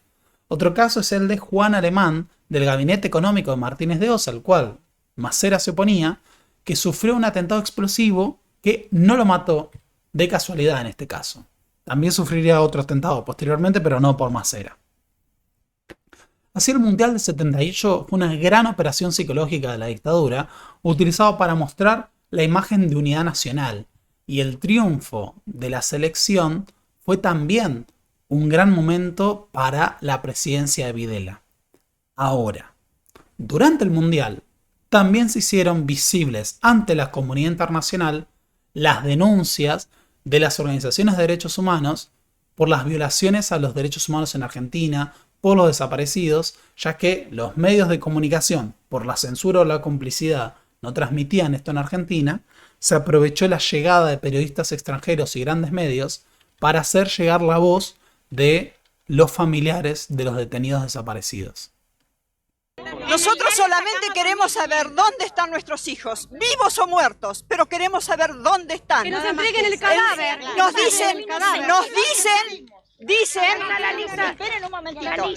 Dicen que los argentinos que están en el extranjero están dando una falsa imagen de la Argentina. Nosotros, que somos argentinas, vivimos en la Argentina, les podemos asegurar que hay miles y miles de hogares sufriendo mucho dolor, mucha angustia, mucha desesperación, dolor y tristeza porque no nos dicen dónde están nuestros hijos, no sabemos nada de ellos, nos han quitado lo más preciado que puede tener una madre, su hijo, angustia porque no sabemos si están enfermos, si tienen frío, si tienen hambre, no sabemos nada. Y desesperación, Señor, porque ya no sabemos a quién recurrir.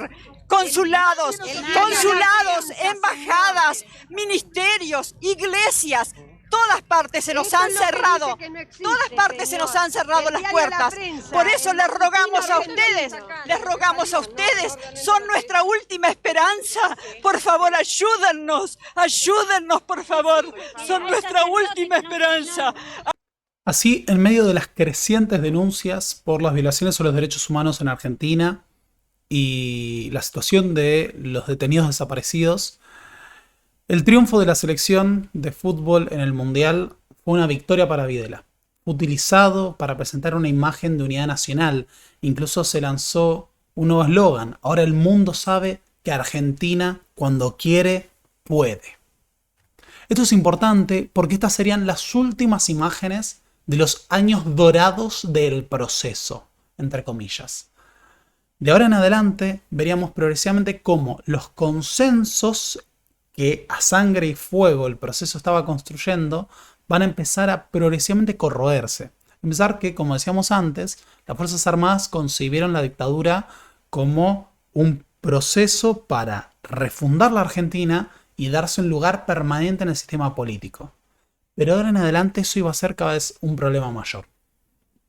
Uno de los puntos que apareciera era la cuestión del cuarto hombre. Videla seguía siendo el comandante en jefe del ejército y a su vez el presidente. A finales del 78 se da el recambio, es decir, el pase a retiro de los comandantes en jefe de las tres armas y la renovación de la Junta de Comandantes. Videla es electo para un mandato más, se suponía que iban a ser mandatos de 3 años, Videla va a estar 5 prácticamente, y se renueva la Junta. Así la nueva Junta que se conforma tiene a Armando Lambruschini por la Armada, a Omar Grafiña por la Fuerza Aérea y a Roberto Eduardo Viola, que compartía visión dentro del ejército, como jefe del ejército, y Videla como presidente, pero ya no como comandante en jefe. Ahora, como decíamos antes, la ruptura progresiva de ese clima, aparecen los climas de la crisis del modelo económico de Martínez de Hoz, las consecuencias sociales de ese modelo, las denuncias por los derechos humanos, el gobierno empieza a ensayar otros proyectos. Si se había ganado la guerra contra la subversión y se empieza a hablar de ganar la paz, se impulsa la Operación Soberanía. En medio del conflicto limítrofe por el canal de Beagle con Chile, se inicia una movilización militar que pone a la Argentina en pie de guerra contra el país vecino, dirigido por la dictadura de Pinochet. ¿De qué se trataba? Justamente, de construir a partir de este conflicto nuevos consensos ante una amenaza extranjera. Así todo, a lo largo del año del 79, la cuestión de los derechos humanos va a cobrar cada vez más importancia, no solo por cómo siguen apareciendo grupos que reclaman por la situación de los desaparecidos, sino también por la visita de la Comisión Interamericana de Derechos Humanos.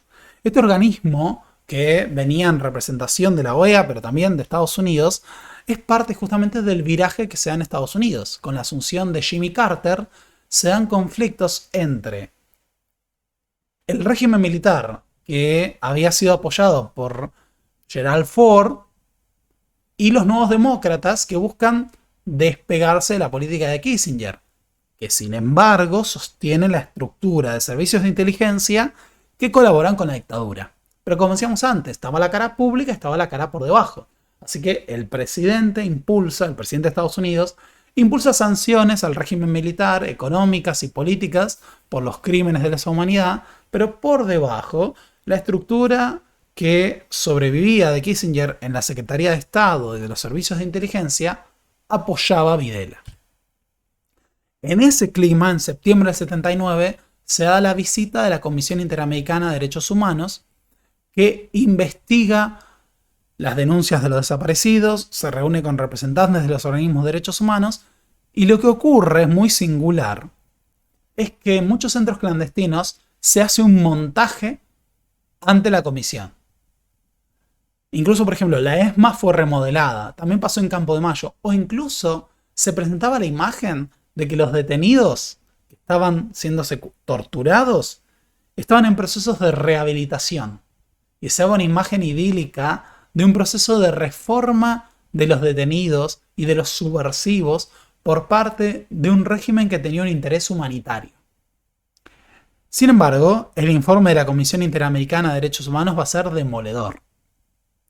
En ese contexto se estaba jugando también el Mundial Juvenil de Fútbol, en el que destacó un tal Diego Armando Maradona. Esto es utilizado por el régimen militar para hablar de una campaña anti-argentina que estaba operando desde el extranjero para atacar el país. Así se busca alimentar un sentimiento chauvinista y presentar una imagen de unidad nacional ante faltas denuncias, y se repartieron banderas, stickers con la consigna "Los argentinos somos derechos y humanos". Esto fue llevando cada vez a una situación cada vez más paradójica, porque la cantidad de detenidos desaparecidos permitía que haya familiares por todos lados que pudieran denunciar los crímenes cometidos. En este contexto se va a dar uno de los momentos más simbólicos de la última dictadura. Fue la entrevista en la cual Jorge Videla se refirió a la situación de los desaparecidos en Argentina. Esté como tal, es una incógnita el desaparecido. Si el hombre apareciera, bueno, tendrá un tratamiento X. Y si la desaparición se convirtiera en certeza de su fallecimiento, tiene un tratamiento Z. Pero mientras sea desaparecido, no puede tener ningún tratamiento especial. Es una incógnita, es un desaparecido.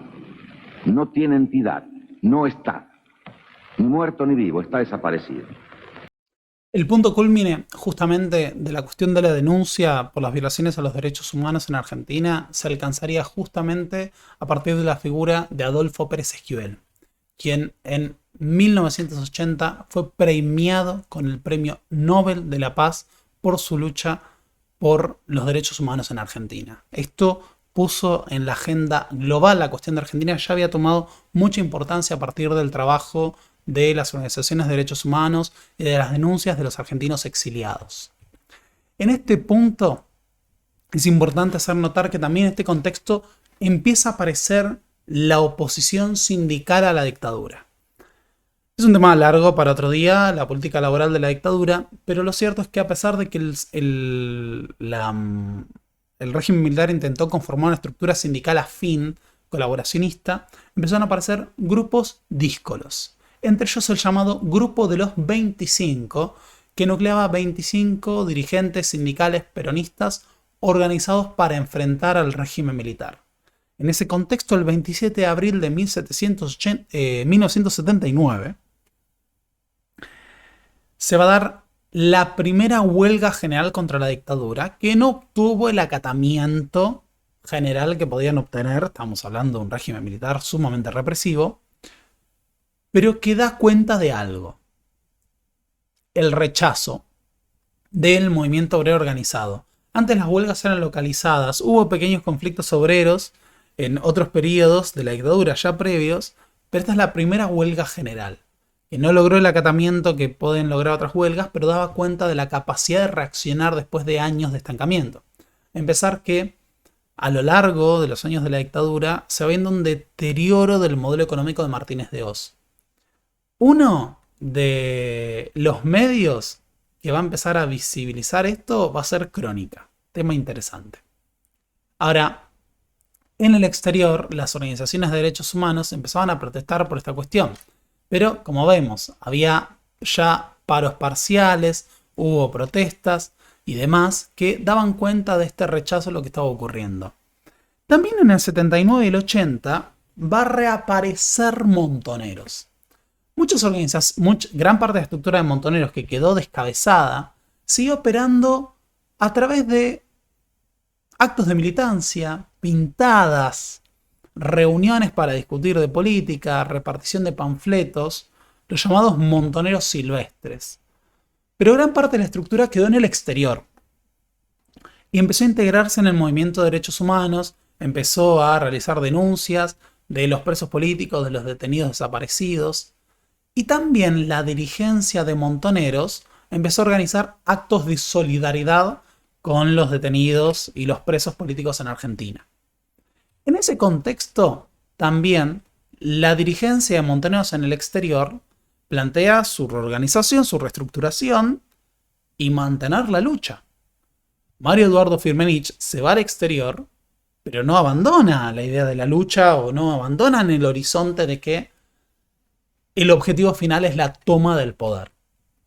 Así, primero desde México, pero también desde España, Cuba, el Líbano, se reorganiza el movimiento peronista montonero, como queda estructurado. Que de hecho asume una organización marxista-leninista, con un secretario general, el comandante Mario Eduardo Firmenich. En ese contexto, la cúpula de Montoneros va a ser objeto de ataques de la inteligencia del exterior. La Armada, que lleva adelante la Cancillería, llegó a operar represivamente fuera de Argentina. Es decir, tuvimos operativos de la Armada y del Ejército también, más allá de las fronteras de Argentina, para cazar y eliminar a miembros de organizaciones armadas, dirigentes de derechos humanos, opositores al gobierno militar.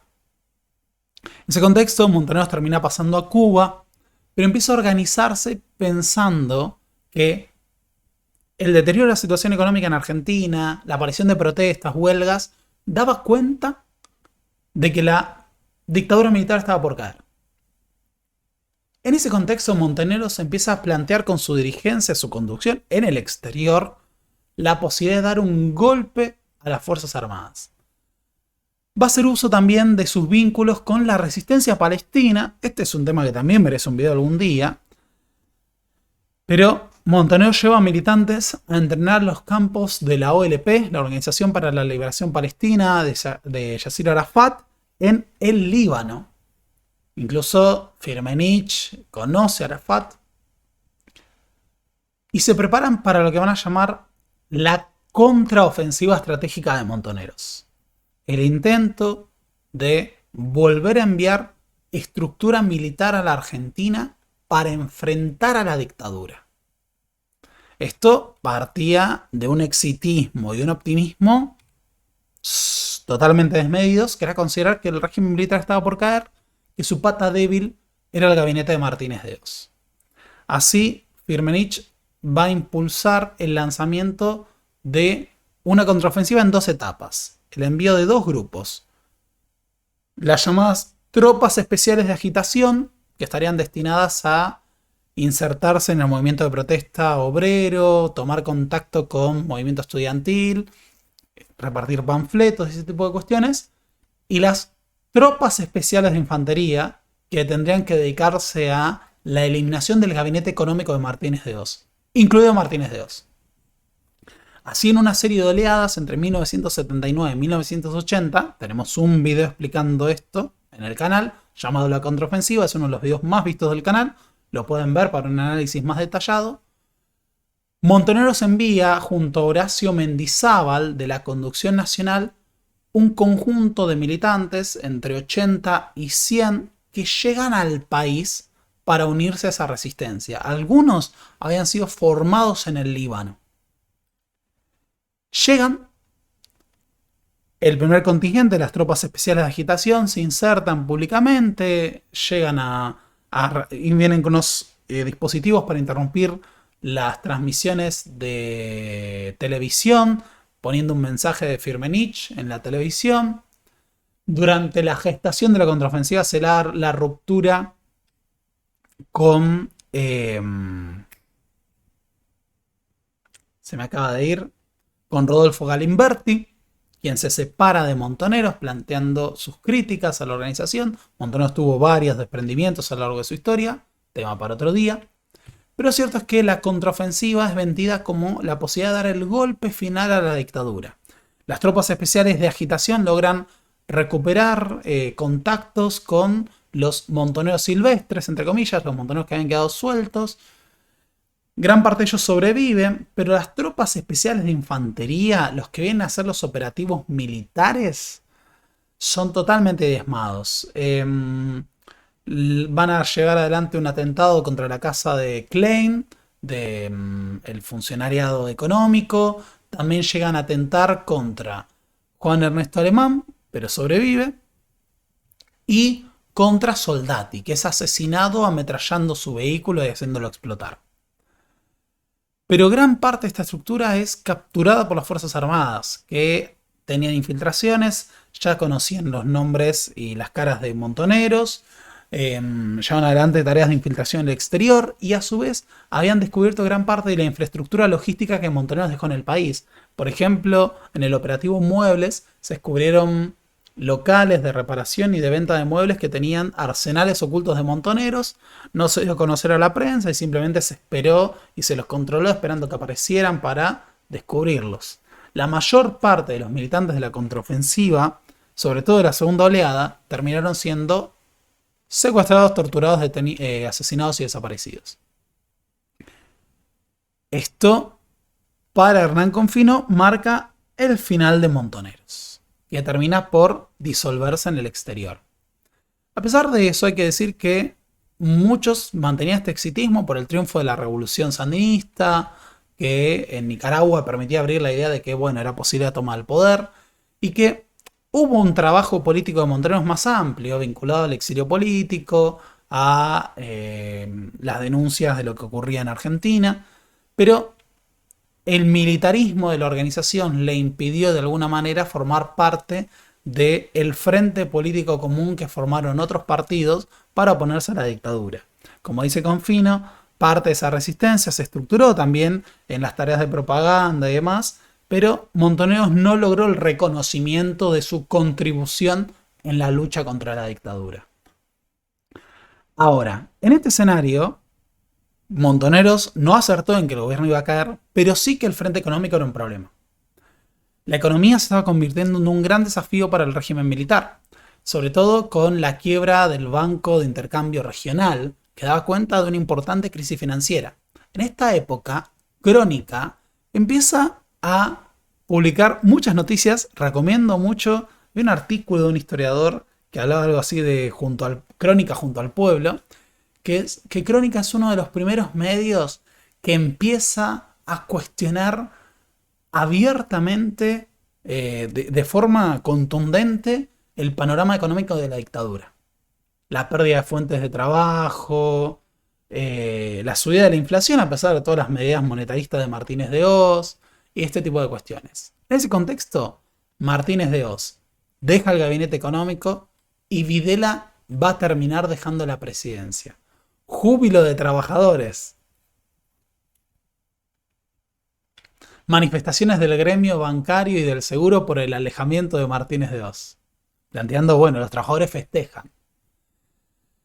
Y ahí se produce la transición presidencial.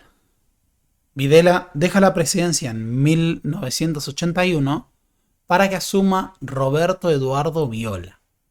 Ya a esta altura de las circunstancias, uno de los temas que aparece es la posibilidad de una transición política. Roberto Eduardo Viola empieza a plantear la apertura, habilitar instancias de participación política, consultas con los partidos y ese tipo de cuestiones. Un relajamiento de la censura y demás. pero va a enfrentar cada vez más oposición, sobre todo por la cuestión económica. De hecho, en este contexto, con el ministro Sigot, Viola trata de darle un giro, algo que también va a hacer Galtieri, ¿no? Tratan de ensayar alguna medida para lograr apoyo de nuevo de la clase obrera. Pero frente a la quiebra del modelo económico Martínez de Oz, Sigot da un discurso histórico en el que dice que el que apuesta al dólar pierde. Y posteriormente devalúa la moneda. 30% de devaluación de la moneda. El peso quedó sin peso. Flota. En ese contexto, la oposición obrera es cada vez mayor y se van a dar importantes movilizaciones. Una de ellas, que va a ser histórica, es la movilización de la Marcha San Cayetano, que lleva adelante la CGT protestando contra la dictadura. La primera gran movilización de San Cayetano, que después será replicada como parte del folclore de la CGT. En ese contexto, toma notoriedad la figura de Saúl Ubaldini, dirigente sindical del gremio de cerveceros, que empieza a convertirse en una de las principales figuras del sindicalismo peronista. Otro de los dirigentes destacados en esta época era Lorenzo Miguel, por supuesto. Pero también se crea la multipartidaria, un frente común de distintos partidos políticos, entre ellos el Partido Justicialista, la Unión Cívica Radical, el Movimiento de Integración y Desarrollo, el Partido Socialista, el Partido Demócrata Progresista, para exigirle a la dictadura una salida democrática. Entre los dirigentes que aparece ahí está un tal Raúl Alfonsín, que empieza a gestarse como la renovación del radicalismo frente al histórico liderazgo de Balbín. Así la multipartidaria empieza a formar parte de ese frente común que se forma ante la dictadura. En ese contexto, frente al descontento que genera la política económica, pero a su vez la incapacidad de seducir a la población, se produce un golpe dentro de la dictadura. Un golpe interno por parte de los duros. Si Viola venía de los moderados, de los que pensaban en esta altura de las circunstancias alguna apertura, se produce un golpe de los sectores reaccionarios dirigidos por el nuevo comandante en jefe del ejército, Leopoldo Fortunato Galtieri.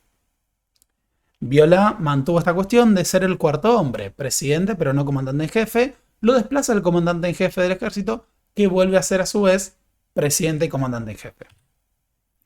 Galtieri, partidario de los duros, era de los que respaldaba la colaboración en las guerras secretas de la CIA en Centroamérica con Estados Unidos, las misiones militares argentinas. Argentina tuvo presencia irregular de fuerzas militares en El Salvador y en Nicaragua como parte de las guerras de Reagan. Y Galtieri fue uno de los que apoyó este proceso, sobre todo enviando tropas argentinas a entrenar a los contras que peleaban contra los sandinistas en Nicaragua o a formar a los torturadores que participaban de la represión en El Salvador. Así, este es un tema que siempre le quise hacer un video, está pendiente, pero el régimen militar argentino tuvo una gran presencia en Centroamérica como parte de la represión y de los operativos de la inteligencia estadounidense y la CIA contra la izquierda centroamericana. Ahora, Galtieri no deja de estar acorralado por la cuestión de los derechos humanos y por el frente sindical. El 30 de marzo de 1982 se da la histórica movilización de Paz, Pan y Trabajo. Una movilización masiva organizada por la CGT que culmina en una dura represión con montones de detenidos y heridos. Pero había algo que se estaba gestando. La población, aún con la dureza de la represión, se le estaba animando a la dictadura. En ese escenario, 2 días después, se lleva adelante el operativo Rosario, la recuperación de las Islas Malvinas. El año pasado hicimos un video muy largo de Malvinas, por eso no me voy a detener ahora, pero hay un video en este canal que pueden ver en donde analizamos pormenorizadamente la guerra de Malvinas.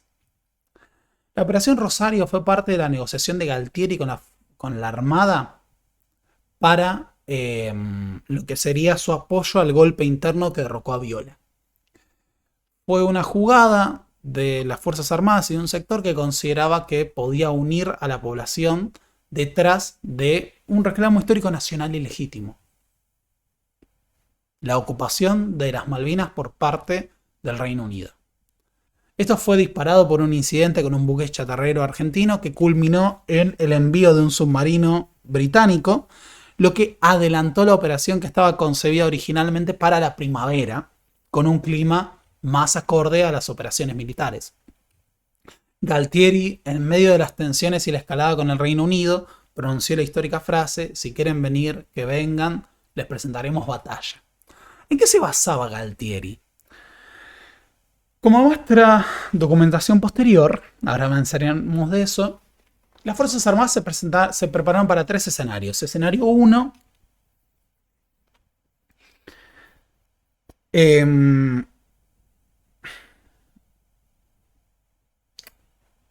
las Fuerzas Armadas toman las Malvinas, el Reino Unido no moviliza sus fuerzas.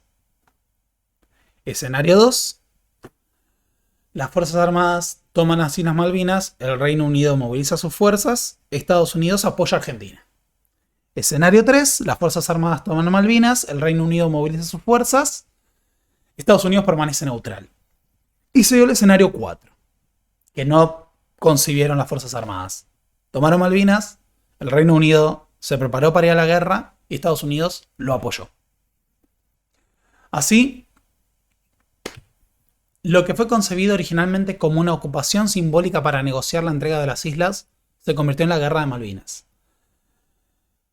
Miles de soldados argentinos, mayoritariamente conscriptos, fueron movilizados para llevar el grueso de la lucha en tierra, mientras que la armada se desplegó alrededor de las islas. Los soldados argentinos fueron estacionados en Malvinas sin los abrigos adecuados y sin los alimentos suficientes, esperando un ataque que tardó un mes más en llegar. Se llevaron adelante malversación de fondos y de donaciones con el Fondo Patriótico Nacional y una verdadera estafa a la población argentina. Se llevó adelante una campaña de acción psicológica que reprodujo la idea de un exitismo sobremedido sobre la guerra. Y cuando las fuerzas británicas se movilizaron, se hizo bajo un despliegue enorme, una task force, ¿no?, que sería el mayor despliegue militar del Reino Unido desde la Segunda Guerra Mundial para pelear por Malvinas. No me voy a detener ahora, pero es cierto que los combates más duros fueron los combates de Pereira del Ganso, de el Monte London, entre otros. También en el Estrecho de San Carlos, también conocido como el Estrecho de las Bombas. Uno de los episodios más dramáticos fue el hundimiento del crucero General Belgrano, que se encontraba fuera de la zona de exclusión determinada por el Reino Unido para el hundimiento de los barcos. A esto se responde con el ataque al Sheffield. Pero cierto es que en junio de 1982 las fuerzas argentinas se rindieron en Malvinas. Y esto chocó porque la operación psicológica que había llevado adelante la dictadura planteaba que la guerra se estaba ganando. Así que cuando llegaron las noticias de la rendición de Mario Benjamín Menéndez ante Jeremy Moore, fue un duro golpe que produjo la caída de Galtieri.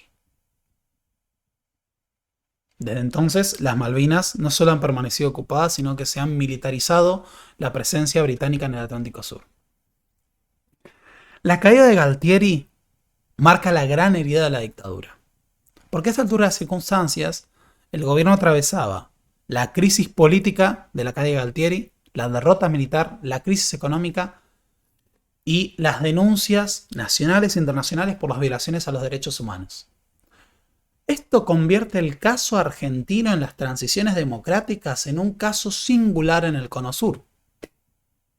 Las Fuerzas Armadas empezaron a prepararse para la transición en un contexto en el cual incluso se llegó a disolver la Junta de Comandantes. Reconformada, se elige a Leopoldo Fortunato Galtieri, quien prepara el clima para la transición política, en un contexto de deterioro económico en el cual intenta ensayar medidas para paliar el descontento de la población.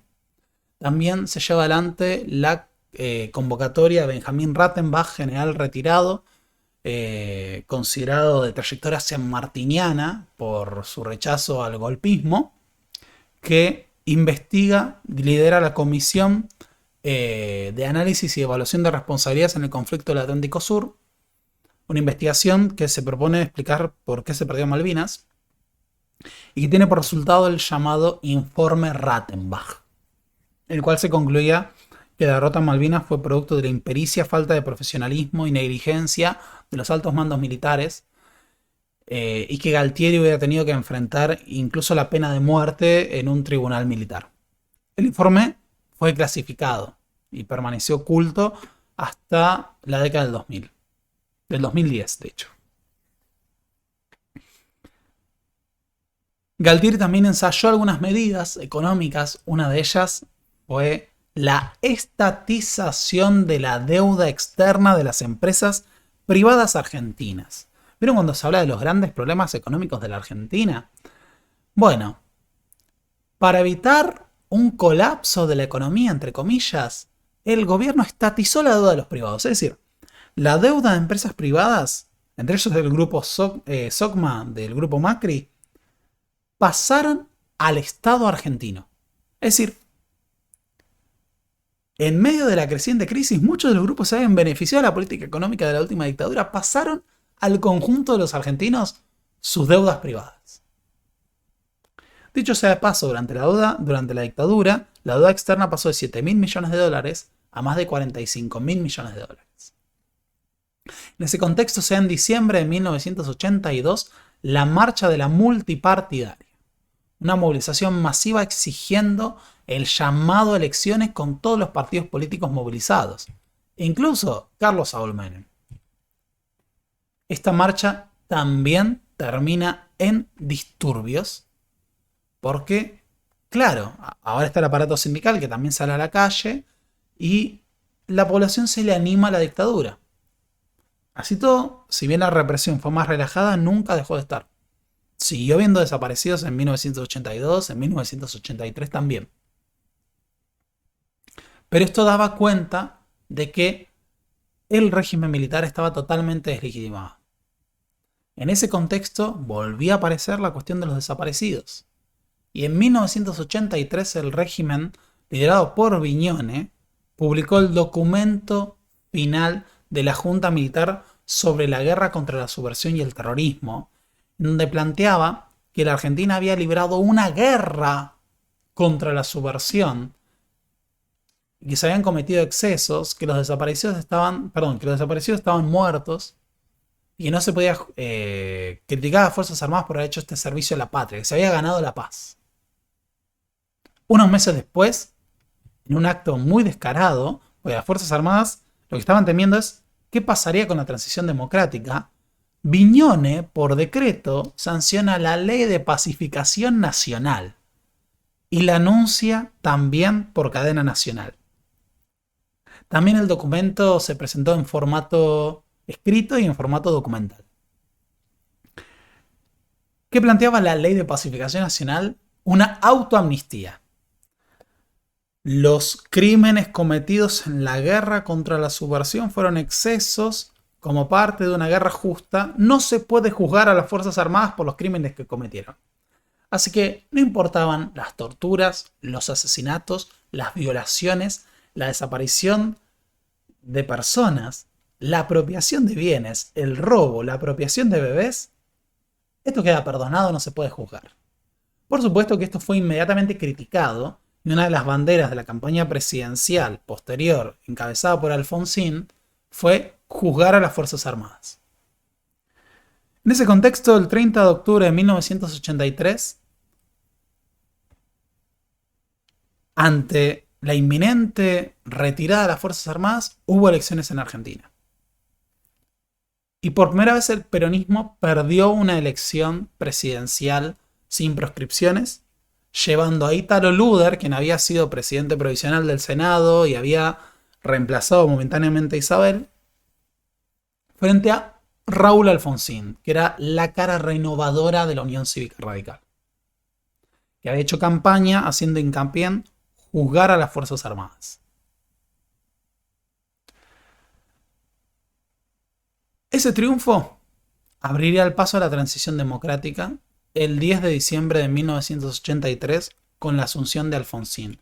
Un caso singular en la región porque, como decíamos antes, la derrota de Malvinas y la crisis económica en medio de las denuncias a los derechos por los crímenes de lesa humanidad habían debilitado tanto a la dictadura que se fue antes que el conjunto. Muchas de las dictaduras del Cono Sur abandonaron el poder en el 85 y lo hicieron condicionando las democracias.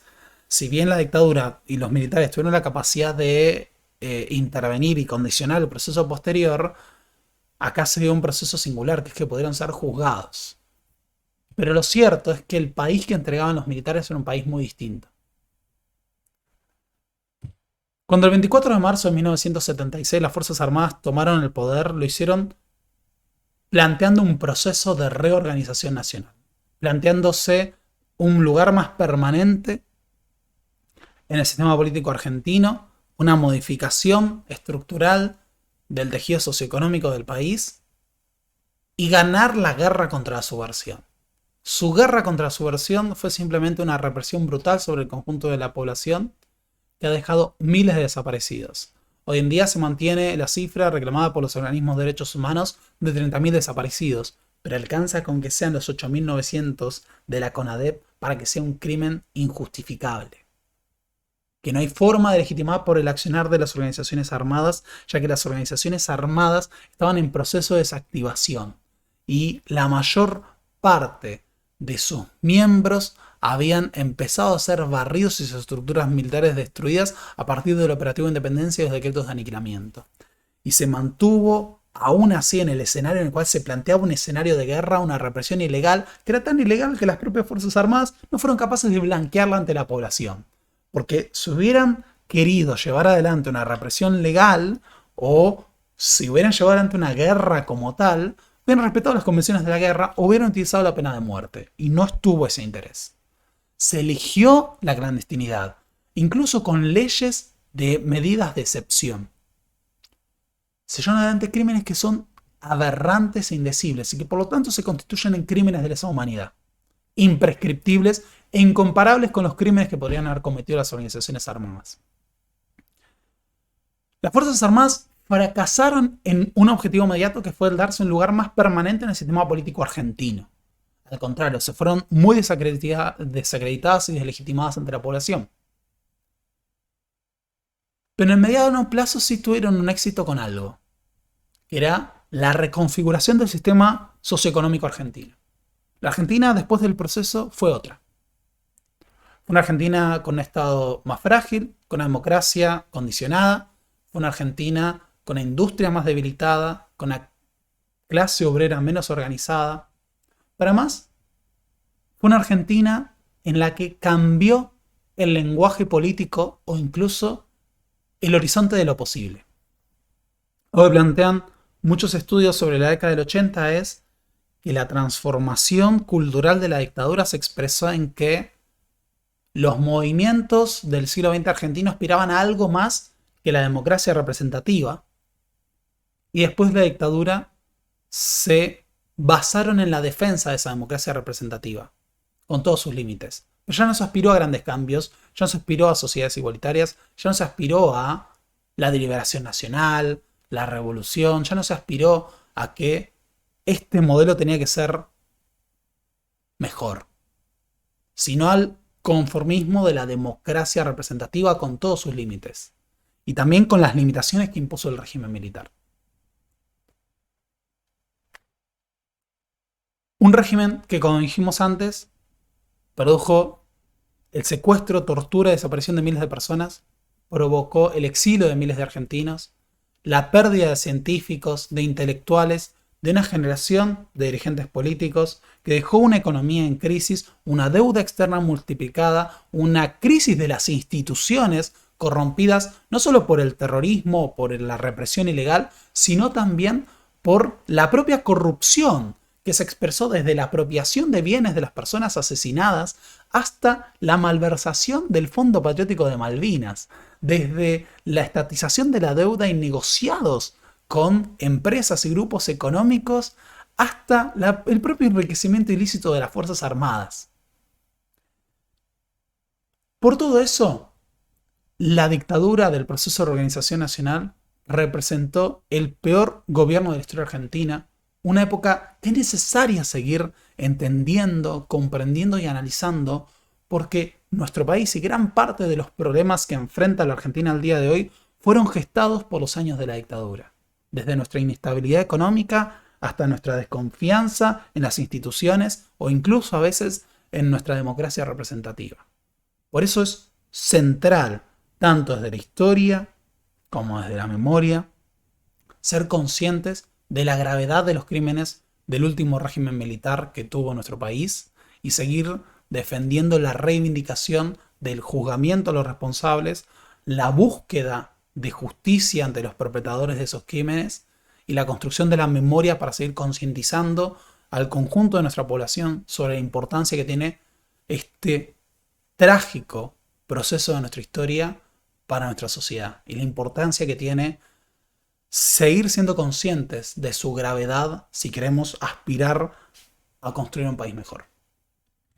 Eso es todo por hoy. Si llegaron hasta acá, muchas gracias por haber visto este video completo. Este es un tema al que no solo he dedicado muchos años de mi vida y creo que es central no solo desde lo subjetivo, sino como sociedad que analicemos, que sigamos entendiendo, que sigamos comprendiendo, que sigamos estudiando. No vamos a agotar con esto nuestro análisis de la dictadura ni de los 70. Hay muchos temas para seguir analizando. Seguramente a lo largo del año sigamos haciéndolo. Pero lo cierto es que considero que era muy necesario hacer un video lo más extenso posible y lo más amplio que se pueda sobre este tema por los 50 años del último golpe. Si creen que es necesario este espacio, no olviden poner like a este video, comentar qué les ha parecido, qué aristas les gustaría que toquemos en futuros videos y demás. Y nada, hago esto en medio de mucho trabajo para tratar de llegar con todo. Han sido jornadas y por un tiempo no van a haber otros videos de historia de estas características hasta que termine algo que tengo que terminar. Pero ya volveremos con más videos y otros contenidos por lo demás. Así que nada, muchas gracias por estar del otro lado y les manda un gran abrazo su servidor. Nos vemos la próxima.